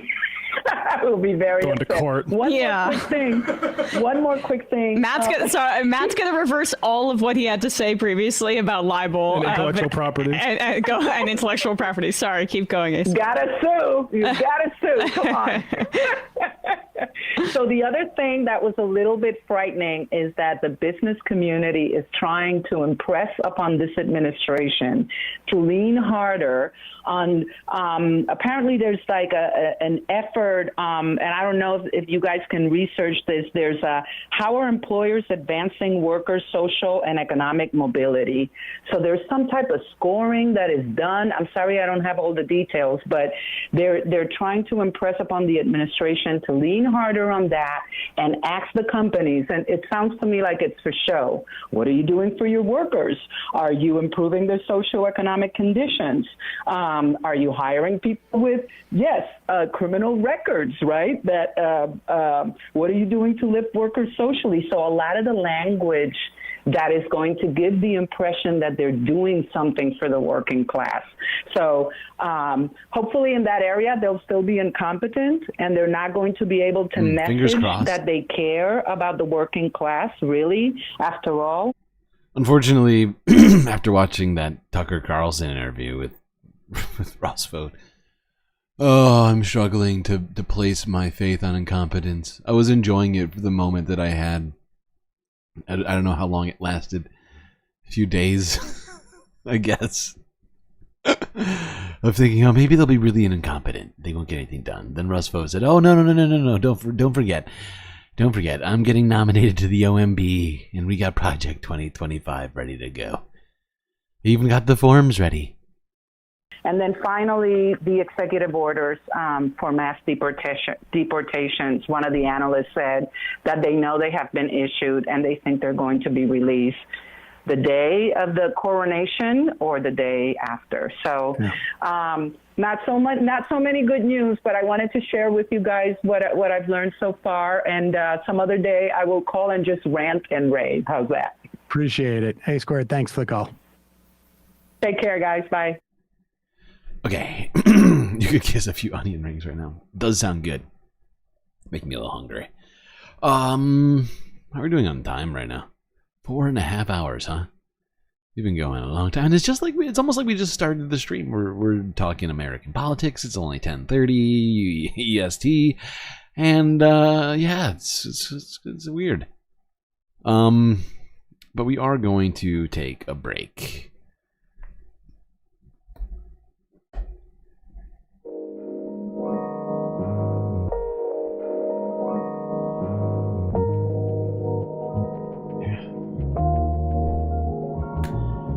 Well, I hope you've been enjoying the stream. If you haven't already, hit the like button. Don't forget to subscribe, otherwise you'll miss all that galactic content.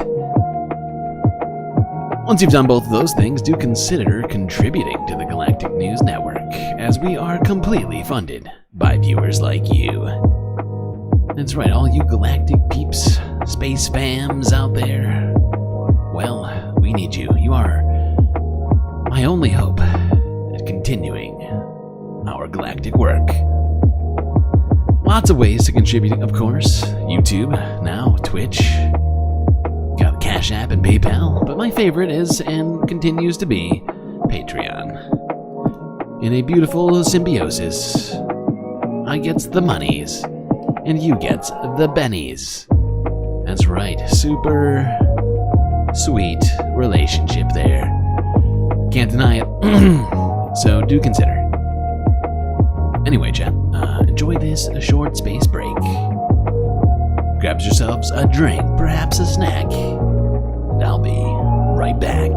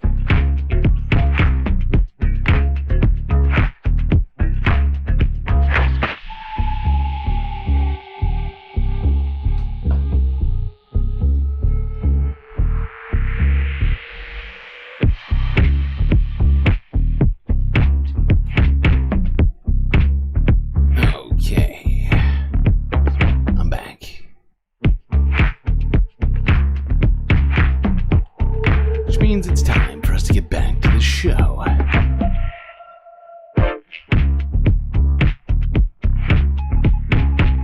Better get back to those seats, Space Fams. Content is coming in hot.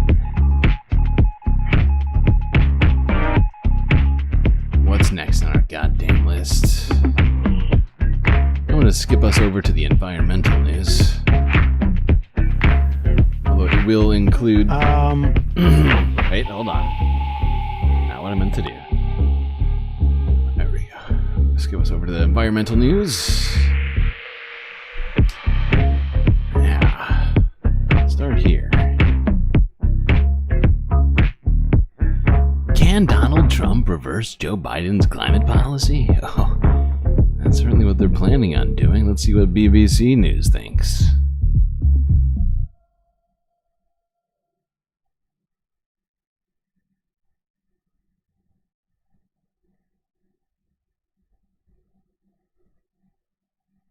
Ooh, a gigantified emote. Ooh, that's a fun one. It's like rainbow. It's like psychedelic stars or something.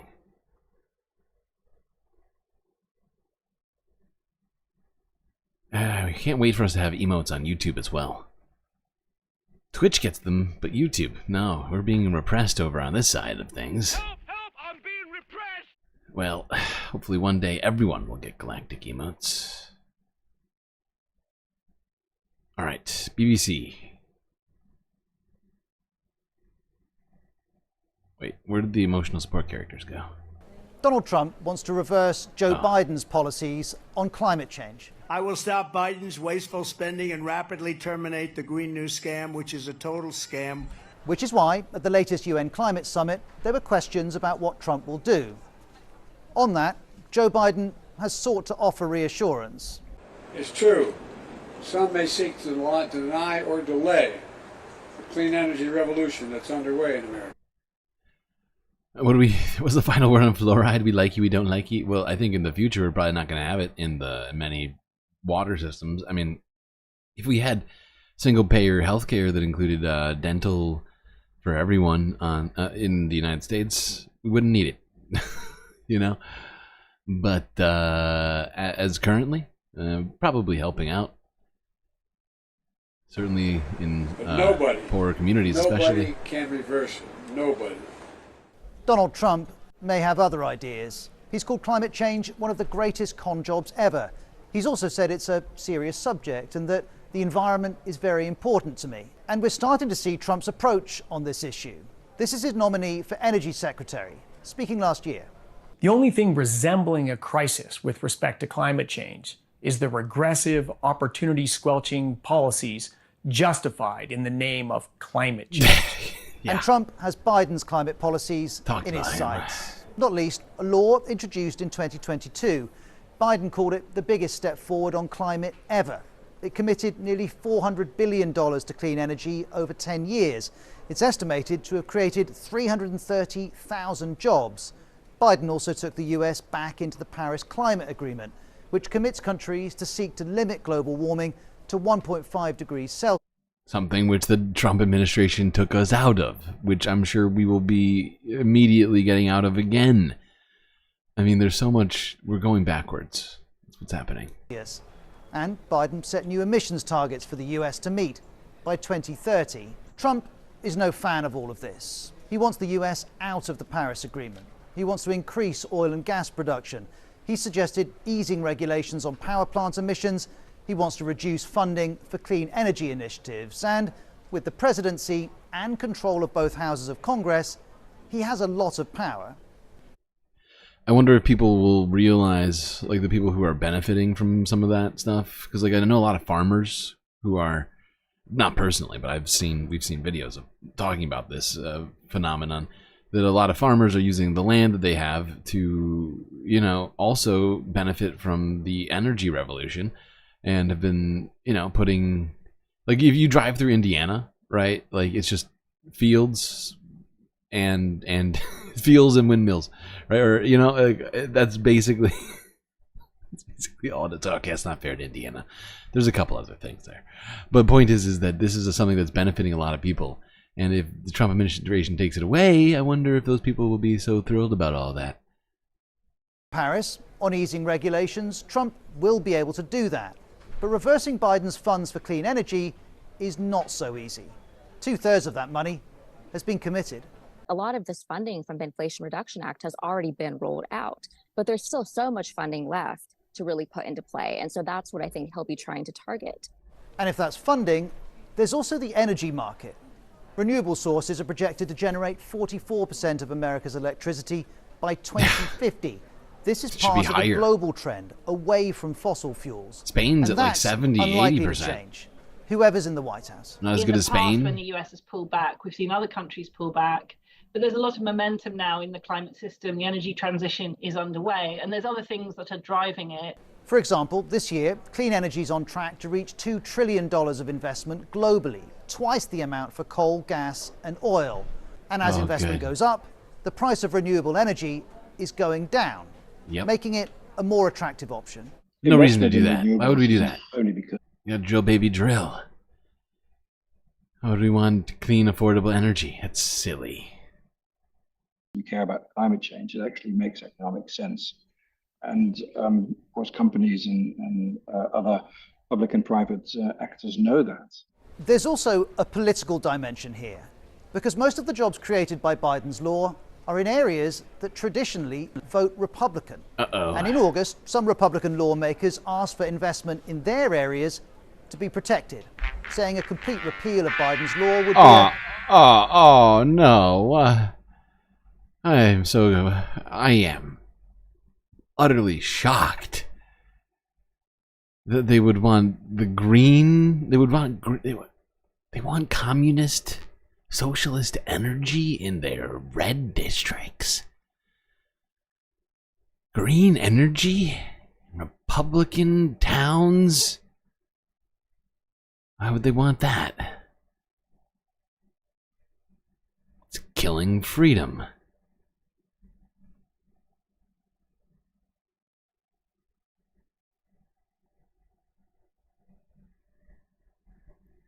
It should be an interesting dance to watch happen.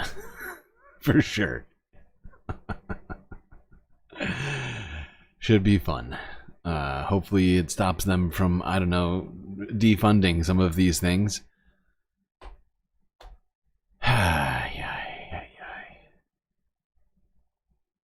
Alright, let's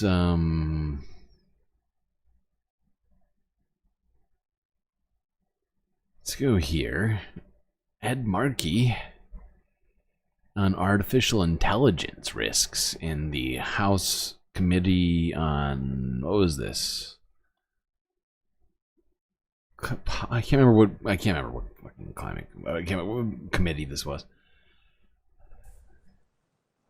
Commerce Committee. You got hit. You're on mute, Senator Markey. You're on mute. Oh, I forgot about this. Hold on. Actually, this is worth a laugh. Actually, we could watch this. Ed Markey. He's an older guy. You know, I think he might be approaching his 80s. You know, technology not his thing. As it turns out. You're still on mute.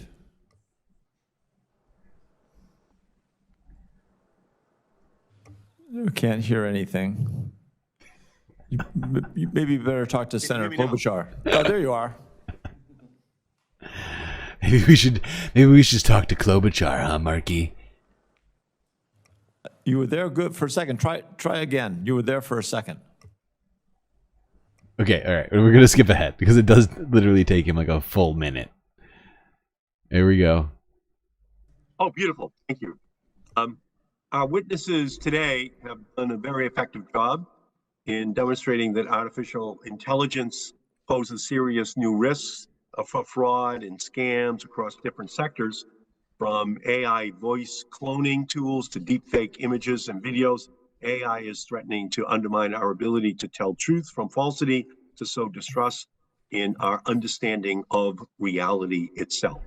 These scams and frauds will affect all Americans, but if history is any guide, marginalized communities are likely to be the greatest targets. Marginalized Mr. communities. Brookman, in your written testimony, you discussed a recent report by Consumer Reports that found Black and Hispanic Americans were more impacted by digital attacks and scams.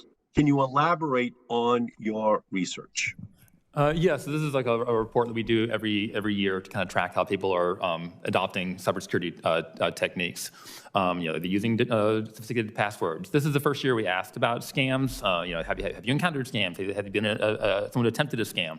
Like at least half the people had, and those who had, I think overall about 10% of people, the respondents to our nationally representative sample, said they had lost money in a scam. Now, one thing I think we should all remember is that the Donald Trump administration will be pushing for replacing practically everything with AI, cryptocurrency, and whatever they can. Teslas and whatever Elon Musk probably is big into, Peter Thiel, all those bureaucrats that Russ Vought was talking about earlier probably will be replaced by some sort of AI or something like that. Probably be good when you're trying to get those government benefits for whatever. You gotta get your social security check. You gotta talk to a robot now. And the percentages, I can get them for you, but I believe it was like twice as much for Black and Hispanic people.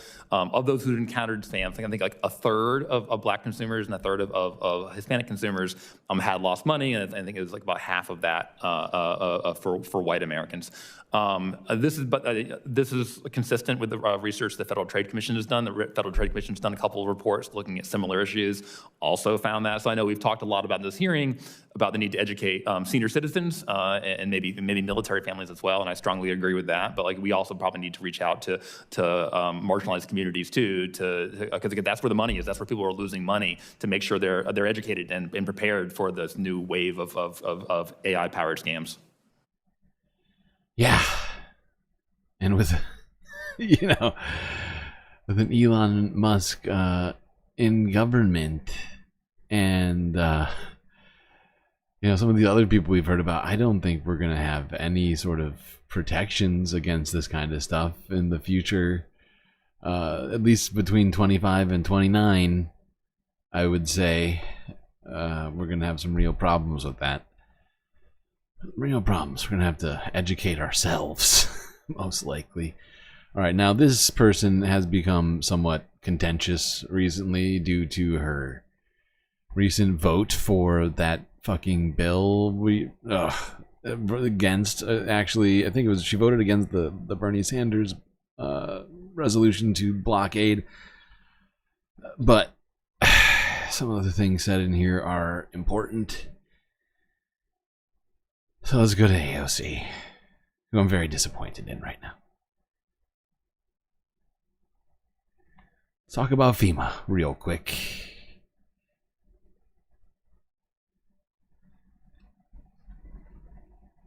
This is Ms. Ocasio-Cortez from New York. Thank you so much, Mr. Chairman. I think some of the points made earlier today, that disaster response and relief is historically and continues to be genuinely an area of bipartisan work, and my hope is that we can continue to protect these programs. In fact, one of the things that was brought up earlier, Administrator Criswell, was the National Flood Insurance Program, the NFIP. I'd previously served several terms on the Financial Services Committee, which also has jurisdiction over the authorizations around the National Flood Insurance Program, and a lot of people don't know that the maps for the NFIP and what is considered a flood zone or not are tied to flood maps from before the federal government even acknowledged that climate change is real. And so we are allocating flood insurance from before these areas became flood zones that are now flood zones. And so historically, there's been a great deal of Republican resistance to updating these maps. Wait, Republicans didn't want to update those maps? Why would they not want to do that? Oh, because they would have to accept that climate change exists and say that maybe they need changing. No. Can't do that. That would be giving it away. flood insurance from before these areas became flood zones that are now flood zones. And so historically, there's been a great deal of Republican resistance to updating these maps. My hope is that we can do that now. But I wanted to move a little bit into your work and what we're seeing now in the current information environment, especially after a disaster. Administrator Criswell, recently in North Carolina and with these storms and hurricanes that have hit this year, there have been very large-scale moments of disinformation regarding FEMA, correct? Yes, ma'am.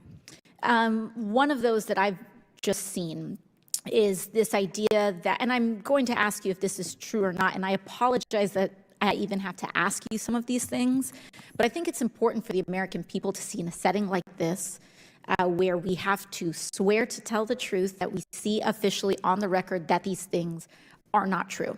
The first being that the suggestion that FEMA assistance was only a $750 loan that would have to be paid back, and if not, FEMA would seize the homes of everyday people who may not be able to make that back in such a catastrophic moment.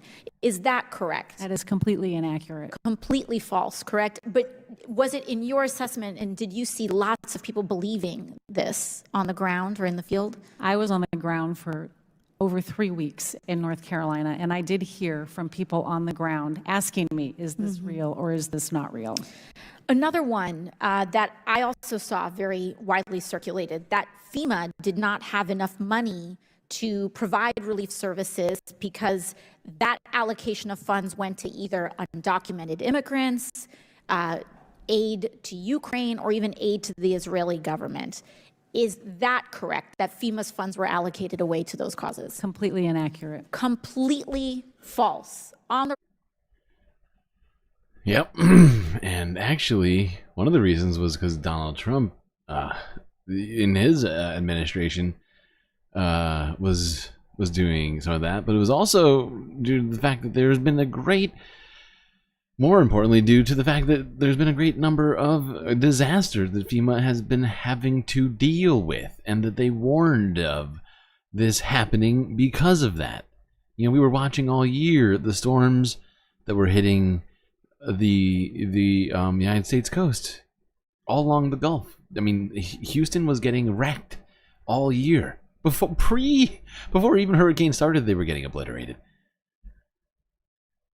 You know, then Florida, and then of course, you know, Helene finally came through and, like, you know, just did a number on the entire Southeast.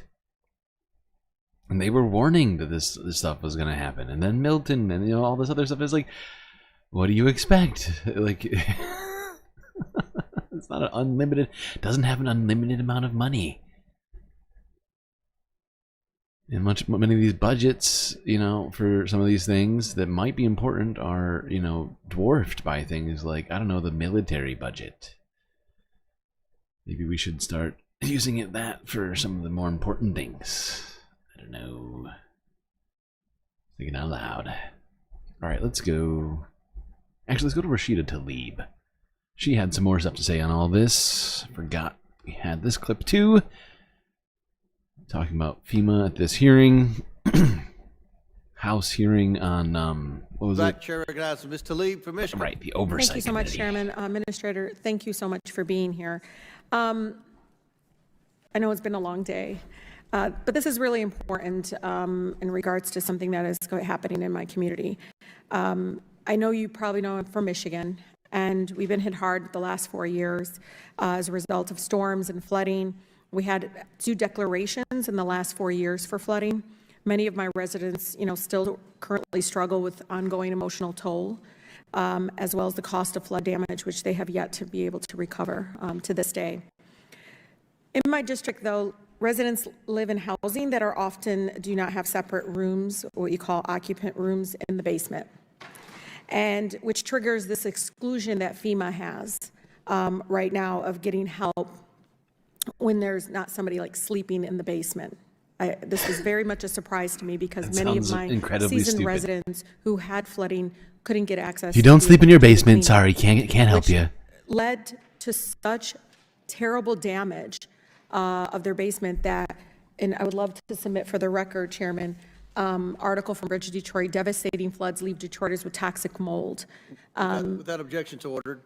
And in this article, it talks about the fact that many of our homes, they would get all this coverage for all these other things except the basement, where the flooding, the majority of the flooding left. You know, I have one resident, 90-year-old woman in Northwest Detroit.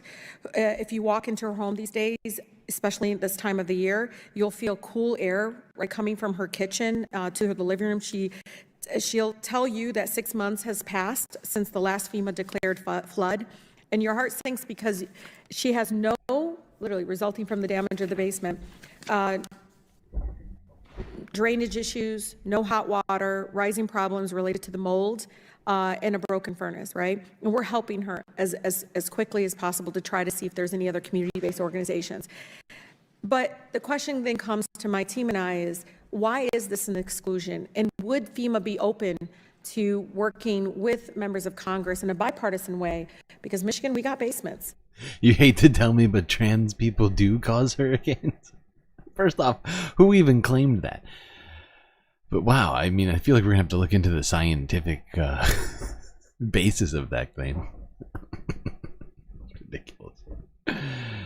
But FEMA should clearly be covering people, non-basement dwellers alike. I don't see why there would be some sort of an exception in this moment. Clearly, if you have a basement, well, it needs to not be moldy and full of water, or just a thought. Even if you're not sleeping in it, probably bad for the rest of the house. Ever heard of the cliche from the ground up? Well, in this case, very true. Quite literally, yeah. All right. Let's talk about a place. And this is a climate problem in a way.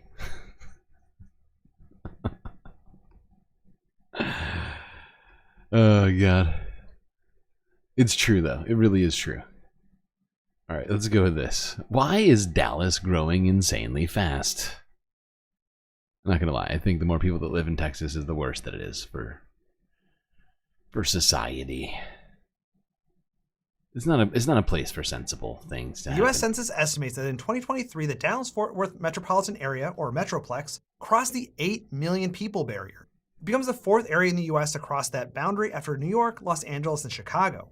Here's the rankings of the top 10 metropolitan areas in the U.S. in 2023. Dallas is in fourth place. Here's the list in 2000. Houston's in fifth. Dallas is barely on the list, sitting at 9th. Clearly, to make such a big jump in the population Also rankings, Houston Dallas needed at to grow 10th. fast, and it did. It already had the fastest growth rate of any city in the top 10 from 1990 to 2000, and was again the fastest growing metro area in the top 25 from 2020 to 2023. With the greater Chicago area losing population, like just about every major metro area in the north, Dallas is poised to be the third largest metro area in the US in just a couple decades. It's kind of surprising for a city in its location. Look at it. It's not on a major body of water like New York, Los Angeles, or Chicago. It's kind of in the middle of nowhere. It doesn't even have navigable river access like, say, St. Louis. But it doesn't matter because the city's growing insanely fast with little evidence of it slowing down. In this video, we're going to understand the economics and policies that have enabled Dallas to be America's biggest boomtown right now. It will also help us understand what's happening with the Sun Belt, the lower third of the United States experiencing rapid growth, while most of the northern metro areas are losing population. Is there anything that slow growth cities can learn from the unparalleled boomtown that is Dallas? Let's get into it after the bike bell. Yes, we just need to become. Let's get started by figuring out why Dallas grew up seemingly in the middle of become nowhere. Dallas. It turns out that in the early 1800s, it actually wasn't in the middle of nowhere, at least not completely. Farmer and trader John Neely Bryan was in the Trinity River floodplain and noticed that the paths of the Caddo people merged at a useful ford in the river, allowing for safe crossing. Okay, we're gonna move a little bit ahead. I think we're going a little too far back, pal. Initially, Houston benefited the most from the Gulf oil fields, but Dallas wouldn't be left out of the action for long. After rampant speculation across the state, prospectors struck oil in the Electra oil fields in the north, opening up the entire North Texas oil field. They found other oil fields in Texas later, and they found the largest oil field in Texas in 1930. It was the East Texas oil field. Practically. But you think the Dallas economy is mostly fueled by the cheerleader the cheerleader market? Wow, interesting. In Dallas's backyard. Now, each of these oil fields created their own little boom towns, but it was really the already established big cities like Dallas that ultimately benefited. These oil companies put their headquarters in the big cities, and Dallas today is home to many energy company headquarters, including ExxonMobil and Halliburton. Many of these companies got even. So yeah, I mean, the North just has to learn from Dallas and bring all the oil company execs in. You know, that's all it is. Thanks, City Beautiful. All right, let's move on. Well, you know what's also great? The fact that Houston and Dallas are growing so fast. Because, you know, what they also get to have is Bible-infused curriculum. So we get a huge portion of the country all learning from the Bible from a young age. And that'll be great.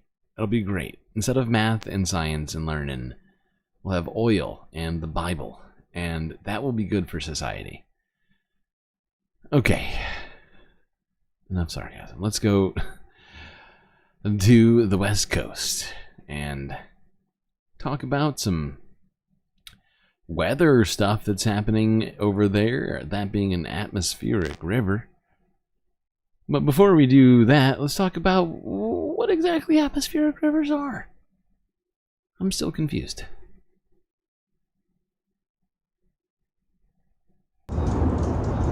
A powerful atmospheric river pounded Washington state and the Pacific Northwest this week, killing at least 2 people and knocking out power to hundreds of thousands. With temperatures around the world rising, scientists say these weather systems will become larger and possibly more destructive. So what is an atmospheric river? Allison Cintarelli, a meteorologist for the National Oceanic and Atmospheric Administration, breaks it down. Atmospheric rivers are pretty much, you can think of it as like a river in the sky. So a river transports, as we know, a river transports a lot of water. Yeah. And so atmospheric rivers are essentially that, just up in the sky. They're relatively terrifying. narrow regions with significant water vapor that helps to transport moisture from the tropical areas into the mid-latitudes, which is where the United States is located. Atmospheric rivers appear. There we go, folks. Sky rivers. That's exactly what it sounds like. Just a bunch of water in the sky waiting to come down, just being transported at a high speed outside of large, low-pressure systems, straight to your doorstep. It's very convenient in terms of water transportation. Who knew? You know, Sky River. Okay. Let's talk about that Sky River in the Bay Area.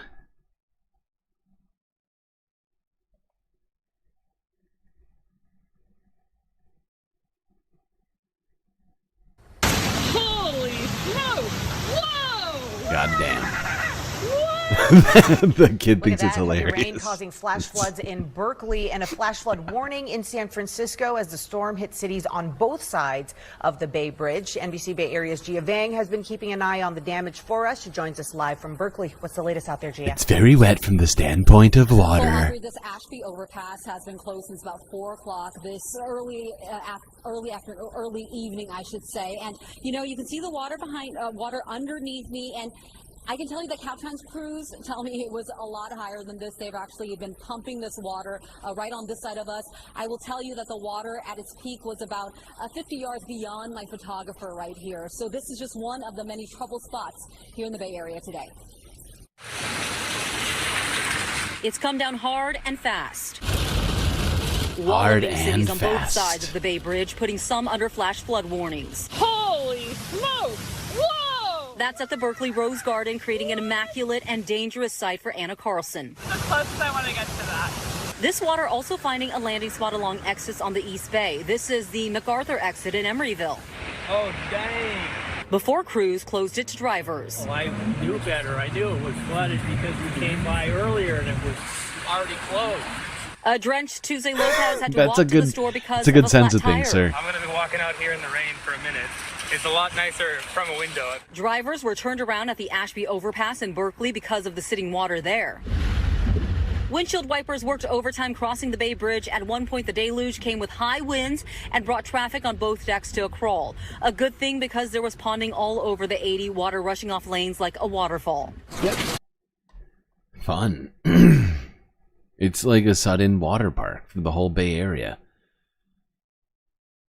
You know, an unintentional good time. And by good time, I mean terrifying in some cases, but seems like at least people are managing to stay safe. All right, let's go. We got more footage of I forgot. We have more footage. You know what? We'll just watch straight through. Fuck it. In San Francisco, residents were thrilled Public Works stayed open later to grab their sandbags, worried for the days to come. Now, last year we made it through. This year we want to make it through, but if it doesn't, I want to have sandbags to give it some more time. And in flood-prone areas like 18th and Folsom in the city, flood barriers are also up. So again, Ashby Overpass right here. Caltrans crews telling me they think that this will open again pretty soon here. No exact timeline yet.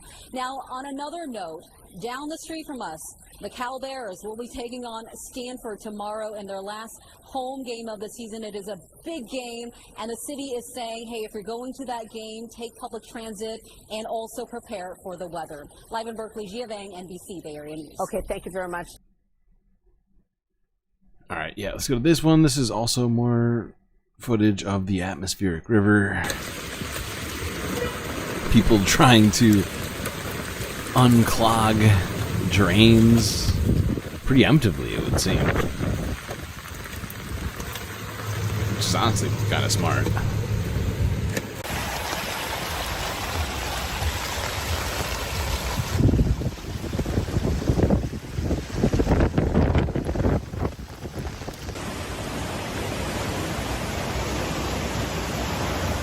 Wow, look at it. It's coming all the way up this stairway and around the walkway here. My God. Yeah, I don't think there's supposed to be water here. Usually trees don't grow out of water.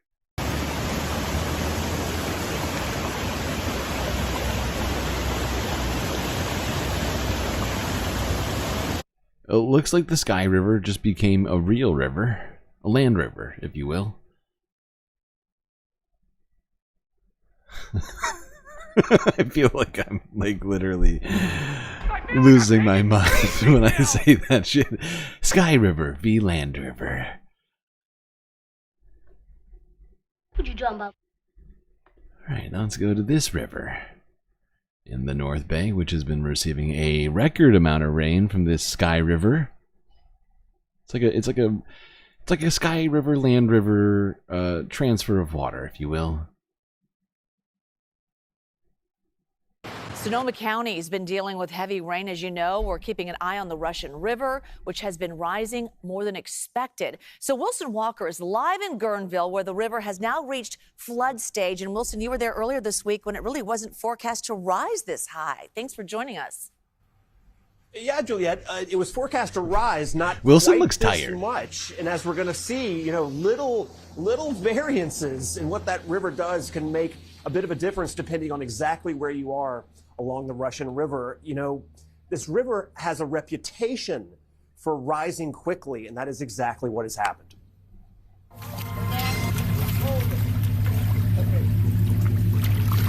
No forward, just real slow. Just put it in gear. So luckily I had a tow rope that I can get it out of the water, because the water was right through the doors. Okay, hold it.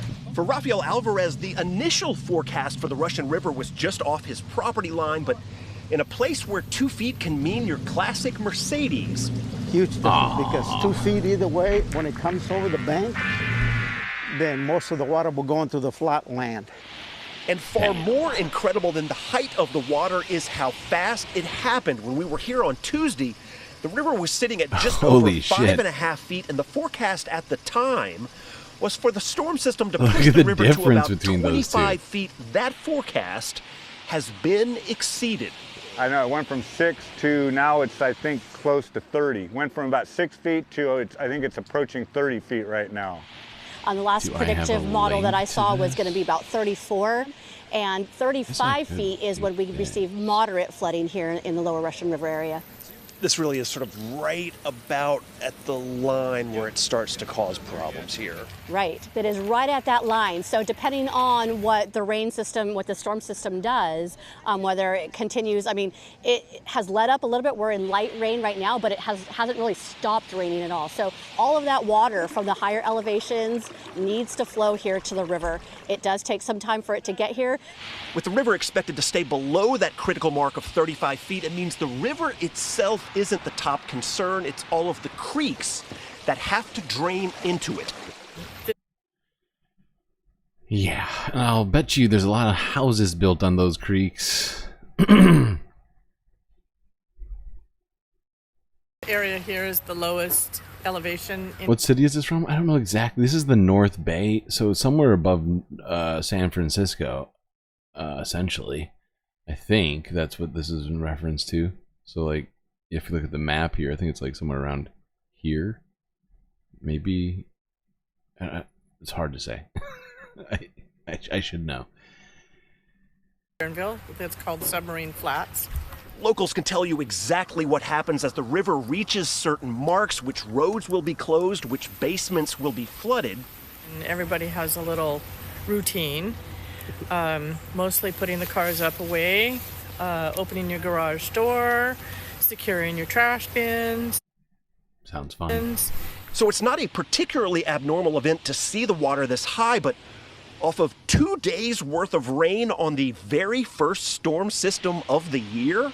And it was only lucky that it's so early in the season because there's plenty of places for water to go right now. The river wasn't full. The creeks were completely dry when this storm. It's a great point because the West Coast is about to start getting hit by these sorts of storms over and over again for the next 3 or 4 months.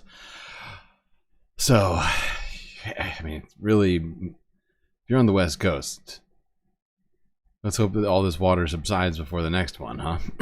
All right, I think we're done with this. We're not going to leave the rivers. We're going to stay in the rivers, but we're going to go a little north. Whoops, went to the wrong thing. Yeah, let's go here. The Klamath River. This is also in the Bay Area. Salmon make historic trek past recently removed Klamath River dams. So there's been a big effort to remove these dams, which were put in a while back. And well, let's see what the effects of all that are on the environment.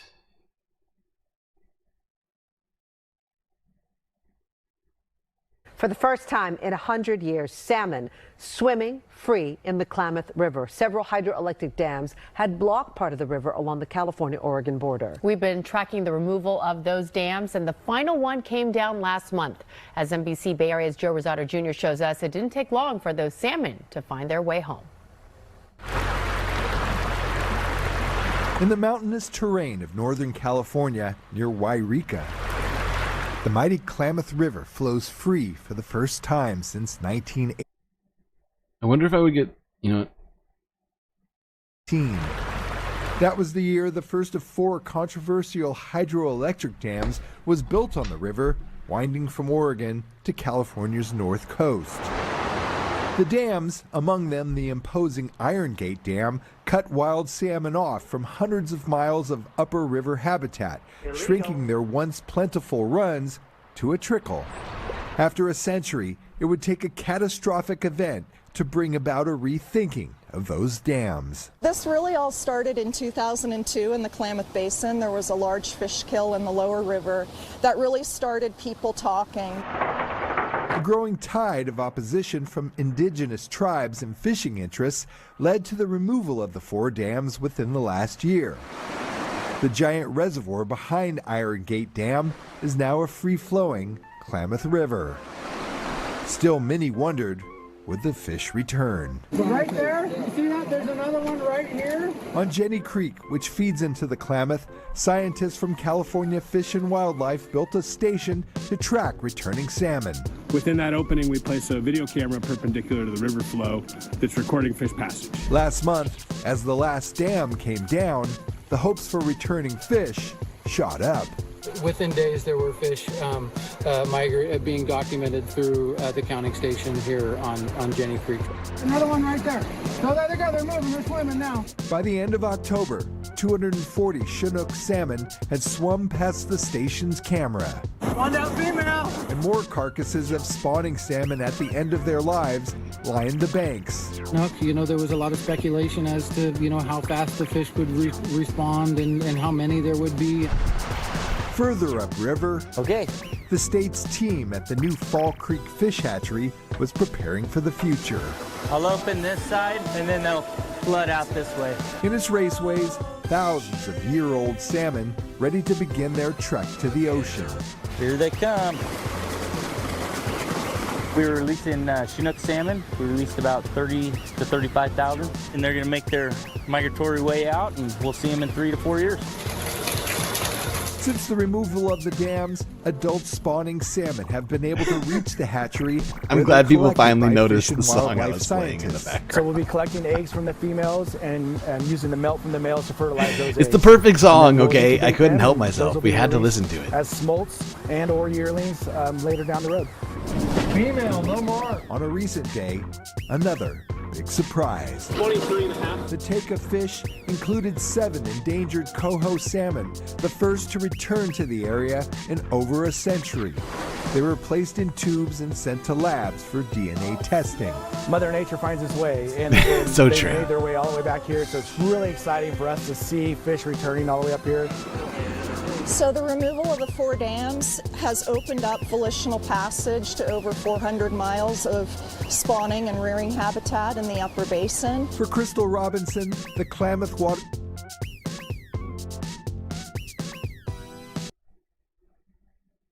It's a beautiful story. You know what? I have more on this. Even deeper dive on the salmon. It just felt right for us to do this. We have a lot of difficult environmental stories we go through here on a daily basis. And we deserve fun. We deserve salmon freedom. And I will do nothing. I will not allow us to be repressed. We will have salmon freedom. We will have fun. So let's go to this story from California Trout. YouTube channel called California Trout with the story on the Klamath River.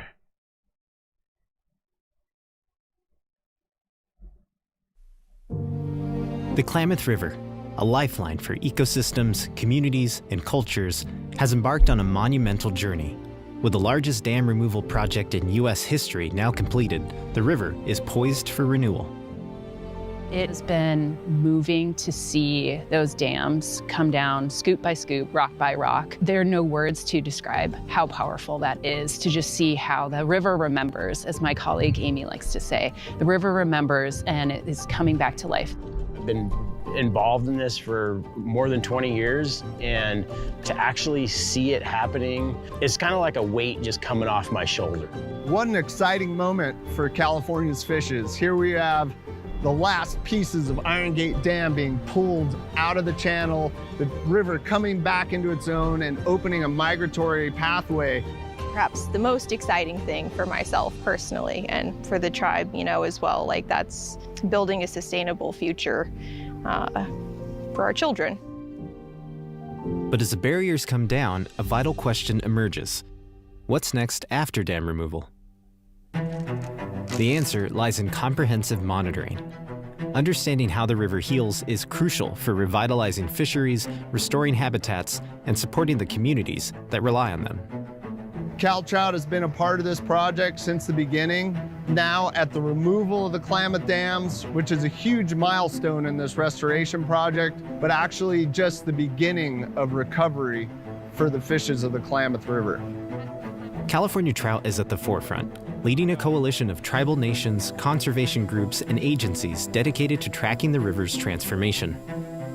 All right, so we are here at Res Ranch, right on the Klamath River, and we are getting ready to put together the sonar unit that the Department of Fish and Wildlife has donated to this project so that we're ready for when the fish get here and we can detect adult salmonids moving through the river. I just think it's a great project. And we talk a lot about the sort of rewilding of some of these sort of estuaries and things like that. In many cases, you know, there's a lot of underutilized or completely out of service dams around the country. In some cases, they are a safety hazard. Many cases they are, and well, in all cases, they are essentially blocking the free flow of water as it would naturally. And so I'm generally about these sorts of things. So long as there isn't some clear negative impact that can be pointed to, I'm all about it. Now, let's keep it going. We are going to leave there. We're actually going to go back to Bozeman. How many times have we talked about Bozeman, Montana in the last week? Jesus, what is happening? All right, let's go to Bozeman. This is a good story for Bozeman, so good job. 1 of 3, I suppose.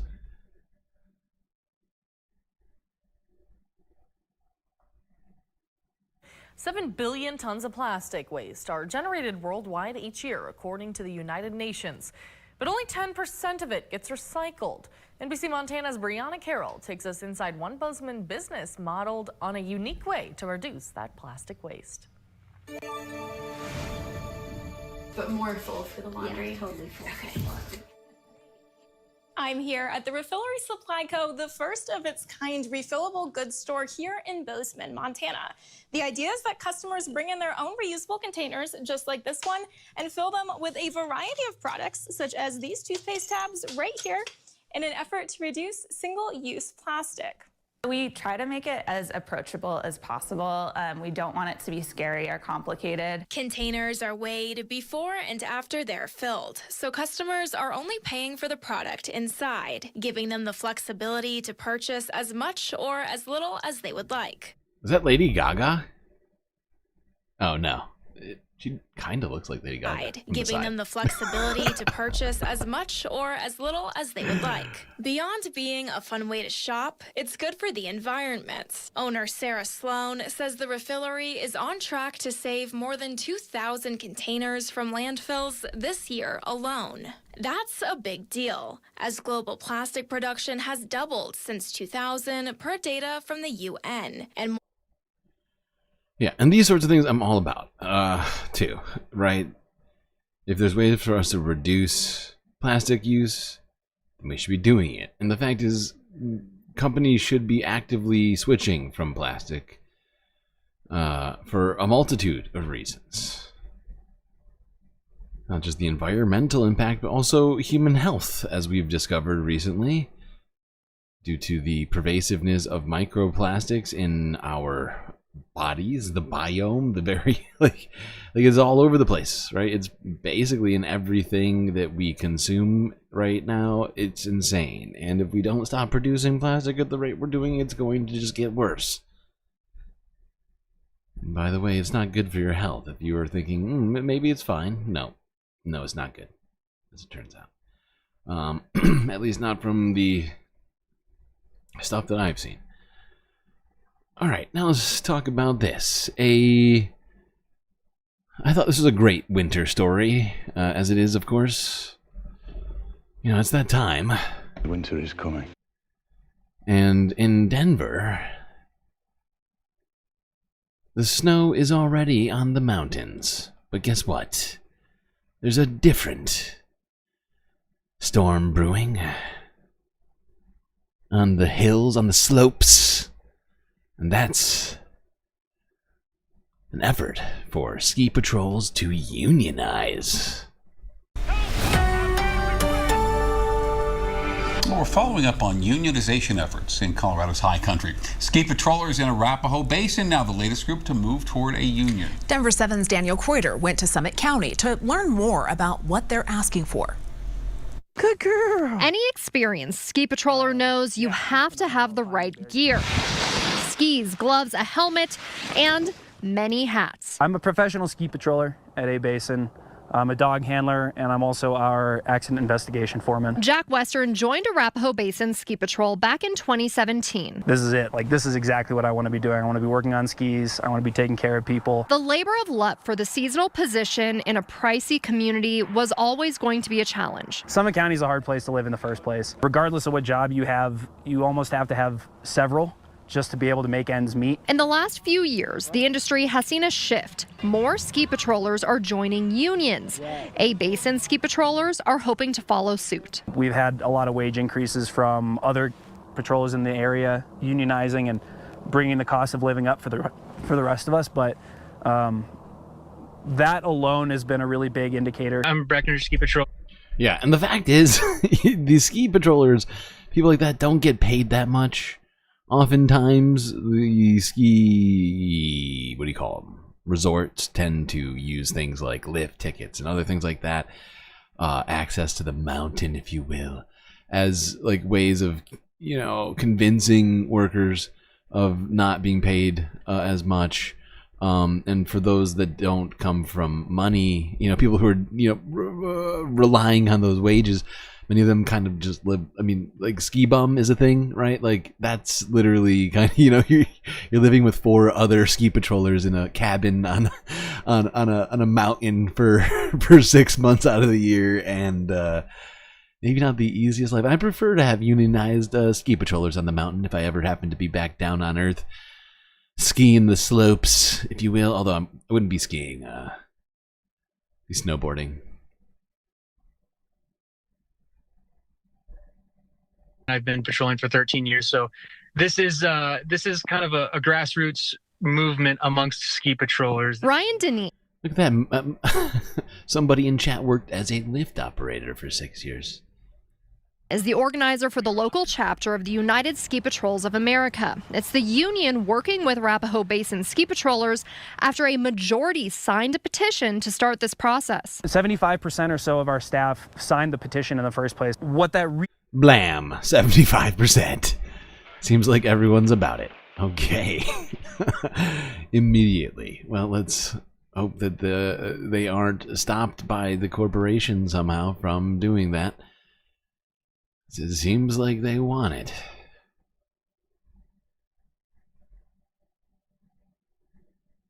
All right, let's talk about this. How and why are U.S. winters permanently changing? Hope it's good.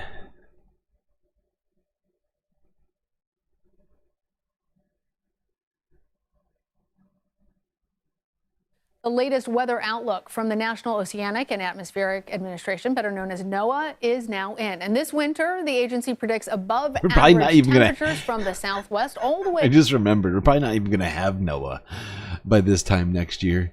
We'll just be guessing what the weather's going to be like. We'll just have like, what do you call them? We'll have to ask Elon Musk what the weather's going to be. Oh my God. I don't know if you heard, but one of the plans in Project 2025 is to disband, just completely get rid of NOAA entirely. And this winter, the agency predicts above average temperatures from the southwest all the way up to the northeast. The head of NOAA's Climate Prediction Center says it's because of a, quote, wow, Lady Badass, we watched this. Yes. Yeah, okay, we're watching one video out of like 30 videos we've watched so far. We watched yesterday. Sometimes people don't make it to these whole streams, and so I like to, pepper in 1 or 2 vids. Get to watch them twice. It makes my life a little easier. But hey, if you wanna just crush my spirits, fine. You do you. All right, I'm not your dad. Okay. Slowly developing La Nina pattern, which tends to cause drier, warmer winters. For more, let's bring in CBS News Sacramento meteorologist Tracy Humphrey. So Tracy, I mean, it feels like we have had really mild temperatures this fall overall. You've been reporting that this winter is expected to remain above average. Overall, it seems like U.S. winters are changing. Is that true? Oh, I would completely agree with you. Long story short, yeah, they are. Winter is the fastest, warmest warming season for most of the United States. And last year was a record warm winter for the U.S. We had an average temperature of 37.6 degrees. That puts us about 5.5 degrees above average. Now, that also means, Lana, warmer days in winter are... So on average, it used to be freezing. You know, the temperature that creates snow, which is an important part of our environment. Wait, whoops. Wrong sound shot. Climate and everything are the same word. Yeah, sure they are. Okay. Gonna move away from that horrible story about how winter has been canceled. That's it, no more winter. Alright, let's go to this problem affecting waterways in Michigan.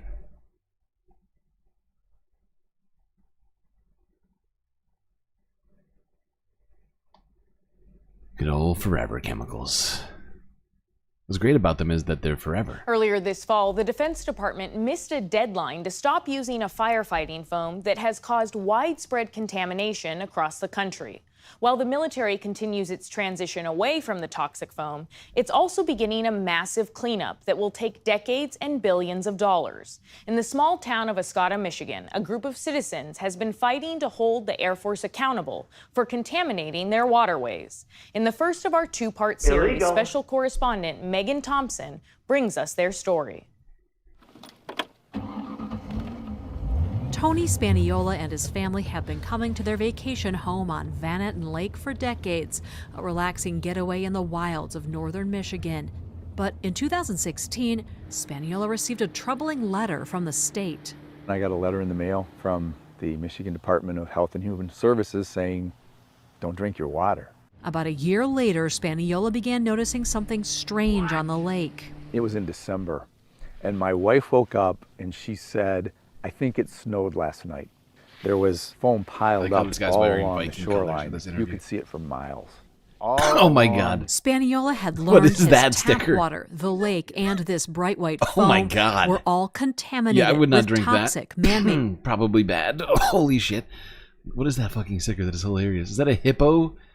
Is that Moo Dang in swiveling in a gamer chair? That is hilarious. I love that. Thank you, PB. For that laugh, that's beautiful. Last night, there was foam piled up all along the shoreline. You could see it for miles. All along. Spaniola had learned his tap water, the lake, and this bright white foam were all contaminated with toxic man-made chemicals. I assume all hippos are Mudang. Any animated hippos that I see, I just assume those are Mudang. I'm just going to do that. You don't have to do that. I'm going to do that.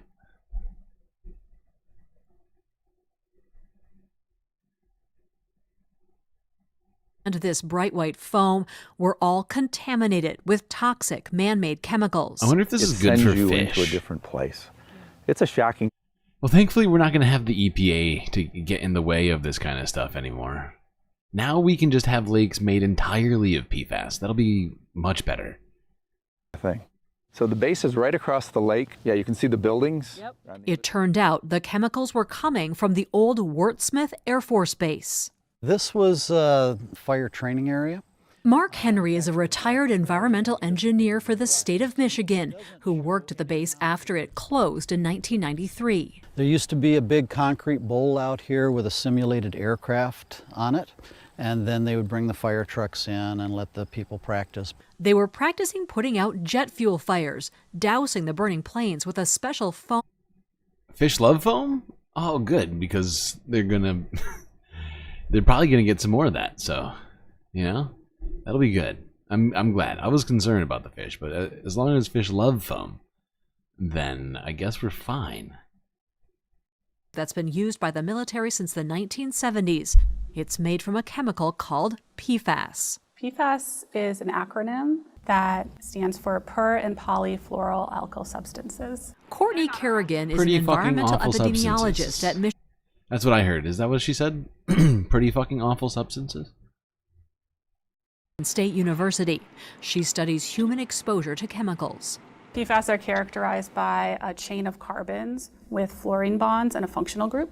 One end likes water and the other does not and repels it.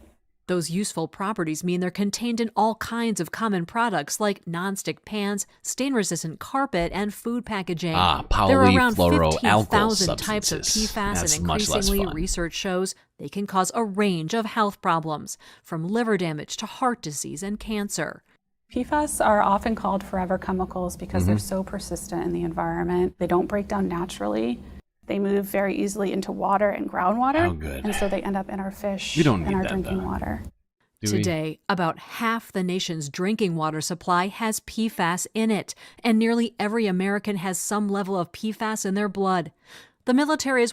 You know, this is why we just need to make the switch to Brawndo now, right? Because the water's got too much PFAS in it.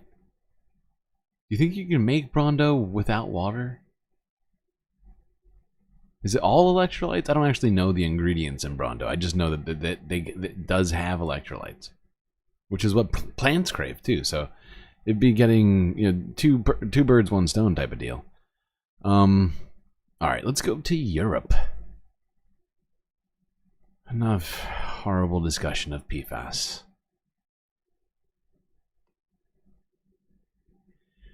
Europe's been getting hit by all sorts of storms recently, and the UK is just, seems to be the target of many of these. Wait a second, did this video get taken out? What's happening?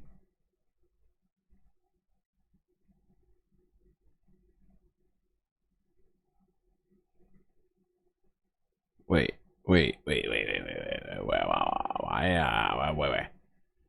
What is happening?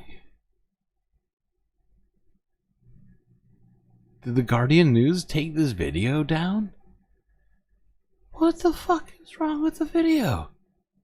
Oh, you sons of bitches. This is the only video I have on this storm in here. Oh my god, they took it down. I hate you. I literally hate you. One unavailable video will not be seen in playlist. Thanks. Thanks for that, Guardian. Okay, never mind. Let's go directly to Baku, Azerbaijan. To the COP29. What do you say? Let's see how it's going over here. Probably good. Let's see what the activists think.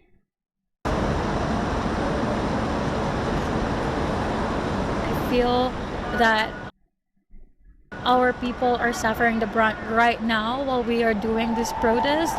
We are losing our homes, we're losing livelihoods, we're losing lives. Right now in this protest, it is high time. Yeah, I think that's a very accurate statement. Quite literally, we have been watching the Philippines get obliterated.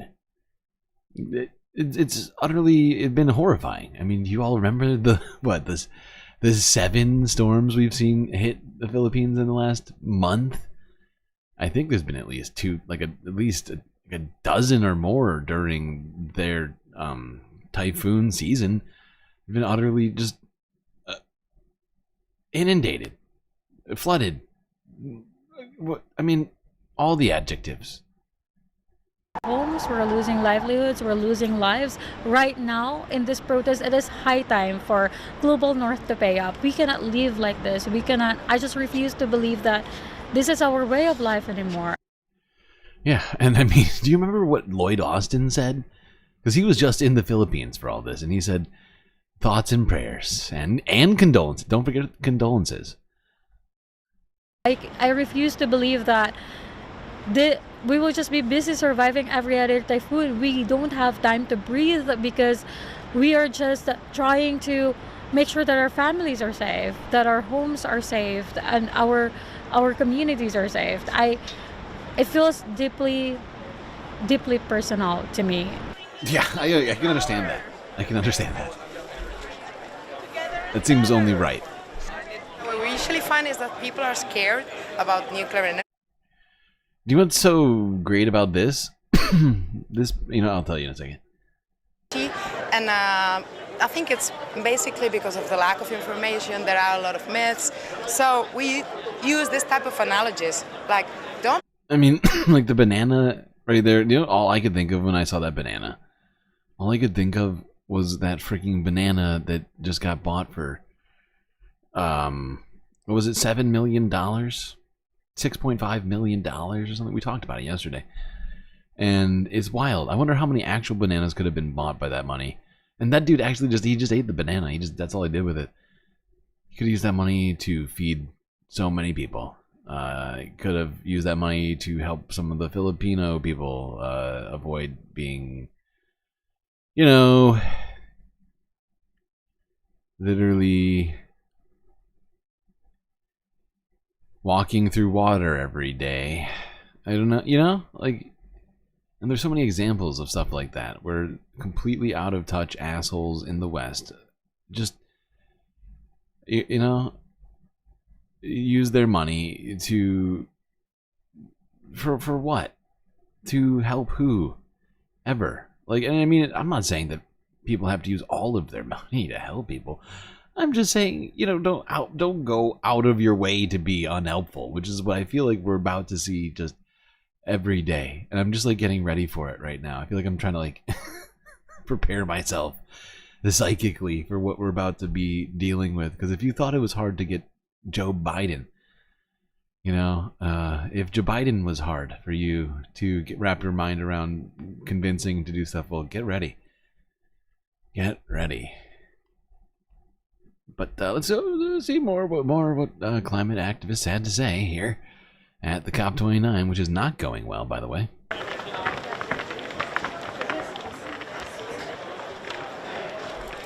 Stand up for trillions, not billions.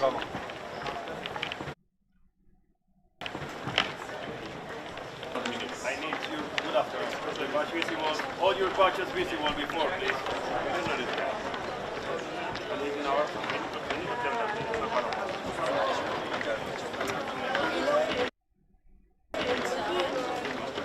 Try to see the people to the eyes when they come to the eyes.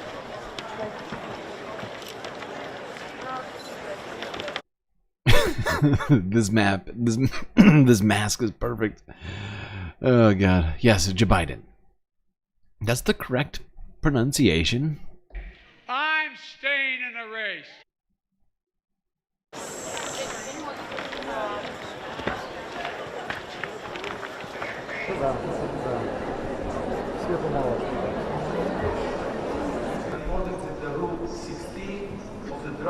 Now that guy, I'm pretty sure, is the representative from Azerbaijan, which is an oil, what do you call them? It's a petro state, completely run on oil money.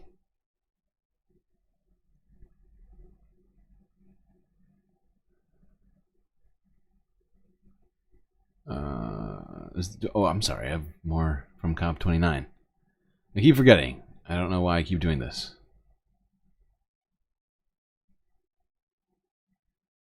This was from earlier today, 8 hours ago. A little bit. I think it was more like 12. No deal is better than a bad deal. No deal is better than a bad deal. Actually, no. I take it back. I refreshed the list. This is 8 hours ago.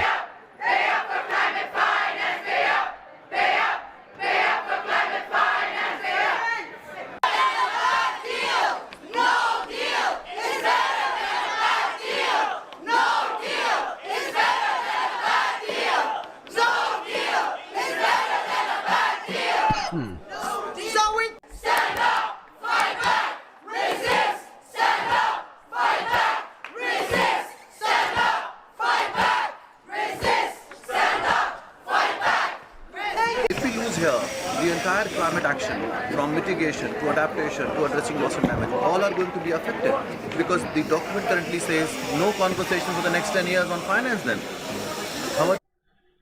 what it must be like to be as sick in this world. Oh boy. I don't know if you're familiar with the Sikh religion. It's actually one of the few religions where I'm like, wow, ideology on point. Like, it's like completely pacifist from my understanding of it. And, you know, like, kind of against much of what our sort of global society tends to embrace. And it just, you know, seeing this guy at this climate conference with all the stuff we've been talking about today, I don't know why. It's like, it's like making me like in this like laugh or cry situation. I'm just like, dude, I would love some. Can we get some pacifism from some people, please? Why is everybody shooting bombs at each other? Can we just all get along? Oh my god. But that's who we're going to have in charge of things. Donald Trump. I'm sure that will bring peace and climate justice. Any day now.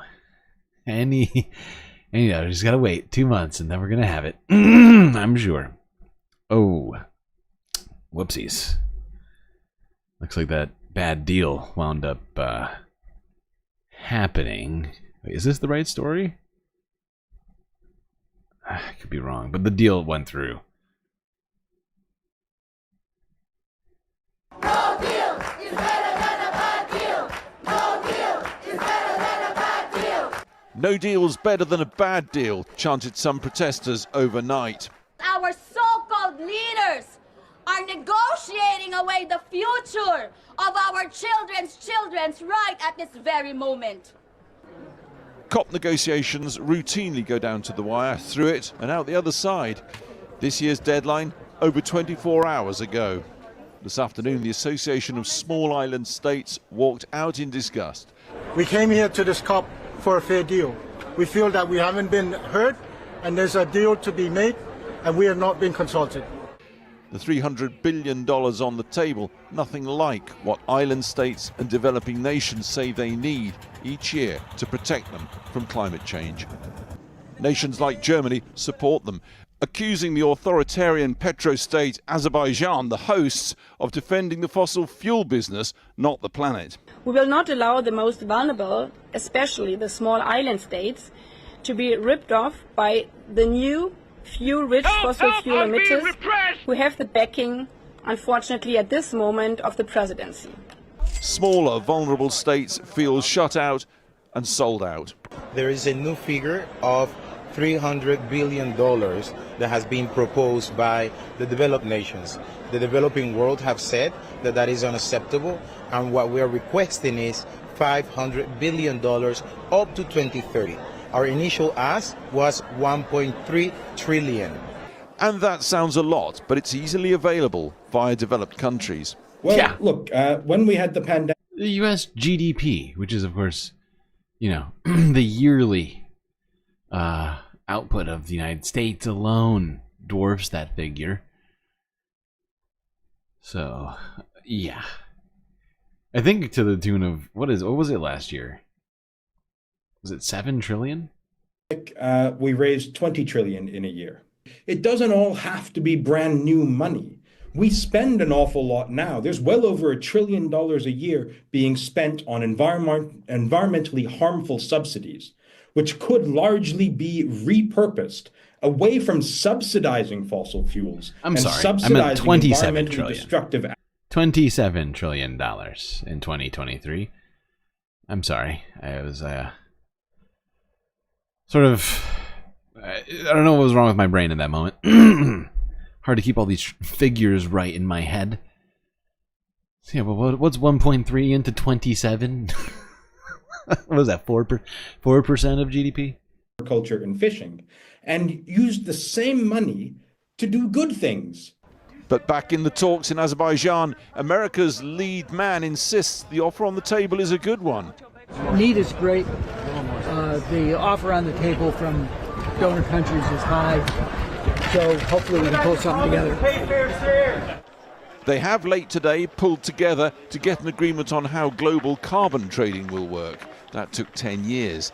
As for the money question, well, it's around 11 at night in Baku, and they are at least still talking. Well, I'm sorry to tell you,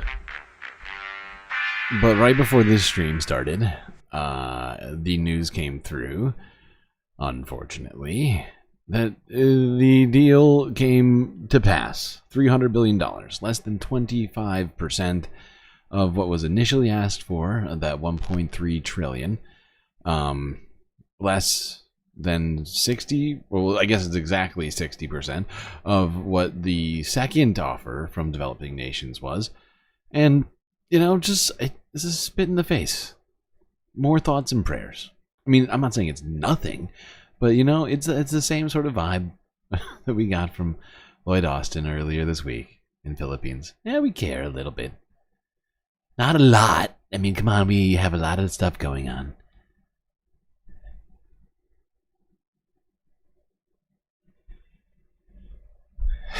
They'll get diddly squat from Trump. I mean, if you can, I'm sure Donald Trump will reverse the United States.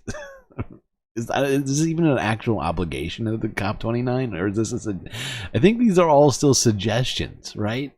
Like a COP29 isn't even binding, and there's no like enforcement mechanism for it. I mean, hopefully people will stick to their word. That's literally all that keeps this thing together. Put somebody like Donald Trump in charge. Don't see how that sort of thing gets done. At all. I'm sorry for my pessimism, but that's, I mean, literally my estimation of it. Okay, let's go a little bit further to the east, to New Delhi in India, where the smog is still fucking going on. No, this is not a repeat vid. No, you're not this is not the Matrix. This is not deja vu.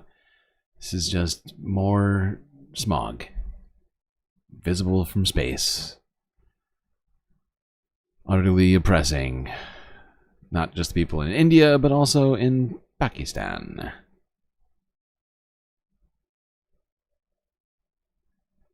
We're terrible at naming things? What do you mean? Because there's Delhi and New Delhi?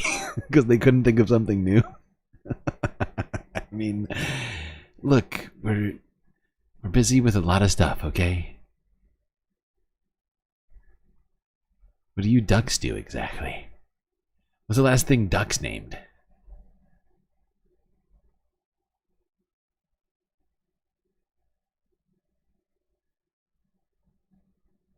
Looks great. By the way, it's currently somewhere around 5 times the dangerous limit. So, like, there's all sorts of different levels of smog.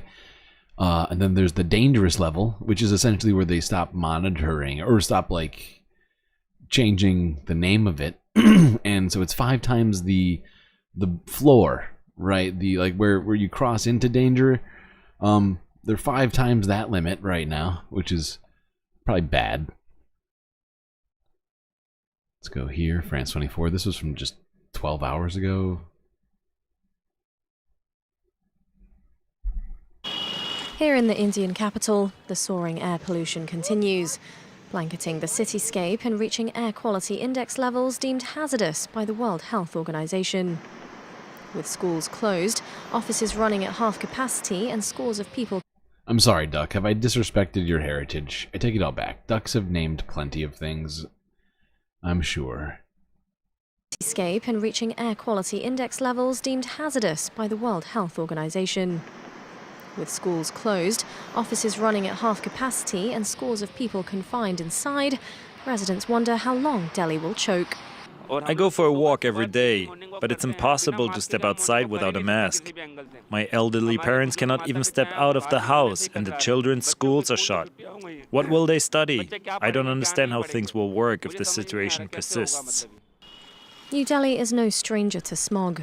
The city I guess you just have to, like, you either need to evolve some sort of more advanced eye, or like you just hold the paper like really close to you. Oh, I know. You could scan all books and then use the Oculus Rift to look at them. That's it. Because then the smog will hopefully not be able to make it into the VR headset, right? And then you can read the book. See, I'm innovating. Annually in the winter, as smoke from agricultural crop residue burning in the northern states of Punjab and Haryana blows over to Delhi. It's then exacerbated by vehicle emissions and lower temperatures that trap the dust and smoke. Though some farmers are looking for greener ways to clear their fields, trying new mulching techniques, environmentalists are calling for authorities to tackle the root causes of air pollution, like transport and factory emissions, and to stop treating the smog as seasonal. Yeah. It's definitely not seasonal. It's almost entirely human-caused. Ah, God.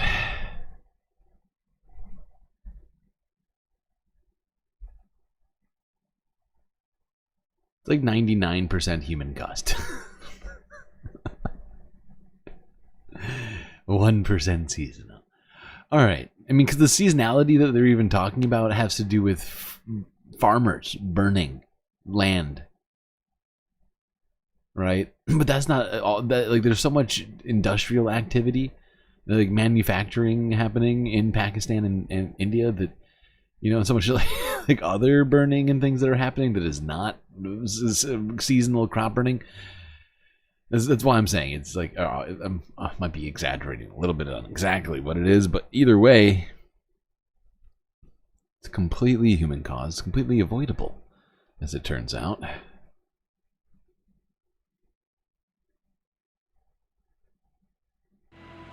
Farmers here used to burn paddy stubble to clear their fields. But in this tiny village in India's Punjab, farmers are ushering in a cleaner, greener way of farming. No way. Every year, the onset of winter in northern India coincides with farmers illegally setting fires to clear crop waste or paddy stubble after the harvest. It's an outlawed practice that stokes air pollution in the region around New Delhi. It has turned the Indian capital into a virtual gas chamber, recording hazardous levels of air pollution. The conditions prompted an outcry over the unabated stubble burning in the neighbouring states of Haryana and Punjab. Here in Jaitu, about 250 miles from New Delhi, farmers are working closely with an NGO to transition from the traditional method of burning farm residue to mulching. Oh, revolutionary. I mean, people have been doing this for a while in other places. It's about time. It's about time. India's filled with technology. Don't see why they haven't been using it for farming. It genuinely confuses me. But of course, there is rampant inequality in India, so I would say that may be part of it, as well as perhaps just a disregard for the environment for some time due to traditions, among other sorts of beliefs. Thankfully, people realize there is another way. No, it's partially fires, but it is also very much manufacturing, right? Like the fires is a thing; it happens seasonally, but it's been pervasive through the burning seasons. At this point now, the air quality has been so bad there that cloud has been visible, remains visible to some degree throughout the year. All right, let's go to this just to sort of recap our coverage of this situation. We've been talking about this one for a while. Philippines, this is the last typhoon that hit them. Sort of discussing all the devastation from these recent storms. AP archive from 20 hours ago. Actually, I can't remember. Did they discuss it? I can't remember. Good God, I look at too many videos.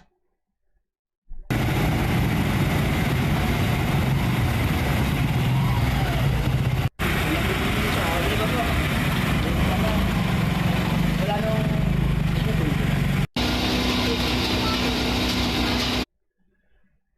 Why don't I acknowledge you then? I acknowledge all of you at times. Whenever I, if I just acknowledge chat, we wouldn't get anything done. It's something that I came to the conclusion of recently. Not recently. Early on. Why did I say recently? Early on. I love all of you, and so I do try to respond to you as much as I possibly can without completely upending the format of the show. But y'all have so many great things to say all the time. If I repeated everything or responded to every single thing you all had to say, we'd just be sitting here talking to each other. And maybe it'd be fun. Maybe one day we'll just have a chat show. Maybe we'll have call-ins on Discord or something. I don't know, get crazy with it. But, for the regular shows, I gotta temper it, right? Like I gotta, it's like double Dutch, right? You gotta jump in and out. I do what I can.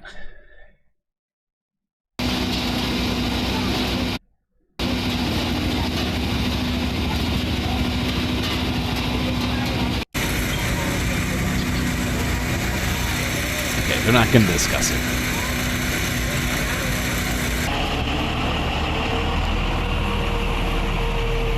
So I'll discuss it. The recent damage from these storms that hit the Philippines in the last month has been horrifying. Maybe start a Discord. Start one. Had one. Maybe start getting in the Discord. There's a link right behind you, actually.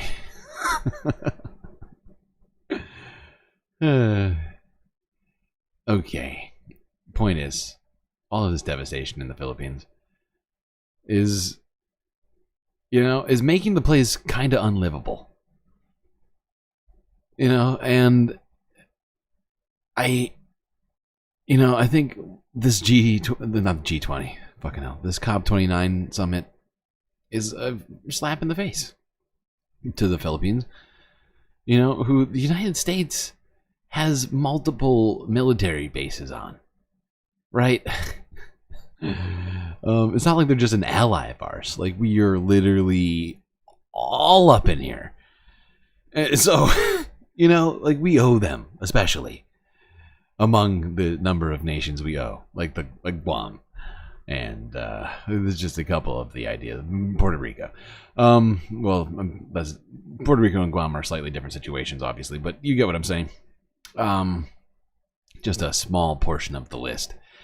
And this stuff is just going to keep getting worse. This devastation we've seen here in the Philippines is honestly, it's this kind of stuff that I only thought we'd see in the movies. I did a mashup of Philippines damage and Waterworld earlier this year. Or at least Philippines damage was all up in there. Because it's just, what we've been seeing here is insane. People walking chest high water. Like, we were just looking at roofs littering the streets. That's not where roofs are, traditionally go, I'd point out. Okay. Do a couple more environmentally type stories. These two are going to be in the UK. Oh my god, I just realized we don't have space news set up today. These are technically UK stories. We can take a space break right now. Space break? We can just go to the UK and it'll feel the same as if we did it during the climate. You know what? That's what we're going to do. It's weird how that works sometimes. Alright. I'm going to give you different space music to get through this final break. You deserve it, I think. Pretty sure. It's not like I'm keeping a list like Russell Vought. But, my generally the vibe is I think that you deserve it. I'm falling off. What is that supposed to be? Oh, because I don't have space news. Wow, always with the, the harsh but fair criticism sometimes. Maybe I'm falling off. Lack of space news, might as well just turn it in. It's going to be a Trump presidency anyways. Am I going to affect the narrative or something? Come on. What's the point of this, anyways? Give up, StreamLord. You're cooked. That's what I tell myself.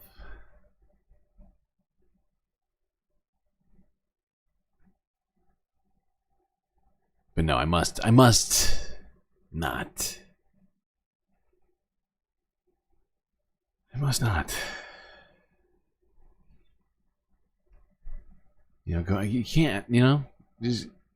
It's kind of, it's not a galactic motto or anything, but you just can't go easy into that night, into that abyss, if you will.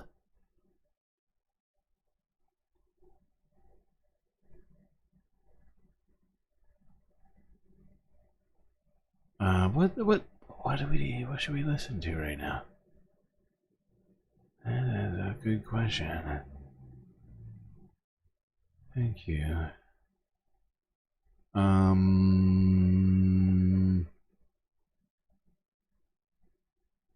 Yeah, I guess we'll do it this way. Why not? I don't think he'll copyright. He doesn't copyright strike me for this. That's one of the reasons why I love you. Right. Baby, no money. I'm going to turn the music down for this quick capitalist advertisement. If you haven't already, hit the like button. Don't forget to subscribe. And once you're done doing those two things, do consider becoming a galactic contributor. All sorts of great ways to do that. YouTube, Twitch, Patreon, Cash App, PayPal. But honestly, don't just give me money. I know, I'll take it. Don't get me wrong. I will take it. If you want to just give me money, you don't want benefits, and you're just like, dude, you're doing such a great job. You just deserve more money right now. Not going to stop you. But why not try Patreon first if you're not contributing in those other places? Because you get a whole bunch of super sweet space benefits. Only $3. I'm sorry, hold on. For the next 7 days, $1.50.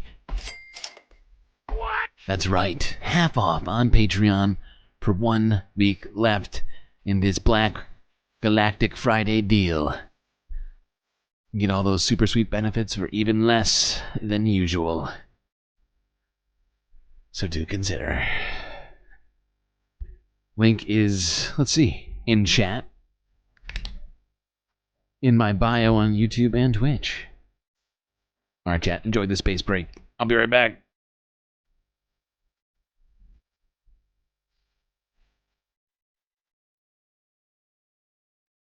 No, I'll start this from the beginning again.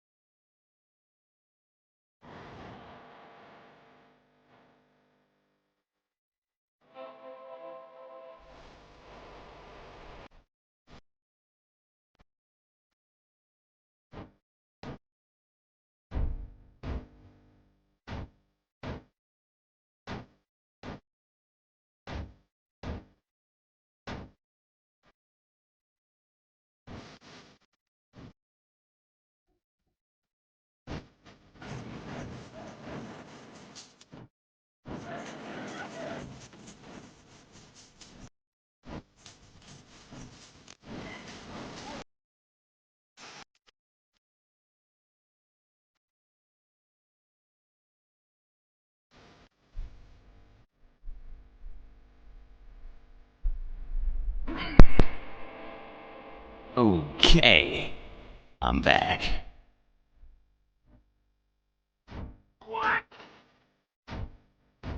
Don't be creepy.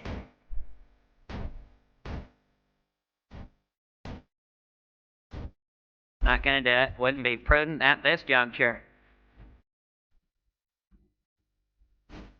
Well, chat, it's time. Get back to those seats. The final half of this show.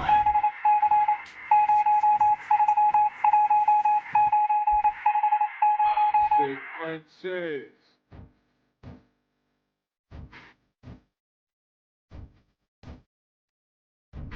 Oh, that's right. The Philippines were U.S. territory. And they were like, you know what? We'd rather not be in charge. But we do want the bennies. Thanks for the reminder, Nadia. It's hard to remember all of history all the time.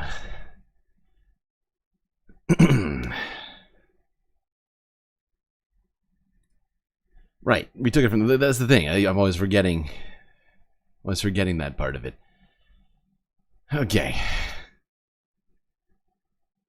I hope you enjoyed that space break. Now, let's get back to the show in the United Kingdom. Where we got a couple of technically environmental issues, as well as a couple of other non-environmental issues to talk. We're going to be in the UK for a little bit, actually. So hopefully we have some of our UK viewers in the chat. I think I see at least one. Okay. Start with this. We already talked about this. This is some other footage, global news from the UK farmers' protest, which I looked into more. Farmers! No face! No farmers! No face! No farmers! No face! No farmers! No face! We should get some rioting on it. What?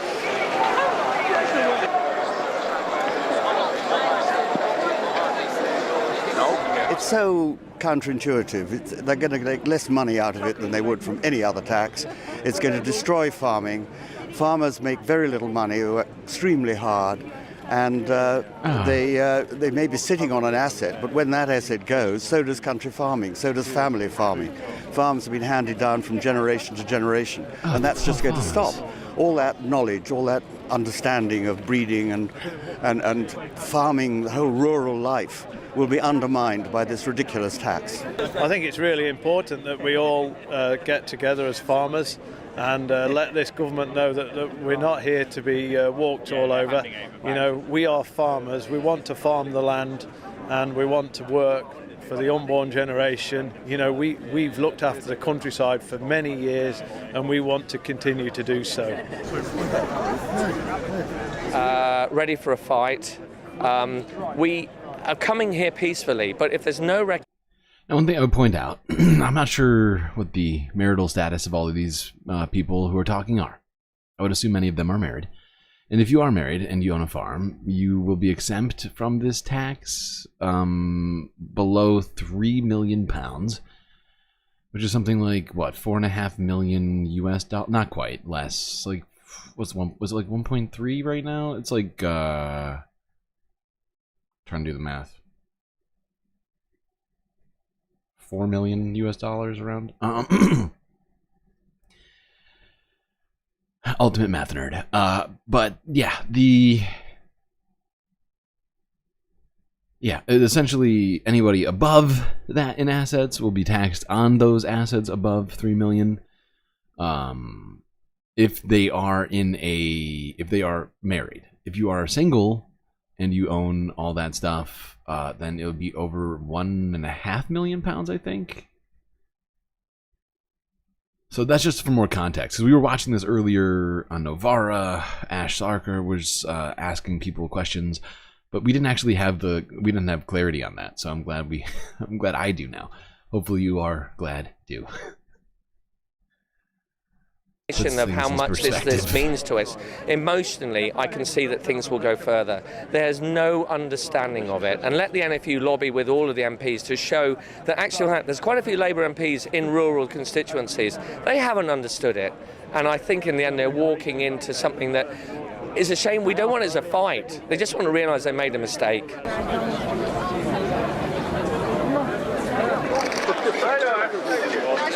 you. Yeah, except what's great about these protests is all the UKIP leaders are here as well. So you know that there's definitely nothing problematic happening. Please back down. Please back down. Jeremy, why are you here? Jeremy, why are you here? And as well... Why? Thought I'd do some Christmas shopping. Nothing problem ever as well. I mean, you got UKIP, you got Jeremy Clarkson. That's when you know nothing problematic is going to happen. Everything under control. Nothing ever bad happened around those two. Well, people who are like, you get what I'm saying. Oh, thank you for the, what is this? Are you giving me footnotes? How to Hide an Empire by Daniel Immerwahr. Okay, I have no idea. I can't even comment or endorse or anything, but okay. I'll look into that. Thank you, Nadia. And thank you for the super chat. Back to Jeremy Clarkson. Well, I'm here to support farmers. Keir Starmer is harming our farmers, and he and his government are just tin-eared when it comes to British farmers.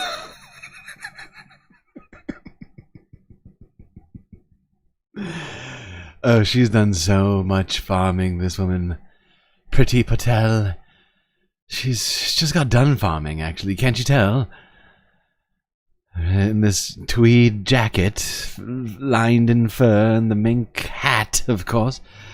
Can't wear this sort of overcoat without that hat. All she's concerned about is farmers, of course.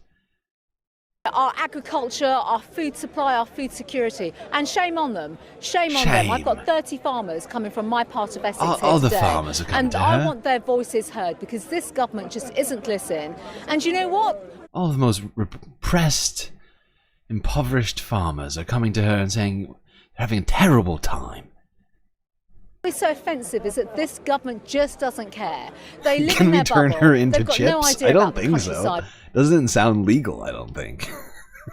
It sounds funny, though. This government just doesn't care.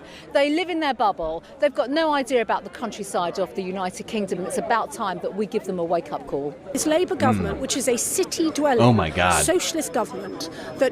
This right here, this jacket says everything about her. It's the same thing in America, right? Like, don't be confused. I know it's in Britain, so it's confusing for maybe some of the Americans watching right now.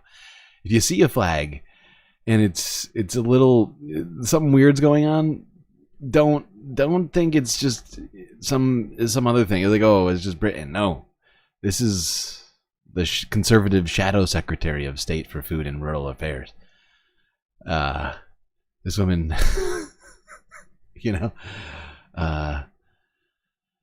not the sort of person who I would call just normal. In fact, I would probably say she's a little unhinged. That jacket's unhinged for sure. Keep it on a flagpole, okay? Settle down.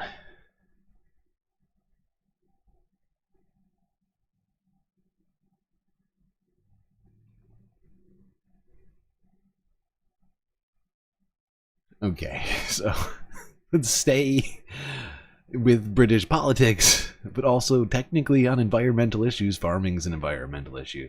So is this. And this is not a conservative, unfortunately, this is not the conservative government doing this. This is the Labour government doing this one. And really, technically, you know, what they're complaining about is the Labour government, although I have much less concerns about that one than I do this one. Let's go to Channel 4 News from a day ago.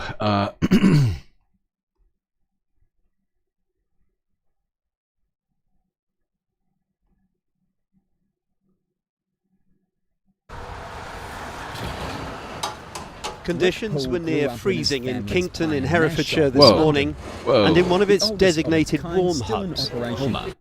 What's happening? Why are you hearing two different audios at the same time? Am I losing my mind? Conditions were near freezing in Kington in Herefordshire this morning, and in one of its designated warm hubs. The Lion Community Cafe, barely a seat was empty. How important is a place like this to you? I think it's really important. You come here and people are friendly and it feels a safe space and you feel a bit looked after. And, you know, for an hour, 2 hours, you can have a tea, a bit of cake and not worry that you're cold because it's lovely and snug in here. The usual Friday free tea and cake is on offer to the over 55s. And today a wellbeing officer from the council is here to discuss, among other things, fuel bills. We, as a council, work with loads of different partner agencies that may be able to help you with the energy crisis. It is timely, given today's news that from January, many face energy bills going up again. Ofgem has announced its latest quarterly cap, which limits the price charged on each unit of energy. The regulator said the typical annual bill for a household in England, Scotland and Wales will go up by £21. For an average household paying by direct debit for dual fuel, this equates to £1,738 per year. While the increase is smaller than last year, the average yearly cost of energy is still over £500 more than it was in January 2019. And that is a worry for many, like 81-year-old Yeah, that's a huge increase. Wait, what just happened? I lost video. 2019. Pause. That's a huge increase. It's $600 more. Not dollars. That's more in dollars. In dollars, that's like, I mean, whatever. I don't know the actual fluctuation that happened currency-wise in here, but I know at least currently, based upon the current exchange rate, like that's like 700 plus maybe 750, something like that. I think I'm doing the math right. Like increase over 5 years in just heating.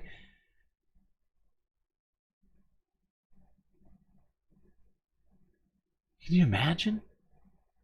That's worse than what the United States has been dealing with. I know that. I mean, not that energy costs haven't gone up here, and they have, but that is intense. I don't think they have increased that much. But that's, holy shit!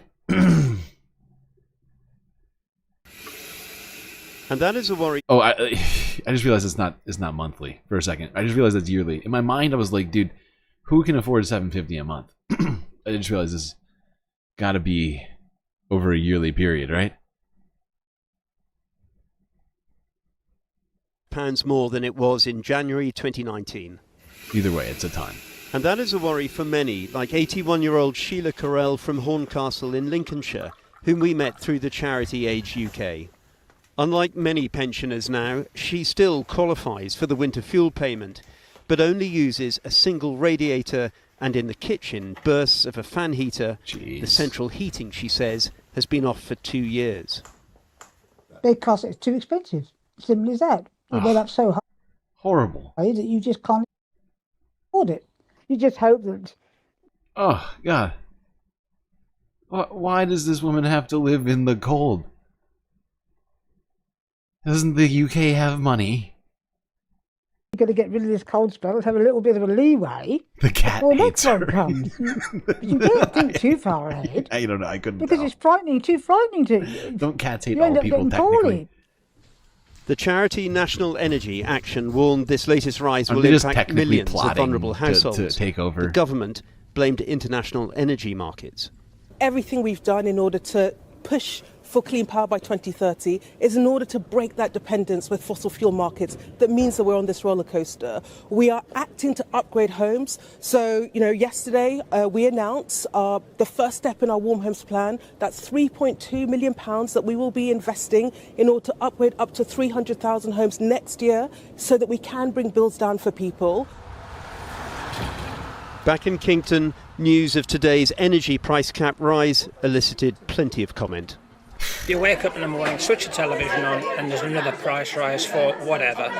And it's just getting to the point of being ridiculous now. Yeah, that sounds right. It sounds right. It does sound ridiculous.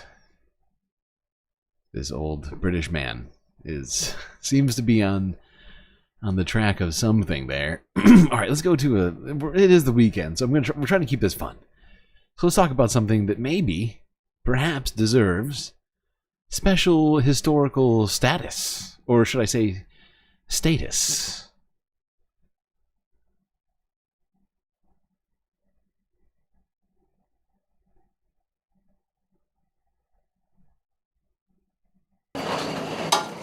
Rick Poole grew up in his family's pie and mash shop in London, the oldest of its kind still in operation today. They're all made by hand. It's been serving this traditional dish for more than a century, and Poole is among those hoping that protected status could ensure a bright future for businesses like his. With a nice crispy pastry on the top and then a soggy bottom. Pie with mashed potato and parsley liquor has been enjoyed by Cockney natives of... How dare you ruin that for me? Pie with mashed potato and parsley liquor has been enjoyed by Cockney natives of East London since the 19th century. Previously made with eels from the River Thames, they are now filled with a minced beef mixture. Beef sounds better than eel. As numbers of traditional shops dwindle across the city, Cockney campaigners like Andy Green are calling on the government to grant pie and mash traditional speciality guaranteed status. It gives these shop owners a sense of belief that they're guardians of a culture, upholding a long and a proud tradition, and also status, because at the moment these pie and mash shops have got the same status as, say, a fried chicken shop. Britain, like the EU, grants protected status to food and drink from a defined area, or that follow a specific recipe as a guarantee of authenticity. Cornish pasties and blue Stilton cheese are well-known examples. It's very good. So that's my grandfather's brother. Paul's daughter, Emma Harrington, says protected status would give security to a business that she hopes will one day be handed over to her sons. We do get a lot of tourists in, but being protected status, it's just going to put us on the map that little bit more, I think. Thank you. Thank you for full circling that for me. She really came through for me on that one. Status. Yes, there we go. Vindicated. I hope the what's it called? The pie and mash is also vindicated and receives its special status. All right, now let's go to this, because a troubling trend is happening with British technology. Here's BBC News from a couple of days ago on the story.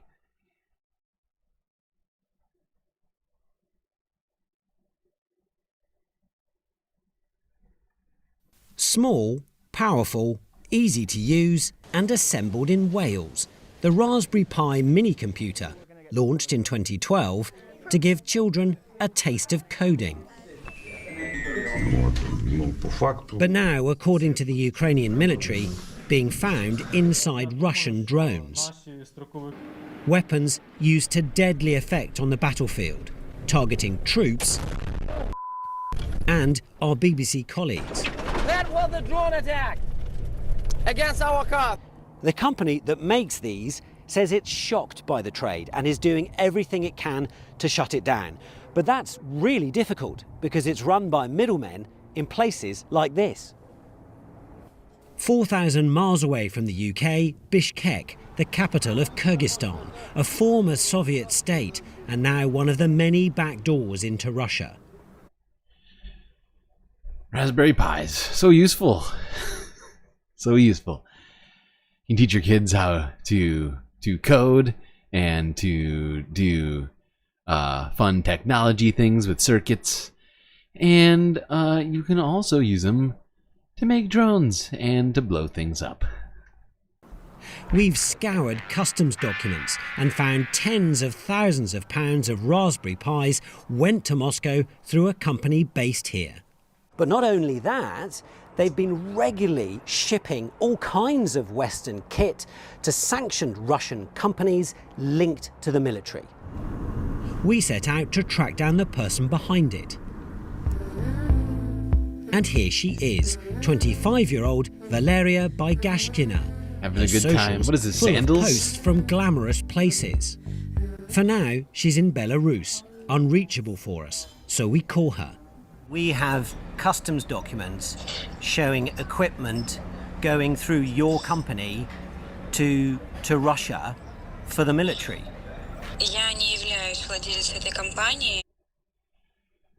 So yeah, they deny everything and say, leave me alone, you're being annoying, asking all these questions. And who said it in chat? I can't even find it now. But somebody in chat mentioned that Raspberry Pis have been used for illicit things for decades. It's totally true.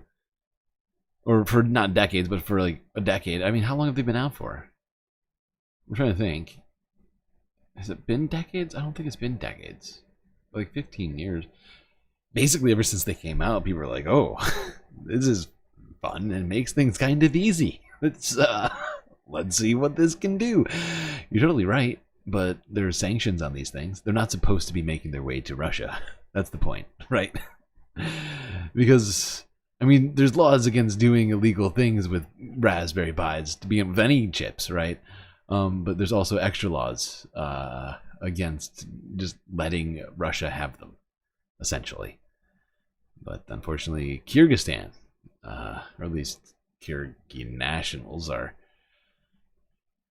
helping in the facilitation of these transactions. Alright, now let's go to the ECB, talk Eurozone economics here. As some recent data is sort of pouring a gloomy vibe on things. The ECB sounds the alarm. The Eurozone is facing another potential debt crisis. Welcome to Macro Matters, your regular look at what's driving the global economy. I'm Peter Devlin. Fears of another meltdown in the single currency area have resurfaced. The European Central Bank cautioned this week that the Eurozone could be facing another debt crisis, as if the bloc cannot boost growth, lower public debt and fix policy uncertainty. The message was clear from Frankfurt. Vigilance is paramount and complacency is not an option. But is Europe heading towards what former ECB chief Mario Draghi described as a slow but painful decline? Well, to help answer that and more, I'm joined by George Buckley, Chief European Economist at Nomura. Welcome, George. Thank you very much for joining us.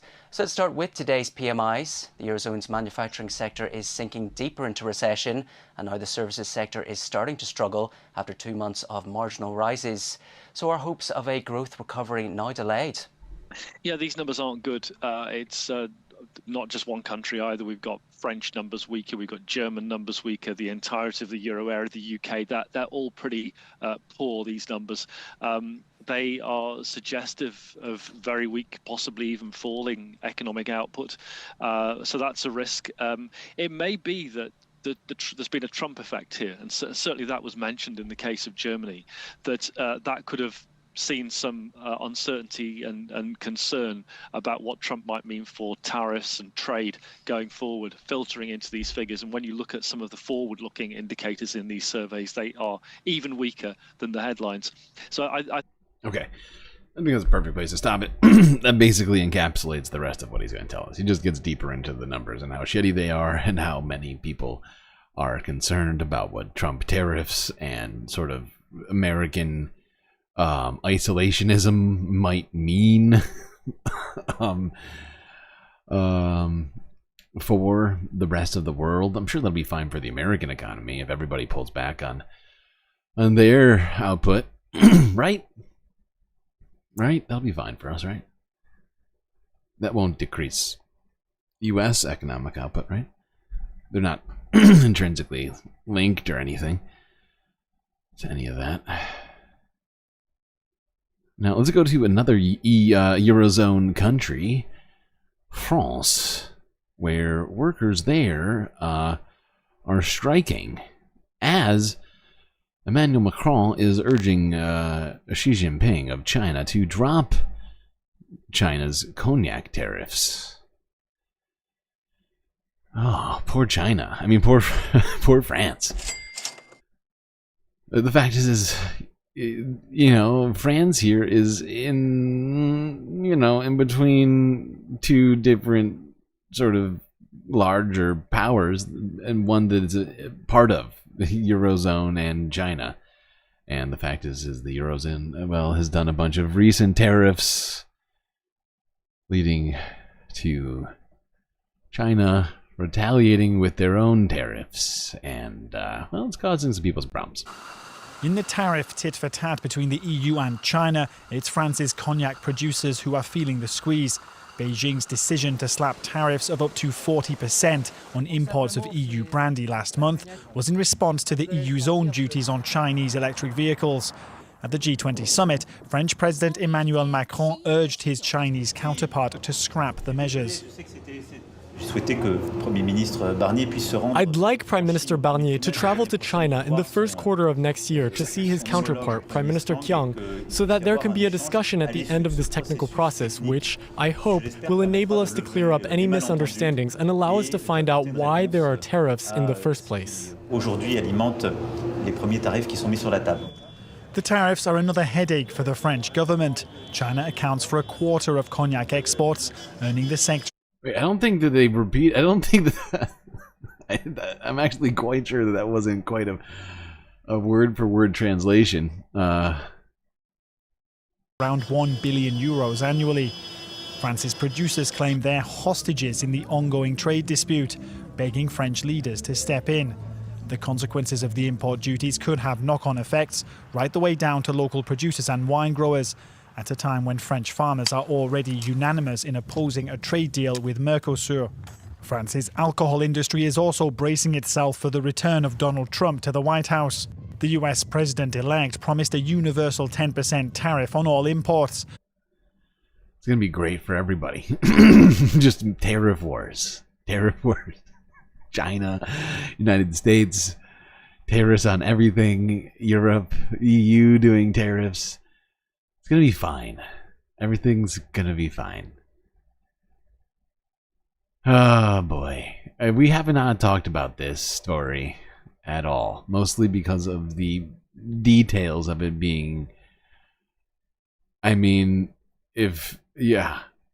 I I genuinely don't even know. I'm not even going to say it just for fear of jinxing myself in the stream. But let's go to France. We're still in France, but let's go to some protests that have been happening here recently in the wake of a trial which we have not talked about, but is genuinely horrifying. Yeah.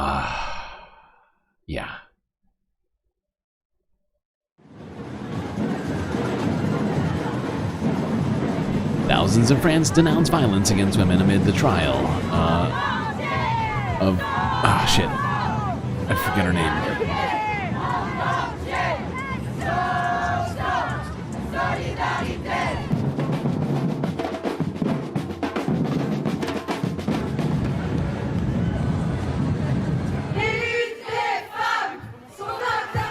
Parce que c'est en train de bouger et elle l'a dit haut et fort que... I think things are moving, and Giselle Pellico said loud and clear that shame should switch sides, and it is changing sides. So we thank her for making this trial visible to the public, and for showing that aggressors are not monsters in the street. They're Mr. Everybody. Et que c'est Monsieur Tout le Monde. And we have to... Alright, now let's go here. Is this France 24 next? Yeah, let's go here, France 24. Protests in France. We need men to be part of the fight against violence towards women. All right, let's try that. 100 organizations have called for demonstrations to protest violence against women.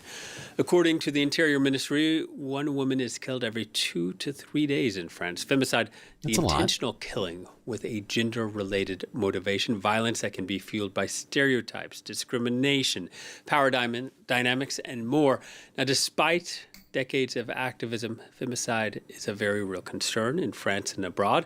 Now, this mass mobilization also comes amid the widespread shock in France by the Giselle Pellico trial. She was raped by some 50 men who were organized by her former husband. She was drugged unconscious at the time. For more on today's protests, we can speak to Maëlle Lenoir, a member of the New Tout collective. Hello to you, Maëlle. Thank you. How anybody could do that to another person, I don't care if they're drugged or not. I mean, I don't even know why he decided to bring that up. I mean, yeah, I know it's a part of one of the details of this, but it's like, it's just so, I mean, thankfully, maybe she wasn't fully aware. I mean, that's what she's said. But it's like, Speaking to France 24, first of all, tell us a little bit about your group, New Tout. Yeah, thank you so much for having us. New Tout is a collective that got created in 2018 to basically import the hashtag #MeToo movement in France because, was having a very hard time to at home. Oh boy. And every year I forgot about we organize massive protests against gender-based violence. Yeah, and tell us a little bit, we hear the music behind you. Can you give us a sense for how many people are on hand?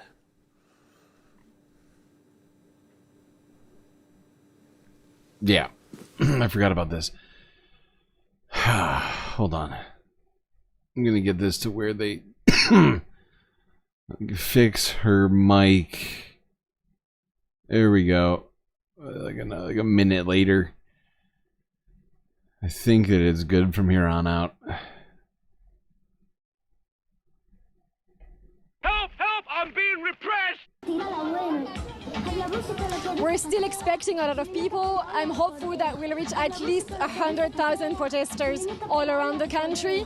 That's the numbers we're expecting. We're expecting a very massive protest this year. And Maëlle, when you look at the problems confronting France, what would you like to see the government do to try to address these issues? I mean, our claims have been clear for the past, few decades. Feminists are asking for prevention measures to be put in place. We're also asking for measures in order to guarantee support for survivors of gender-based violence, as well as an adapted budget. We're at least for... Yeah, those seem pretty reasonable. And hopefully France decides to get on board with all that. Sadly, currently, the neoliberal government, Macron, is not doing a ton about it at this moment. How about Macron honor the wishes of voters? We just got done with him not doing that. Remember? You remember, PB? I know it feels like it was a long time ago, but do you remember this summer? Oh, God. Remember him not respecting the will of the voters?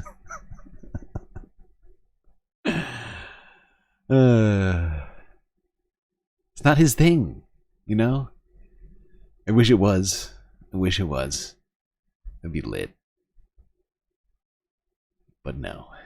Not now. Maybe later. Okay, let's go to Africa, where Sudan has, of course, been dealing with a horrifying internal civil war, although it's not completely internal because there are multiple external governments involved to some degree, funding or aiding with weapons or money, and yet there has been essentially zero food and aid going into the country by way of by way of international aid organizations, which we've been talking about, that being horrifying considering the vast number of people. If you thought there was a lot of people in Gaza right now starving, well, that number is somehow dwarfed by the number of people that are facing impending famine in Sudan. But finally, the first aid convoy has made its way into Sudan in literally months. Sure, that will solve it. One aid convoy, that's it. Wrap it up, people. BBC. Now, moving on to Sudan, where the first aid convoy in months has reached Zamzam camp. The camp in North Darfur is home to hundreds of thousands of people displaced by the conflicts between Sudan's army and the paramilitary Rapid Support Forces. The aid convoy was organised by the UN's World Food Programme and comes as famine was declared in the camp in August. Well, let's speak to the acting country director in Sudan for WFP, Alex Marianelli. He's talking to us from Port Sudan. Thank you for joining us on BBC News. Is it credible to think that it's taken months for UN aid to get to Zamzam camp, which is suffering with a famine right now? Why has it taken so long? Great question. Well, it's extremely complicated. There was a lot of rain in September that ended, but we're talking about a country where it takes about 3 weeks to go from the place where we load food to reach those places. So a very difficult journey across multiple conflict lines, and in a country that's facing a catastrophic hunger crisis. I was going to say, he's listing off a lot of stuff, but was taking a really long time to get to the fact that they have to cross multiple conflict lines. And in some cases, at least at some points during this year and during this conflict, aid has just been completely barred from entering. Right? Regardless of their willingness to cross those lines, they were just not allowed. So, you know, it's a multifaceted situation, undoubtedly. The population of Sudan needs food assistance, and we're trying to cross that entire country to get into Zamzam. So the challenges are immense in terms of access, negotiating our way through all of those checkpoints. Desperate communities, many of them are armed, are holding those roads. And those are essentially the reasons why we haven't been able, until yesterday, to reach Zamzam with World Food Programme trucks. And what kind of aid is going in now, and what kind of help can it provide to the people who are in that camp? The aid that we got in yesterday is essentially a small amount. It's enough food to feed 10,000 people for a month. To give you a sense, we need to feed 180,000 people in that camp alone. So by that math, it's enough to feed those people by, for what? For enough. It's like half a month. It's like not even a half a month. It's like what is it? My brain just broke.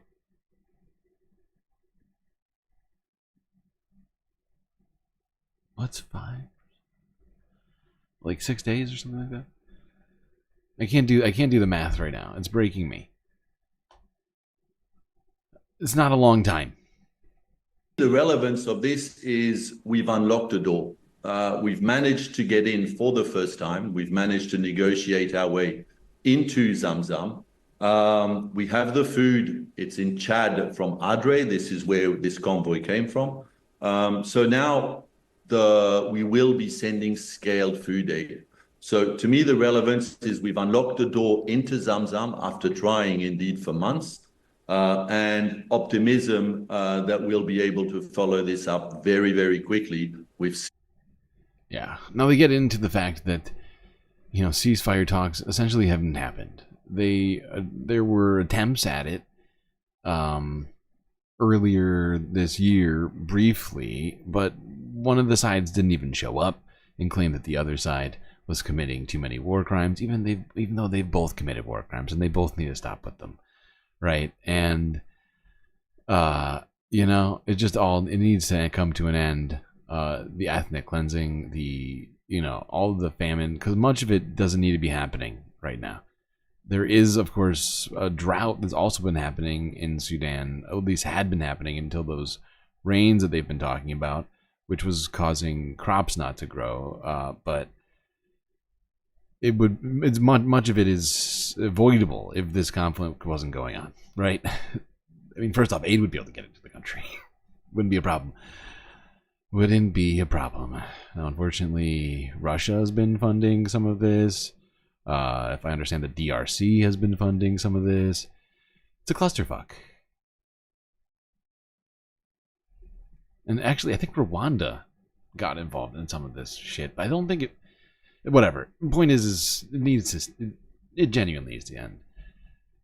And hopefully that will soon. Now let's go back to Europe and talking about Germany here. First let's talk about this, as it looks like workers at VW factories in Germany have voted to go on strike starting in about a week. So if you're planning on buying a VW, well...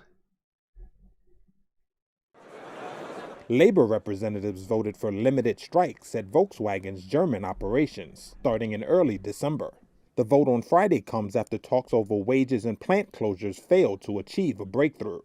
It marks a further escalation between Europe's top automaker and its workers over mass layoffs, pay cuts, and possible plant closures. Drastic measures the company cannot rule out in the face of competition from China and cooling demand.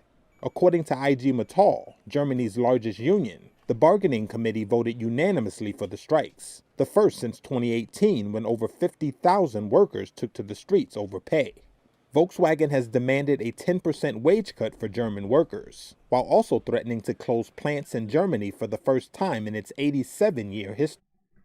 People love it when you cut their wages.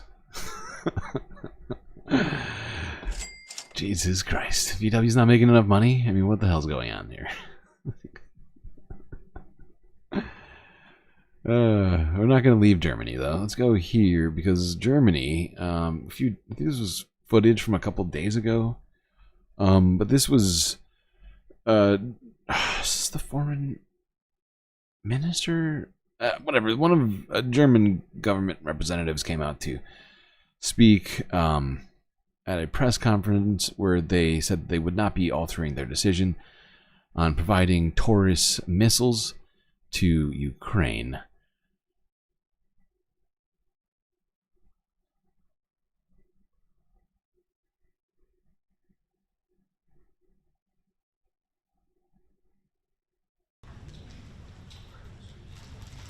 Oh wait, I don't think there's even... The Chancellor was informed of President Biden's yes to the delivery of the ATACMS, and as you can probably understand, it also very closely conditioned to support Ukraine, especially in the Kursk border region, for example, and no, this has no impact on the Chancellor's decision not to deliver Taurus missiles. The ballistic missile that hit the Ukrainian city of Dnipro this week was the most powerful one yet.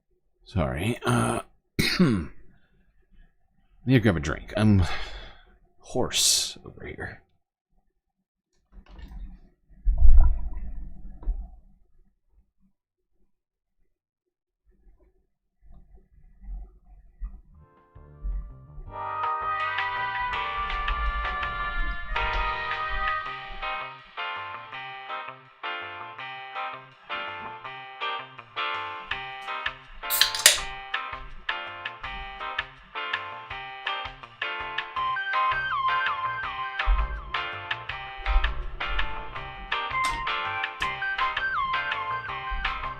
Okay, I'm back.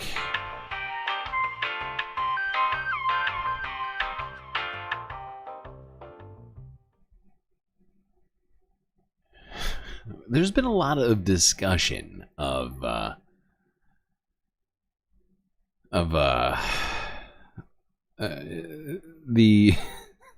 just like culinary things in chat today. Like, I don't know when it started, but it's out of control. Okay, people. All right, let's go continue talking about the Ukraine situation. This was France 24 English from about 18 hours ago, earlier on Saturday morning. Putin vows that Moscow will continue testing its new combat missile in Ukraine.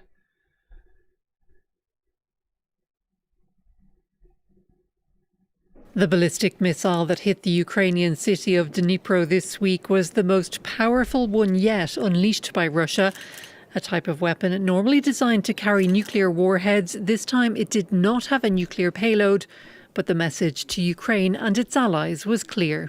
We consider ourselves entitled to use our weapons against military facilities of those countries that allow their weapons to be used against our facilities. And in the event of an escalation of aggressive actions, we will respond decisively and reciprocally. The intermediate-range Oreshnik missile is considered experimental. It's believed to have a range of 3,000 to 5,500 kilometers and be capable... By the way, this thing affects me, people. It winds up, I believe, leaving the stratosphere and gets into low Earth orbit. So, you know, I could be in the way of one of these things at one point. Of flying at hypersonic speeds of 2.5 to 3 kilometers per second. Russian President Vladimir Putin has now said he intends to ramp up production and continue testing the missiles in combat. He wanted to send a political message, a reminder that if he wishes, the next missile could be equipped with a nuclear warhead. We're obviously not at that stage of escalation. The Oreshnik launched this week covered just a fraction of its maximum range, but its full range would cover all corners of Europe. No country, including the United States, is capable of intercepting this type of ballistic missile. But they are... Yeah, it's a little concerning. Okay. Now, let's go here. To Australia. Wait. Nope, just an Australian newsroom. Sky News. Let's talk about, you know, we've been talking about Donald Trump all fucking stream. Might as well not give up now. Sky News, 13 hours ago. What does Donald Trump's win mean for Ukraine? I don't want reality. Let's find out.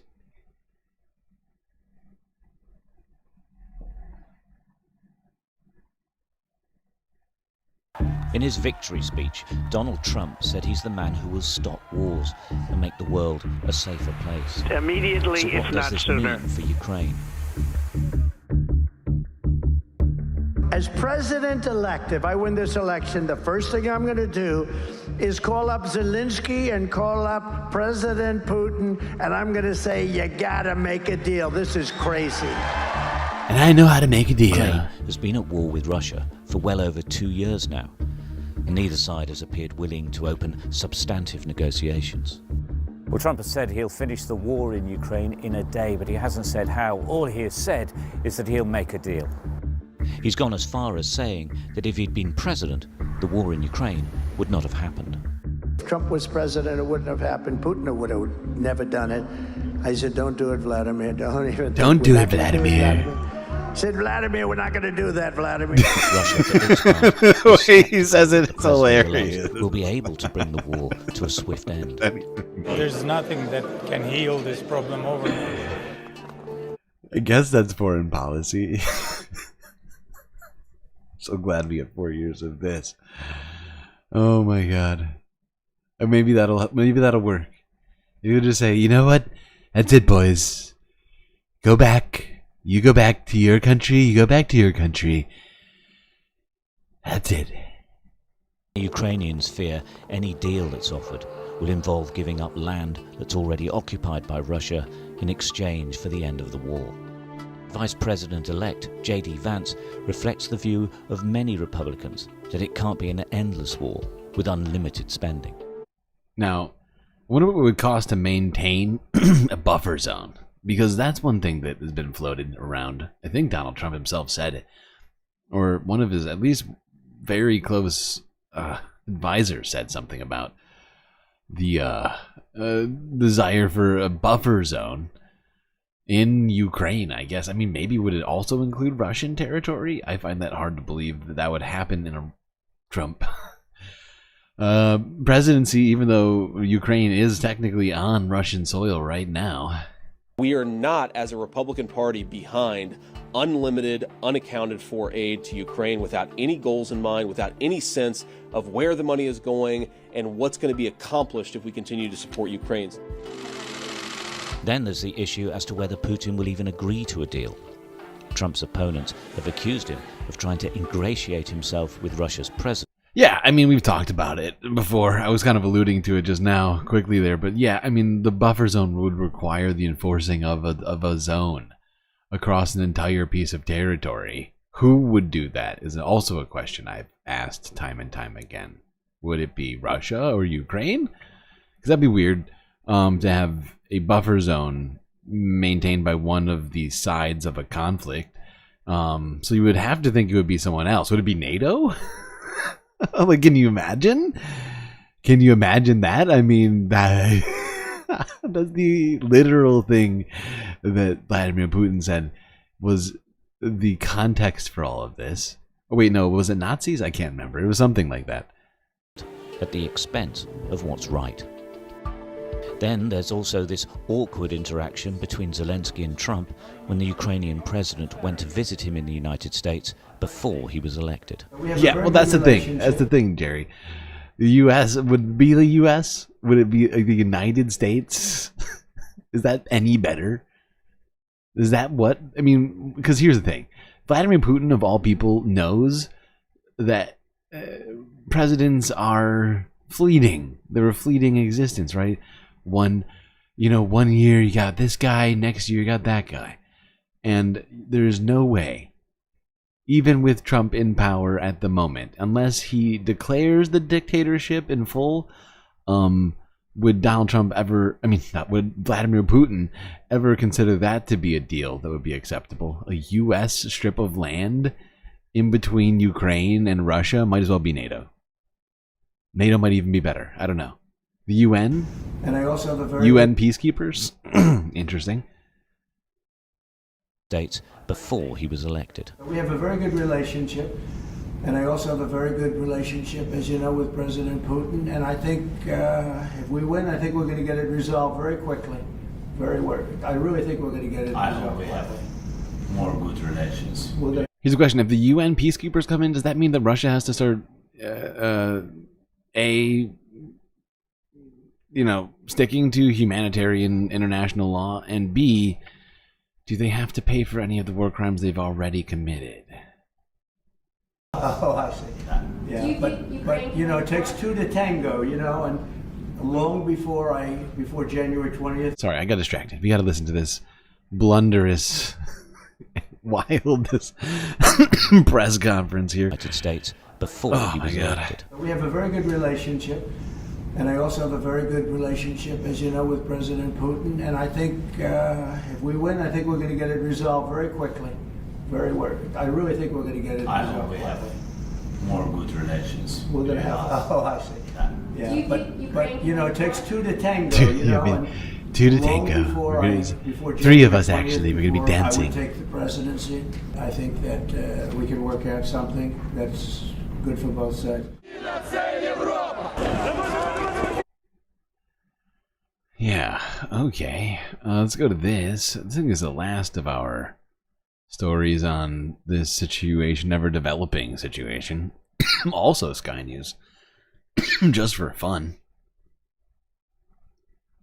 Now, Russian President Vladimir Putin has promised to scale up production of a new hypersonic missile that hit Ukraine last week. He says Western defence systems aren't able to stop the missile, and no other country has anything like it. It all comes amid warnings of a wider conflict after Ukraine used British and American missiles to hit targets inside Russia. Let's get reaction from military analyst Sean Bell. Good to see you, Sean. President Putin then saying he's got a lot more of these missiles, and he is prepared to use them, but they're still not fully formed. They're being tested, aren't they? They're not the real deal at the moment? Yeah, there's some interesting conversation backwards and forwards, isn't there? The Orishnik missile, it was an experimental missile. The Americans said he's only got a handful of them. Putin's therefore said, no, I've got loads of them.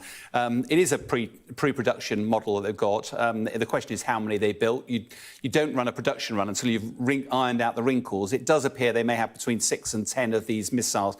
So we might see another one launched again. Going from a test to a production, though, is a whole set of new challenges. You need a whole load of bulk technology. The sanctions are really having an impact there, unless China, of course, helps out with it. The main two issues, though, actually, from a warfighting perspective, are one of which, tactically, how does President Zelensky deal with this new threat? And the second one is the threatening rhetoric from Russia. There's been lots of focus on this 3,100-mile range, basically saying, look, West, you're in most of Europe is within. Damn, that's a big range. Range of this. And when you do it that way, when you show me the circle that it would effectively cover, it's quite disturbing. I have to remind the viewers here, just, for literally decades, both America and Russia have had thousands of missiles capable of carrying ordnance halfway around the world. There is absolutely nothing new about this.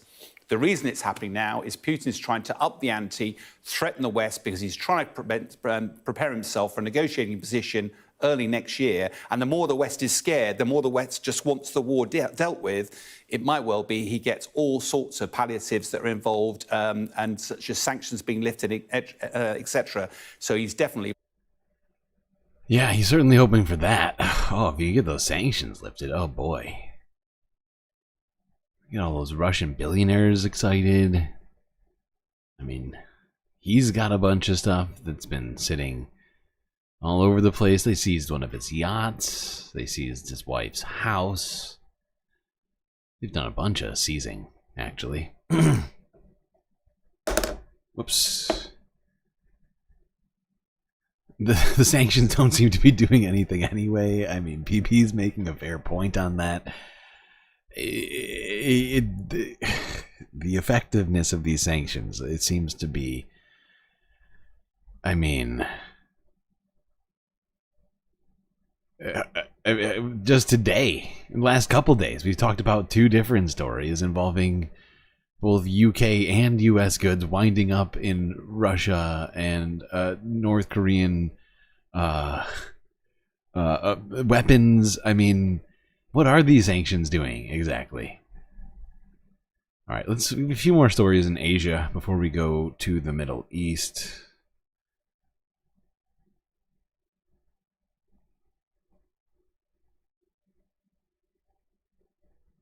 Wow, it's been a long stream today. 7 hours long. Phew.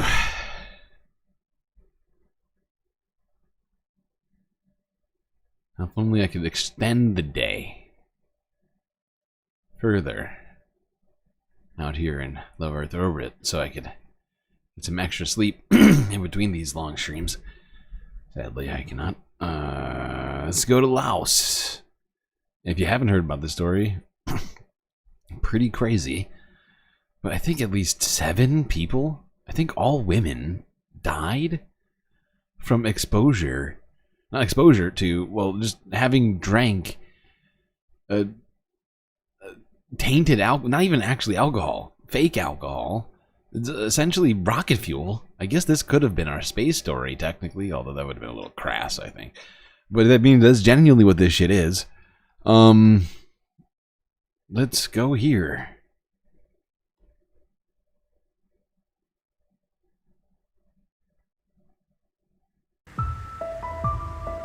An Australian teen has died after drinking tainted alcohol in Laos. Oh, this was before the other ones died. They were rushed to this hospital in Bangkok. Bianca Jones was the first to succumb to the poisoning on November 21st. She was unconscious ever since she was picked up from Laos and never regained consciousness from then, even as she had received medical care. She died today at 9:36 a.m. The physician who did the initial examination on her said methanol was found in her body. It is poisonous and cannot be consumed. No kidding. Bianca's friend, Holly Bowles, died the next day. Okay, there we go. They were among 6 victims who succumbed to alcohol poisoning in Laos. An American, a Briton, 2 Danes, and also died in separate incidents in Phang Bien. Jesus Christ, the town is popular among young foreign backpackers. It is believed methanol was used as alcohol in mixed drinks at disreputable bars. Well, yeah, of course, it'll fuck you up. I mean, drinking literal rocket fuel, that's gonna get you fucked up. It'll be similar to being drunk. But the effects, obviously, the after effects, clearly, literally deadly. This is every parent's very worst fear and a nightmare that no one should have to endure. All Australians offer them our deepest sympathy in this time of heartbreak. Countries like New Zealand have since updated their travel advisories to Laos. Probably smart. Maybe bring your drinks with you.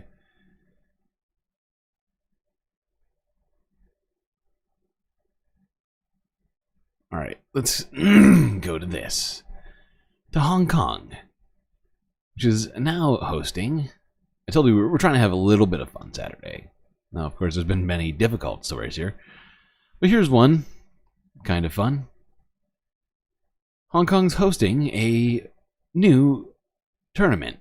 A fast-growing sport called High Rocks. Interesting. Tell me more.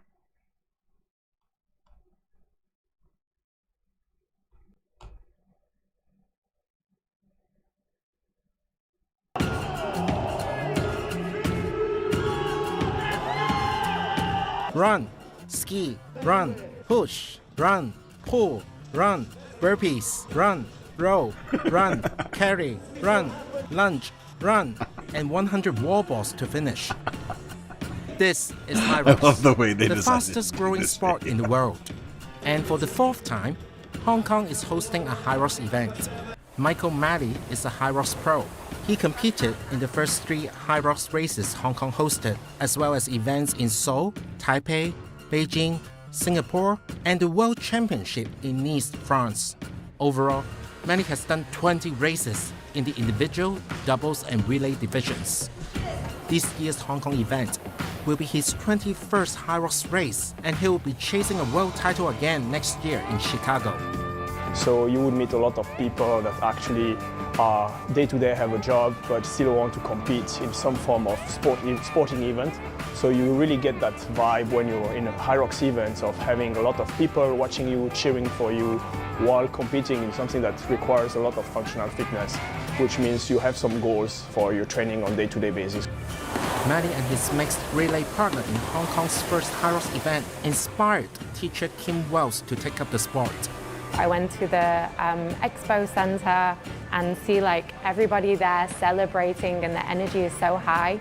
I remember watching her and Michael together and just being like, oh my gosh, they're so strong, so powerful. So I was really, really impressed.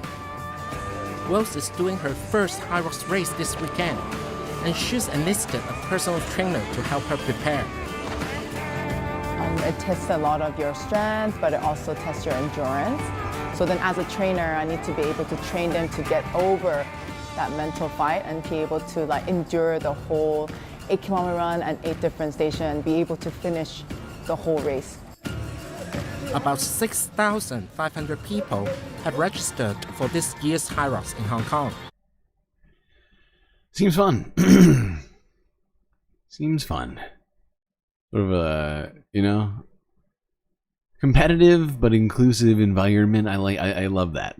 You know, because how is this different than CrossFit? Hush. Okay, we don't. I don't know. I can't actually quantify how it's different than CrossFit. I don't think it is technically, at all. It's just a different name. Okay, and they're having fun. It's a different place. It's not in America. It's in Hong Kong. All right, that's the difference. Different but same. I made a huge, tiny mistake. Okay, now let's go to Tokyo in Japan. And talk about an interesting tradition in Tokyo. I guess it technically exists not just in Tokyo, but this is, I found, just fascinating.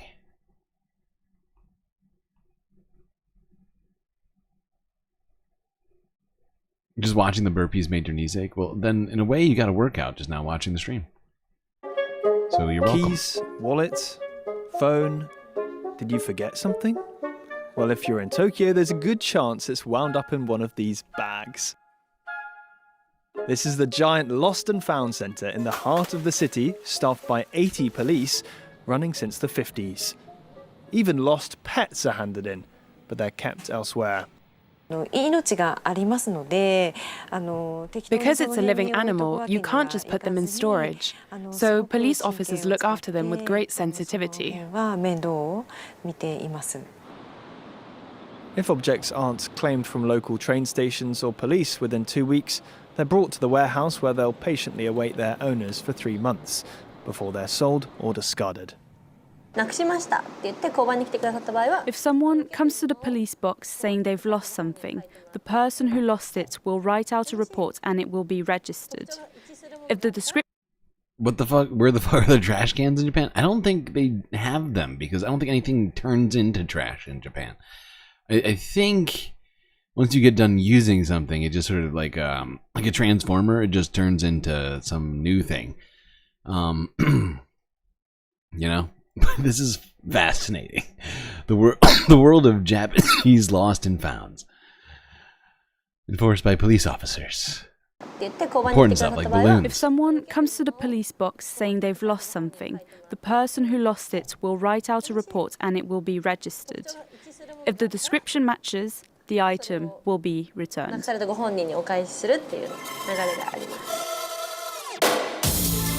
The number of lost things is only increasing as tourists come in record numbers and gadgets get smaller. Incredibly, 4 million found items were handed to police last year, and 70% of lost valuables were returned to their owners. I think it's a national character trait. Japanese citizens have a strong sense of duty to report and hand in lost property. The warehouse's It's an entire warehouse of umbrellas. Now that's civic duty. I mean, wow. I wish we could get like 10% of this vibe in the United States. This is insane. I honestly think this might be going a little far. At this point, I think maybe I don't know. So, I don't, is there another system? Like maybe these could be utilized at some point. Maybe some sort of a a grandfathering out, if you will. You know, it's there for a certain period of time, maybe a couple years, and then say, all right, that's probably enough. But I do like the vibe a lot. Yeah, you're right. It's a little pathological. It's a little much. And the fact is Japan has a housing crisis right now. So in a way, it's almost like these umbrellas are taking up somebody. Whatever. I was trying to keep it positive. And keep it happy. Little fun for the weekend, because, you know, it's already technically Sunday fun day in some places. And I'm sensitive to that fact. All right, let's go to Australia once again. Not Sky News, though. Let's go to CBC from 10 hours ago, because Australia's got a plan for social media.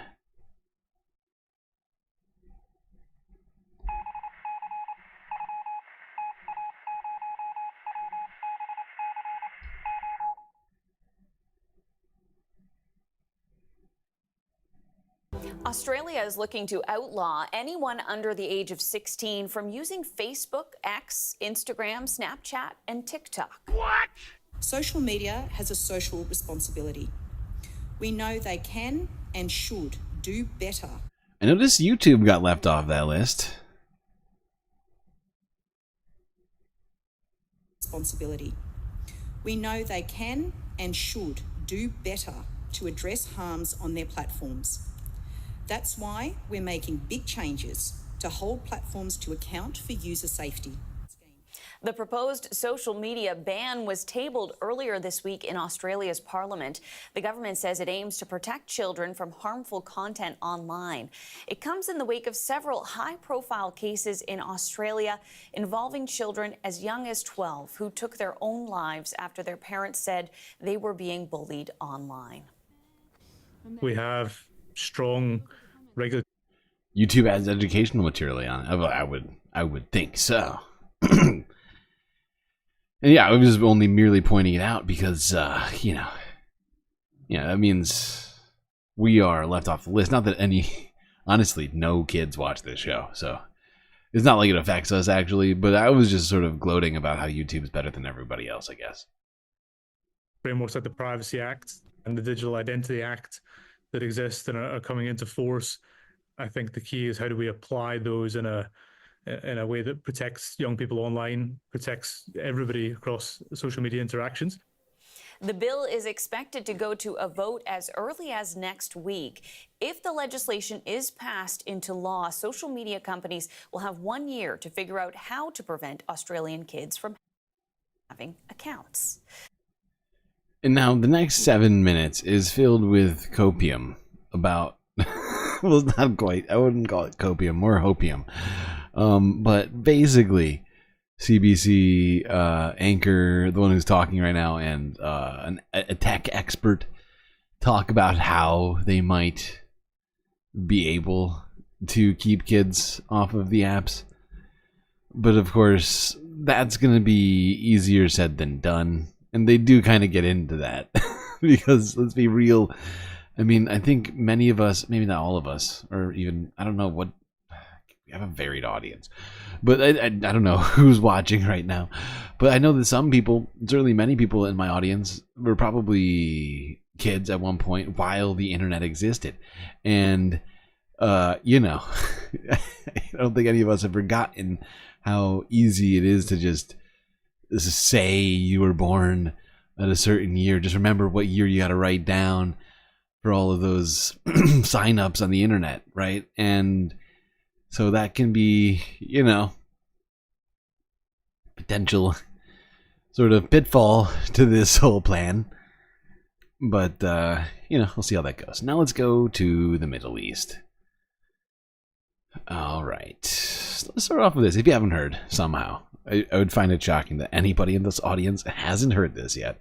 But I figured we'd start it off with this in case you haven't, because it's technically kind of recent news. Maybe you've been under a rock for the last 2 days, and for that I don't blame you. It's totally fair. But good news, the ICC has actually issued arrest warrants for both Benjamin Netanyahu and Yoav Gallant. Let's go here to the Associated Press from 2 days ago to Benjamin Netanyahu reacting to the news. Whoops. Yeah. This is a black day in the history of nations. The International Court of Justice in The Hague, which was established to protect humanity, has today become the enemy of humanity. This biased court has decided to issue arrest warrants against me and the former defense minister. Wait, sorry. Hold on. I'm sorry. Sorry. I got distracted.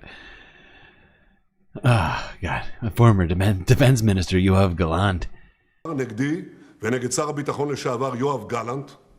On the fundamentally unfounded accusation that we have allegedly committed crimes against humanity, while the truth is completely the opposite. This is moral bankruptcy. It violates the natural right of democracies to defend themselves against murderous terrorism. This is the anti-Semitic standard that has one goal: to deter me from exercising our natural right to defend ourselves against enemies who are rising up against us to destroy us.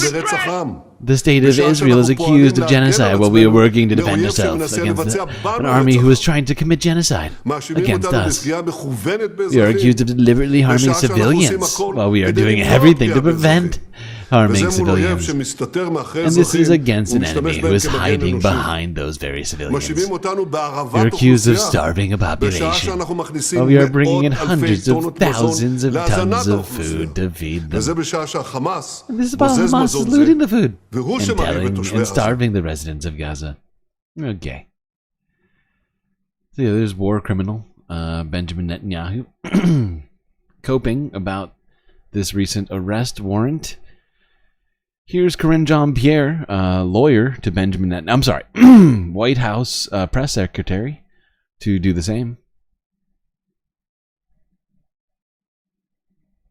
Let me just say, because this is the first time I've had an opportunity to speak to this at the podium, so let me just say more broadly that we fundamentally reject the court's decision to issue arrest warrants for senior Israeli officials. Why is that? We remain deeply concerned by the prosecutor's rush to seek arrest warrants and the rush. The ICJ said they were probably committing genocide 8-9 months ago. Literally 9 months ago, they were saying that's when we first started streaming, was 9 months ago, during the time that the ICJ was saying that Benjamin Netanyahu was probably committing genocide. And now 9 months later, after that genocide has been televised on literally every single news media station, every single, social media platform, it's why are they rushing? Why are you guys rushing over there? Immediately, if not sooner. Can't you just give it some time? We remain deeply concerned by the prosecutor's rush to seek arrest warrants and the troubling process errors that led to this decision. The United States has been clear that the ICC does not have... They filed the papers wrong or something? What the fuck are you talking about? That led to this decision. The United States has been clear that the ICC does not have jurisdiction over this matter. You've heard us say this before. Whatever this prosecutor might imply, there is no evidence, none, between Israel and Hamas. There's just none. What? In coordination with partners, including Israel, we are discussing certainly those next steps, what that's going to look like. And to your question about... yeah, what are those steps going to look like? Probably continuing to ignore just the basics of U.S. law, let alone international law. Just trying to figure out how to avoid that, because it's it's one of those things. She's reading. Yeah, I noticed she's reading. I noticed reading that press briefing. Can't vary from that from that line. Must toe the line. Wouldn't want to vary from that. Wouldn't want to acknowledge reality. You know, that would be that'd be too much. Too much, man. All right. Now, because of course that arrest warrant is just a black day in the history of nations and a complete farce of, what was it, justice? I can't remember all the words that were just said. But because of all that, Benjamin Netanyahu has decided to stay the course, especially in Lebanon. Let's go there, where multiple medics recently killed, according to Reuters. This is from yesterday.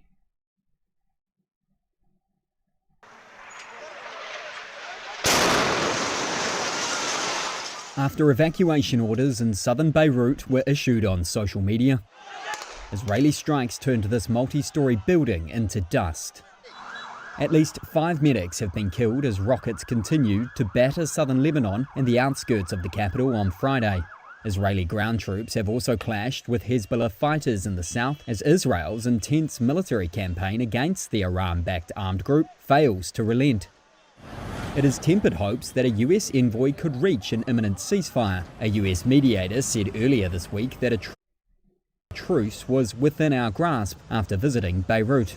They then travelled to meet Israeli Prime Minister Benjamin Netanyahu before returning to Washington, according to the news outlet Axios. Hostilities between Israel and Hezbollah escalated dramatically when Israel ramped up its strikes in late September and sent ground troops into Lebanon in October. Their troops have pushed deeper to the edges of Hayam, a town some 4 miles from the border. Lebanese security sources told Reuters Israeli troops have also advanced in a string of villages to the west. They said Israel was most likely trying to isolate Hayam ahead of a major attack on the town. Israeli strikes on 2 other villages killed a total of 5 medics from a rescue force affiliated with Hezbollah, the Lebanese health ministry said. More than 200 medics have been killed by Israeli strikes over the past year, the health ministry said. Yeah, they keep doing that. It's weird. It's like, what's it called? Illegal. A war crime? Let's go here. Yeah, 'cause that was from a day ago. But, you know what?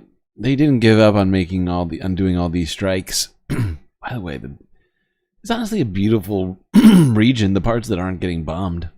Also the parts that are getting bombed too. But they just become slightly less beautiful, I guess, after the bombing for some reason. But yeah, Israel hasn't given up for the last 24 hours. Hello, thank you for joining us. I'm Catherine Biarahanga. We start in Lebanon, where Israel has carried out a powerful airstrike on central Beirut overnight. Lebanese media said an 8-story residential building collapsed after being hit by several missiles. Local reports say 4 people have been killed and more than 20 injured. Search and rescue efforts are underway. Eyewitnesses say explosions shook the city. Israel's latest attack comes despite renewed efforts for a ceasefire. Since the escalation of the conflict in September, Israeli airstrikes have killed several top Hezbollah leaders in Beirut. Well, let's cross live to Beirut and speak to our Middle East correspondent, Hugo Bashega, who's at the scene of that strike. Hugo, tell us what's happening there.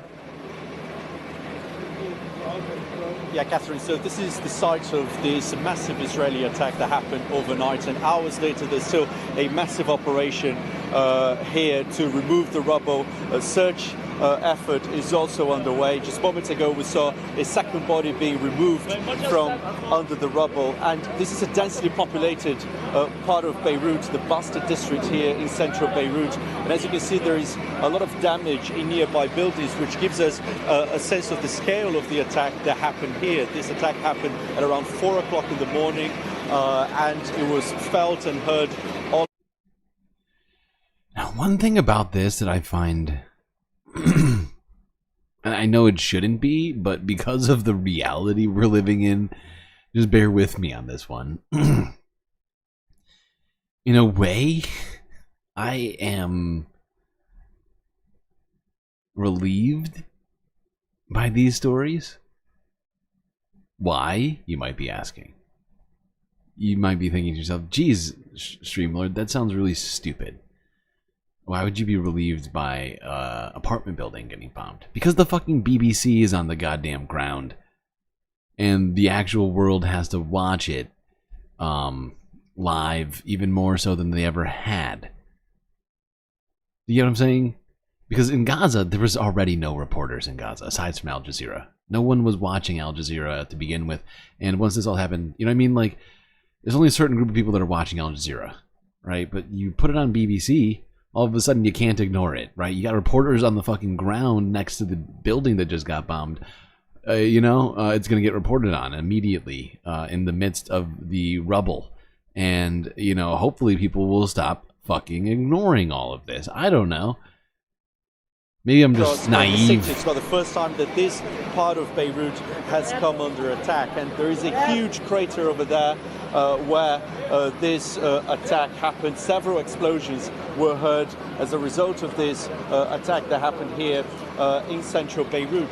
And this happens as we've seen more efforts for a ceasefire here in this conflict. We saw a US envoy come here to Beirut, had talks with senior Lebanese officials to try to reach a deal to end this conflict between Israel and Hezbollah. But a massive attack here. I support that. I support that. PB is right. 100%, 150% right.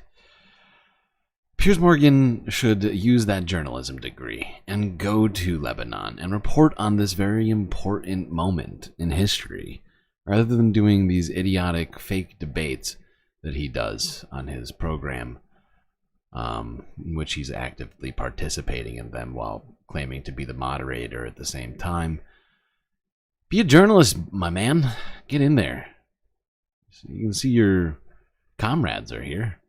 Your countrymen on the ground. It happened with no warning, and again the indications here, the scale of this attack suggests that a senior Hezbollah figure was the target. We haven't had any reaction from Hezbollah yet. There hasn't been any kind of comment by the Israeli military, but again a massive attack hitting central Beirut.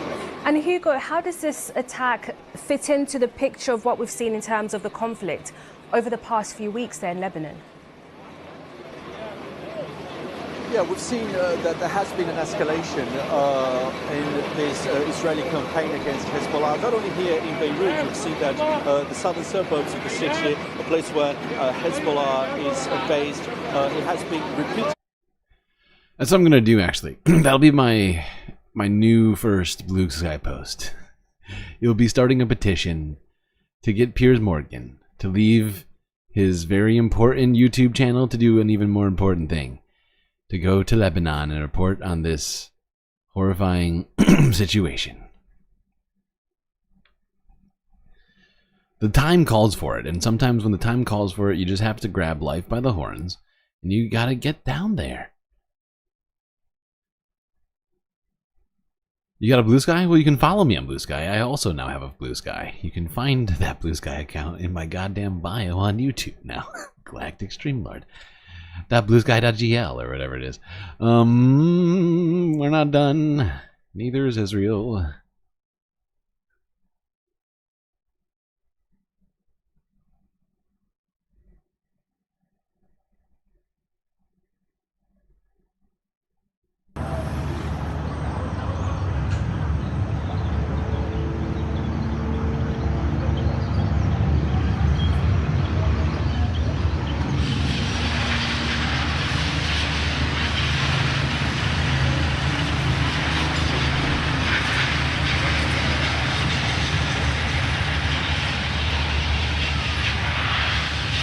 That is a huge fucking smoke cloud.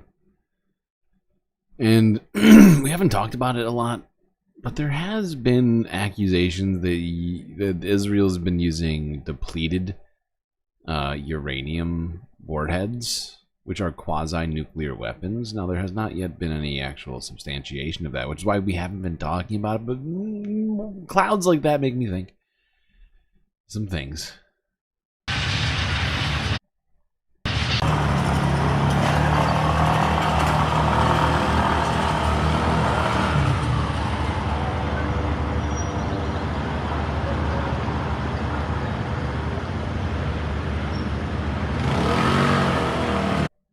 Yeah, depleted uranium weapons. I mean, they're against the Geneva Conventions.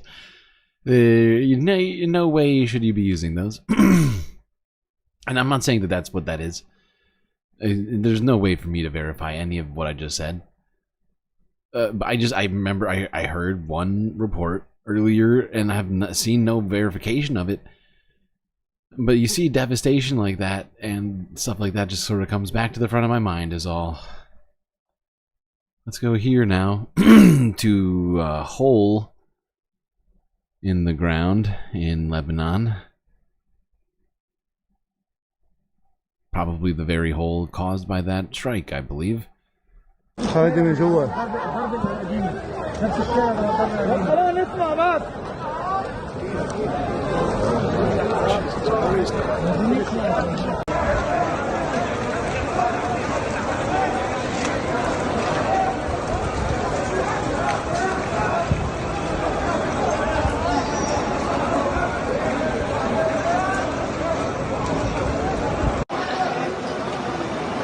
It looks like Ground Zero.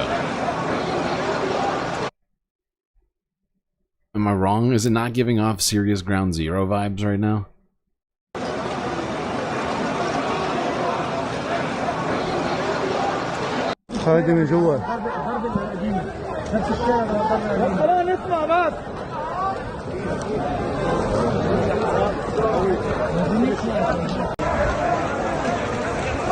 This is horrifying. This isn't the capital city of a fucking United Nations Security Council country. How much longer can this go on until the entire world order collapses into literal mayhem?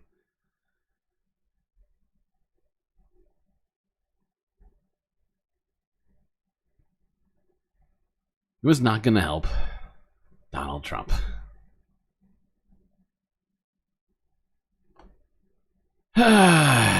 Let's go here and talk about that a little bit. And that vehicle, the vehicle we're going to use to talk about that is going to be settlers. And what kind of settlers, you ask? Well, probably guessing it right now. Israeli settlers.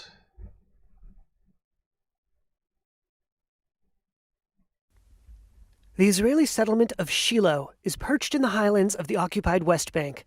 Jewish settlements such as Shiloh have recently seen rapid expansion onto land claimed by Palestinians. And Jewish settlers are optimistic that incoming U.S. President Donald Trump will help them realize a key goal: the annexation or absorption of the West Bank into Israel, despite Palestinian objections. Yisrael Medad is a Jewish Israeli activist who lives in Shiloh.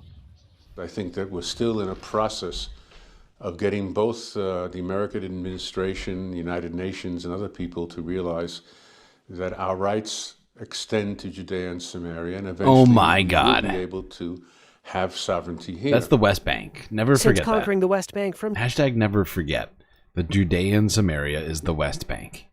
We'll be able to have sovereignty here. Since conquering the West Bank from Jordan in a 1967 war, Israel has not officially annexed the territory. And Palestinians, Israeli peace activists, and previous U.S. administrations have hoped the West Bank would one day become part of an independent Palestinian state alongside Israel. One Palestinian activist said the expansion of settlements had left Palestinian villages in the central West Bank surrounded. He said much of the expansion was happening without formal approval from the government, telling Reuters, quote, "Areas across the center of the West Bank are under the control of settlers now." According to analysis from the Israeli non-government group Peace Now, which It's a travesty.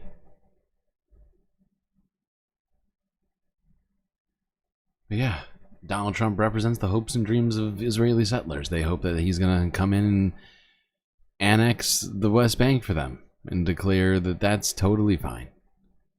I mean, everything they've been doing says as much, that that's their plan.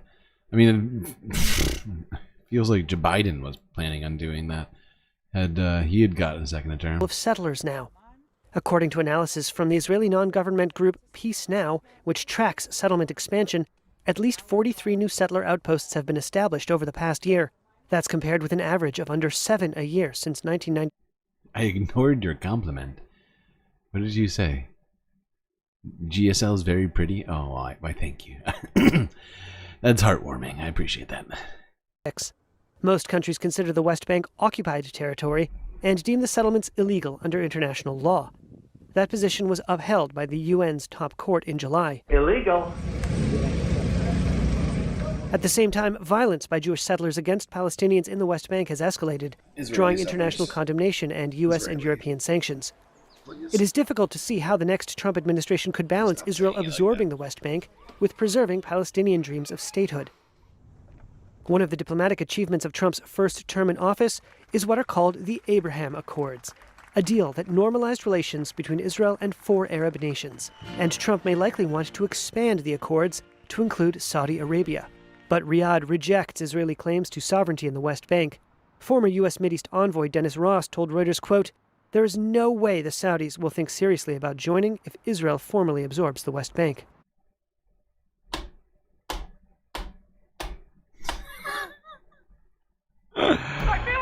Oh God, I don't even know what are we gonna do these next 4 years? We're just gonna watch this happen. What's the plan? I wish I had a plan. Sorry, people, I don't quite yet. Honestly, still sort of coping a little bit with the results of the election, let alone having a plan. Kind of hoping we can crowdsource a plan. See, that's the true testament of a leader, being able to delegate. I don't know if you knew that. Write that down.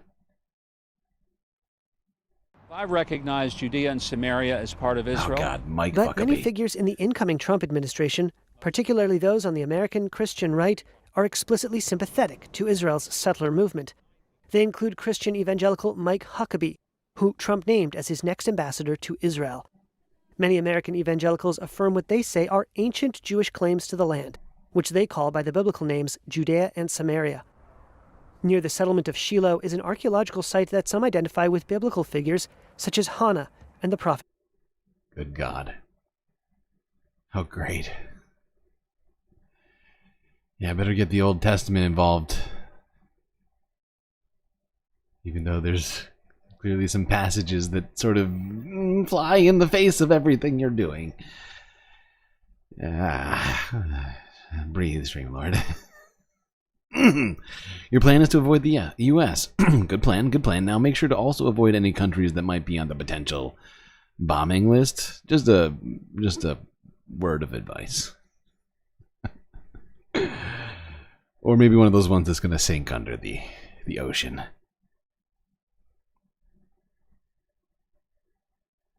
Last one. I forgot to give you this. You deserve this. For having gotten through this fucking stream. 8 hours long. Basically went all day. All day Saturday. Galactically. Galactically inclined individuals. That's what you are. Alright. Channel 4 News to wrap up this discussion of settlers in the West Bank.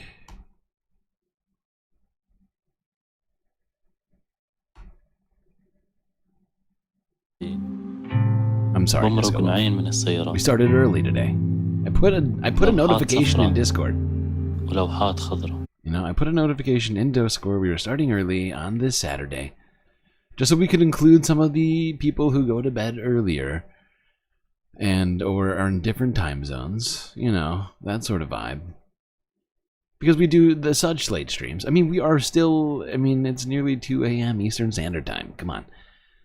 Come on, we're not even done. We'll still have an after stream, don't worry. We're not even really done. بمرق نوعين من السيارات لوحات صفراء ولوحات خضراء السيارات الإسرائيلية Israeli Oh, I'm sorry, I forgot. I'm sorry. They're let's try this again. I have to read subtitles for you. لوحات صفراء Yellow plates. ولوحات خضراء Green plates. السيارات الإسرائيلية Israeli cars are yellow. تتحرك بحرية. They can move freely on the land. ممنوع أسوقهن it's illegal for me to drive them. السيارات الفلسطينية خضراء. Palestinian cars are green. ممنوع يطلعن من الضفة. They can't leave the West Bank. إسرائيل تحكم باللونين. Israel controls both colors, of course. عالم كامل مبني An على entire world built on division. إنسان أخضر. Green إنسان man. أصفر. Yellow man.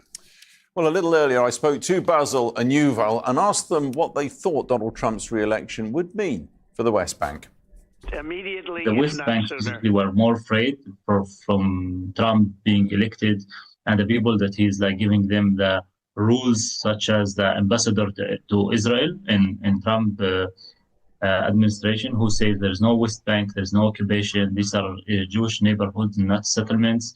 So this is like denying our rights, denying us as a human beings on this land as a Palestinians. There's a great moment in the film where, as you remember, Yuval turns and he says, the reason I'm doing this, I think to you, Basil, it says the reason I'm doing this is because if we film this, America may stop it. America may take notice. What are those hopes now, Yuval? I am very much afraid, honestly. Like, I'm afraid for the hundreds of thousands of Palestinians in Gaza, who, according to the UN, are at risk of being killed in the north and are being ethnically cleansed. I'm afraid for the Israeli hostages that, are not being released and there is no pressure to release them. I'm afraid for the West Bank. I mean, the entire Area C, 60% of the West Bank, under these 4 years of Trump, Palestinian villages in that area, like Basil's village, like Masafer Yatta, will just be erased from the map. This is what the settlers want to do. The ICC, International Criminal Court, indicts Benjamin Netanyahu over events in Gaza, and in the West Bank, no such indictment. What does that tell us? It's very important step, but it's also very late, because all the work that we did in the past year, documenting the occupation and showing it to the world, and we wanted to release the northern land. But before it, we did so much work shouting out for the international community to take action, to do steps, not to condemn the occupation and the settlements in statements that are published on social media and here and there. This needs to be done by political actions in order to achieve for a solution for everybody in this land. The film moves tellingly from the Israeli army if you're not aware, committing... for whatever reason, I'd find it shocking that most people watching the stream wouldn't be aware of this, but the United States is the main and essentially only only country really blocking any of that from happening at this point, aside from Israel themselves. The film moves tellingly from the Israeli army committing violence in these villages to Israeli settlers doing it. What does that move, that change, tell the world? Yeah, I think today in the West Bank, it's really, you see settlers who become soldiers. After October, many of the settlers became the soldiers themselves. And you really see them, it's very clear, that the work together is very, very tight. And in a way, when the Israeli military destroys a school in the community of Masafer Yatta, or when an Israeli settler comes from an illegal outpost with a rod and beats somebody up, the goal of both actions is to prevent a Palestinian state. That's the truth. That's why it's being done. Sure. No, the IDF, of course, would say they're not acting illegally, but this is an extraordinary friendship. I assume you are friends through all this. How has that friendship withstood the challenges? So I think we both realize how unjust the situation is. And if we want to have a future, we have to deal with these issues. We cannot just imagine we'll build a big fence and everything will be okay. No, everything is not okay. Final word to you on that, Basil. I guess, your very friendship must give everybody perhaps a crumb of hope in this bleak situation. It doesn't give a hope. Today, very hard to speak about hope. We can be friends, and people can reject and oppose the occupation and Palestinians and Israelis. And unfortunately, Yuval comes from a small minority as Israelis who's opposing the occupation and apartheid and the crimes of the Israeli army committing in Gaza and in the West Bank. But we all don't have power. We are powerless today. For that, we are hopeless. And for this, and we have a reason to stress that the international community should intervene. Today, without an intervention of the international community seriously, stop these crimes, it will not stop. And we are here, yeah, we are friends, we share the same values, we are doing the work that we can, doing all our best to try to get out of this situation. But we are really left with no power on our hands to do something. Gentlemen, it's a remarkable film. Thank you both very much for making the time. Thank you very A powerful, perhaps bleak message, but an important one for sure.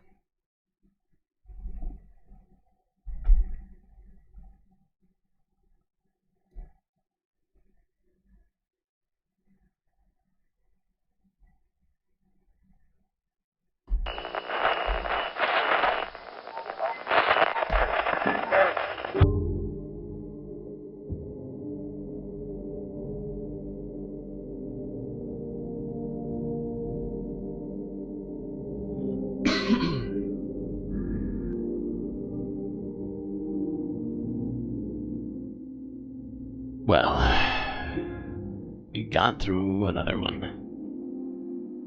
It was incredibly long and difficult, but thankfully we had each other to get through it. Well, that's gonna be it for me tonight. Till I see you next. You stay classy, Galactic Stream Nation.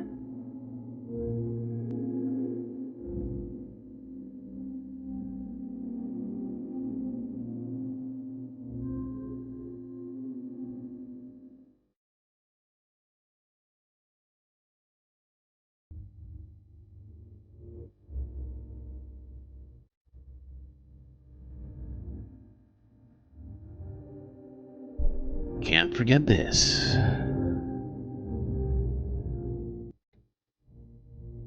These are your galactic patrons.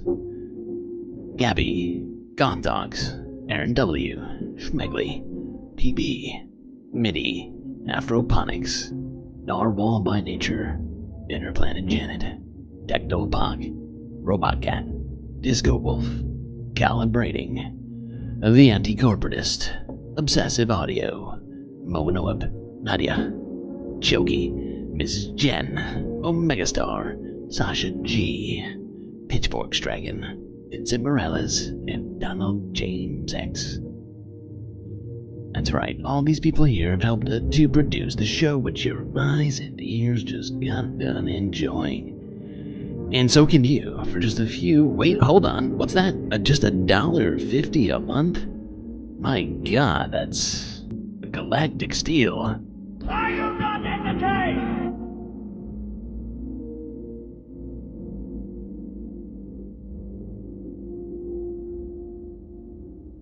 Only a few short days. Take advantage of that galactic discount. So get in there while you still can.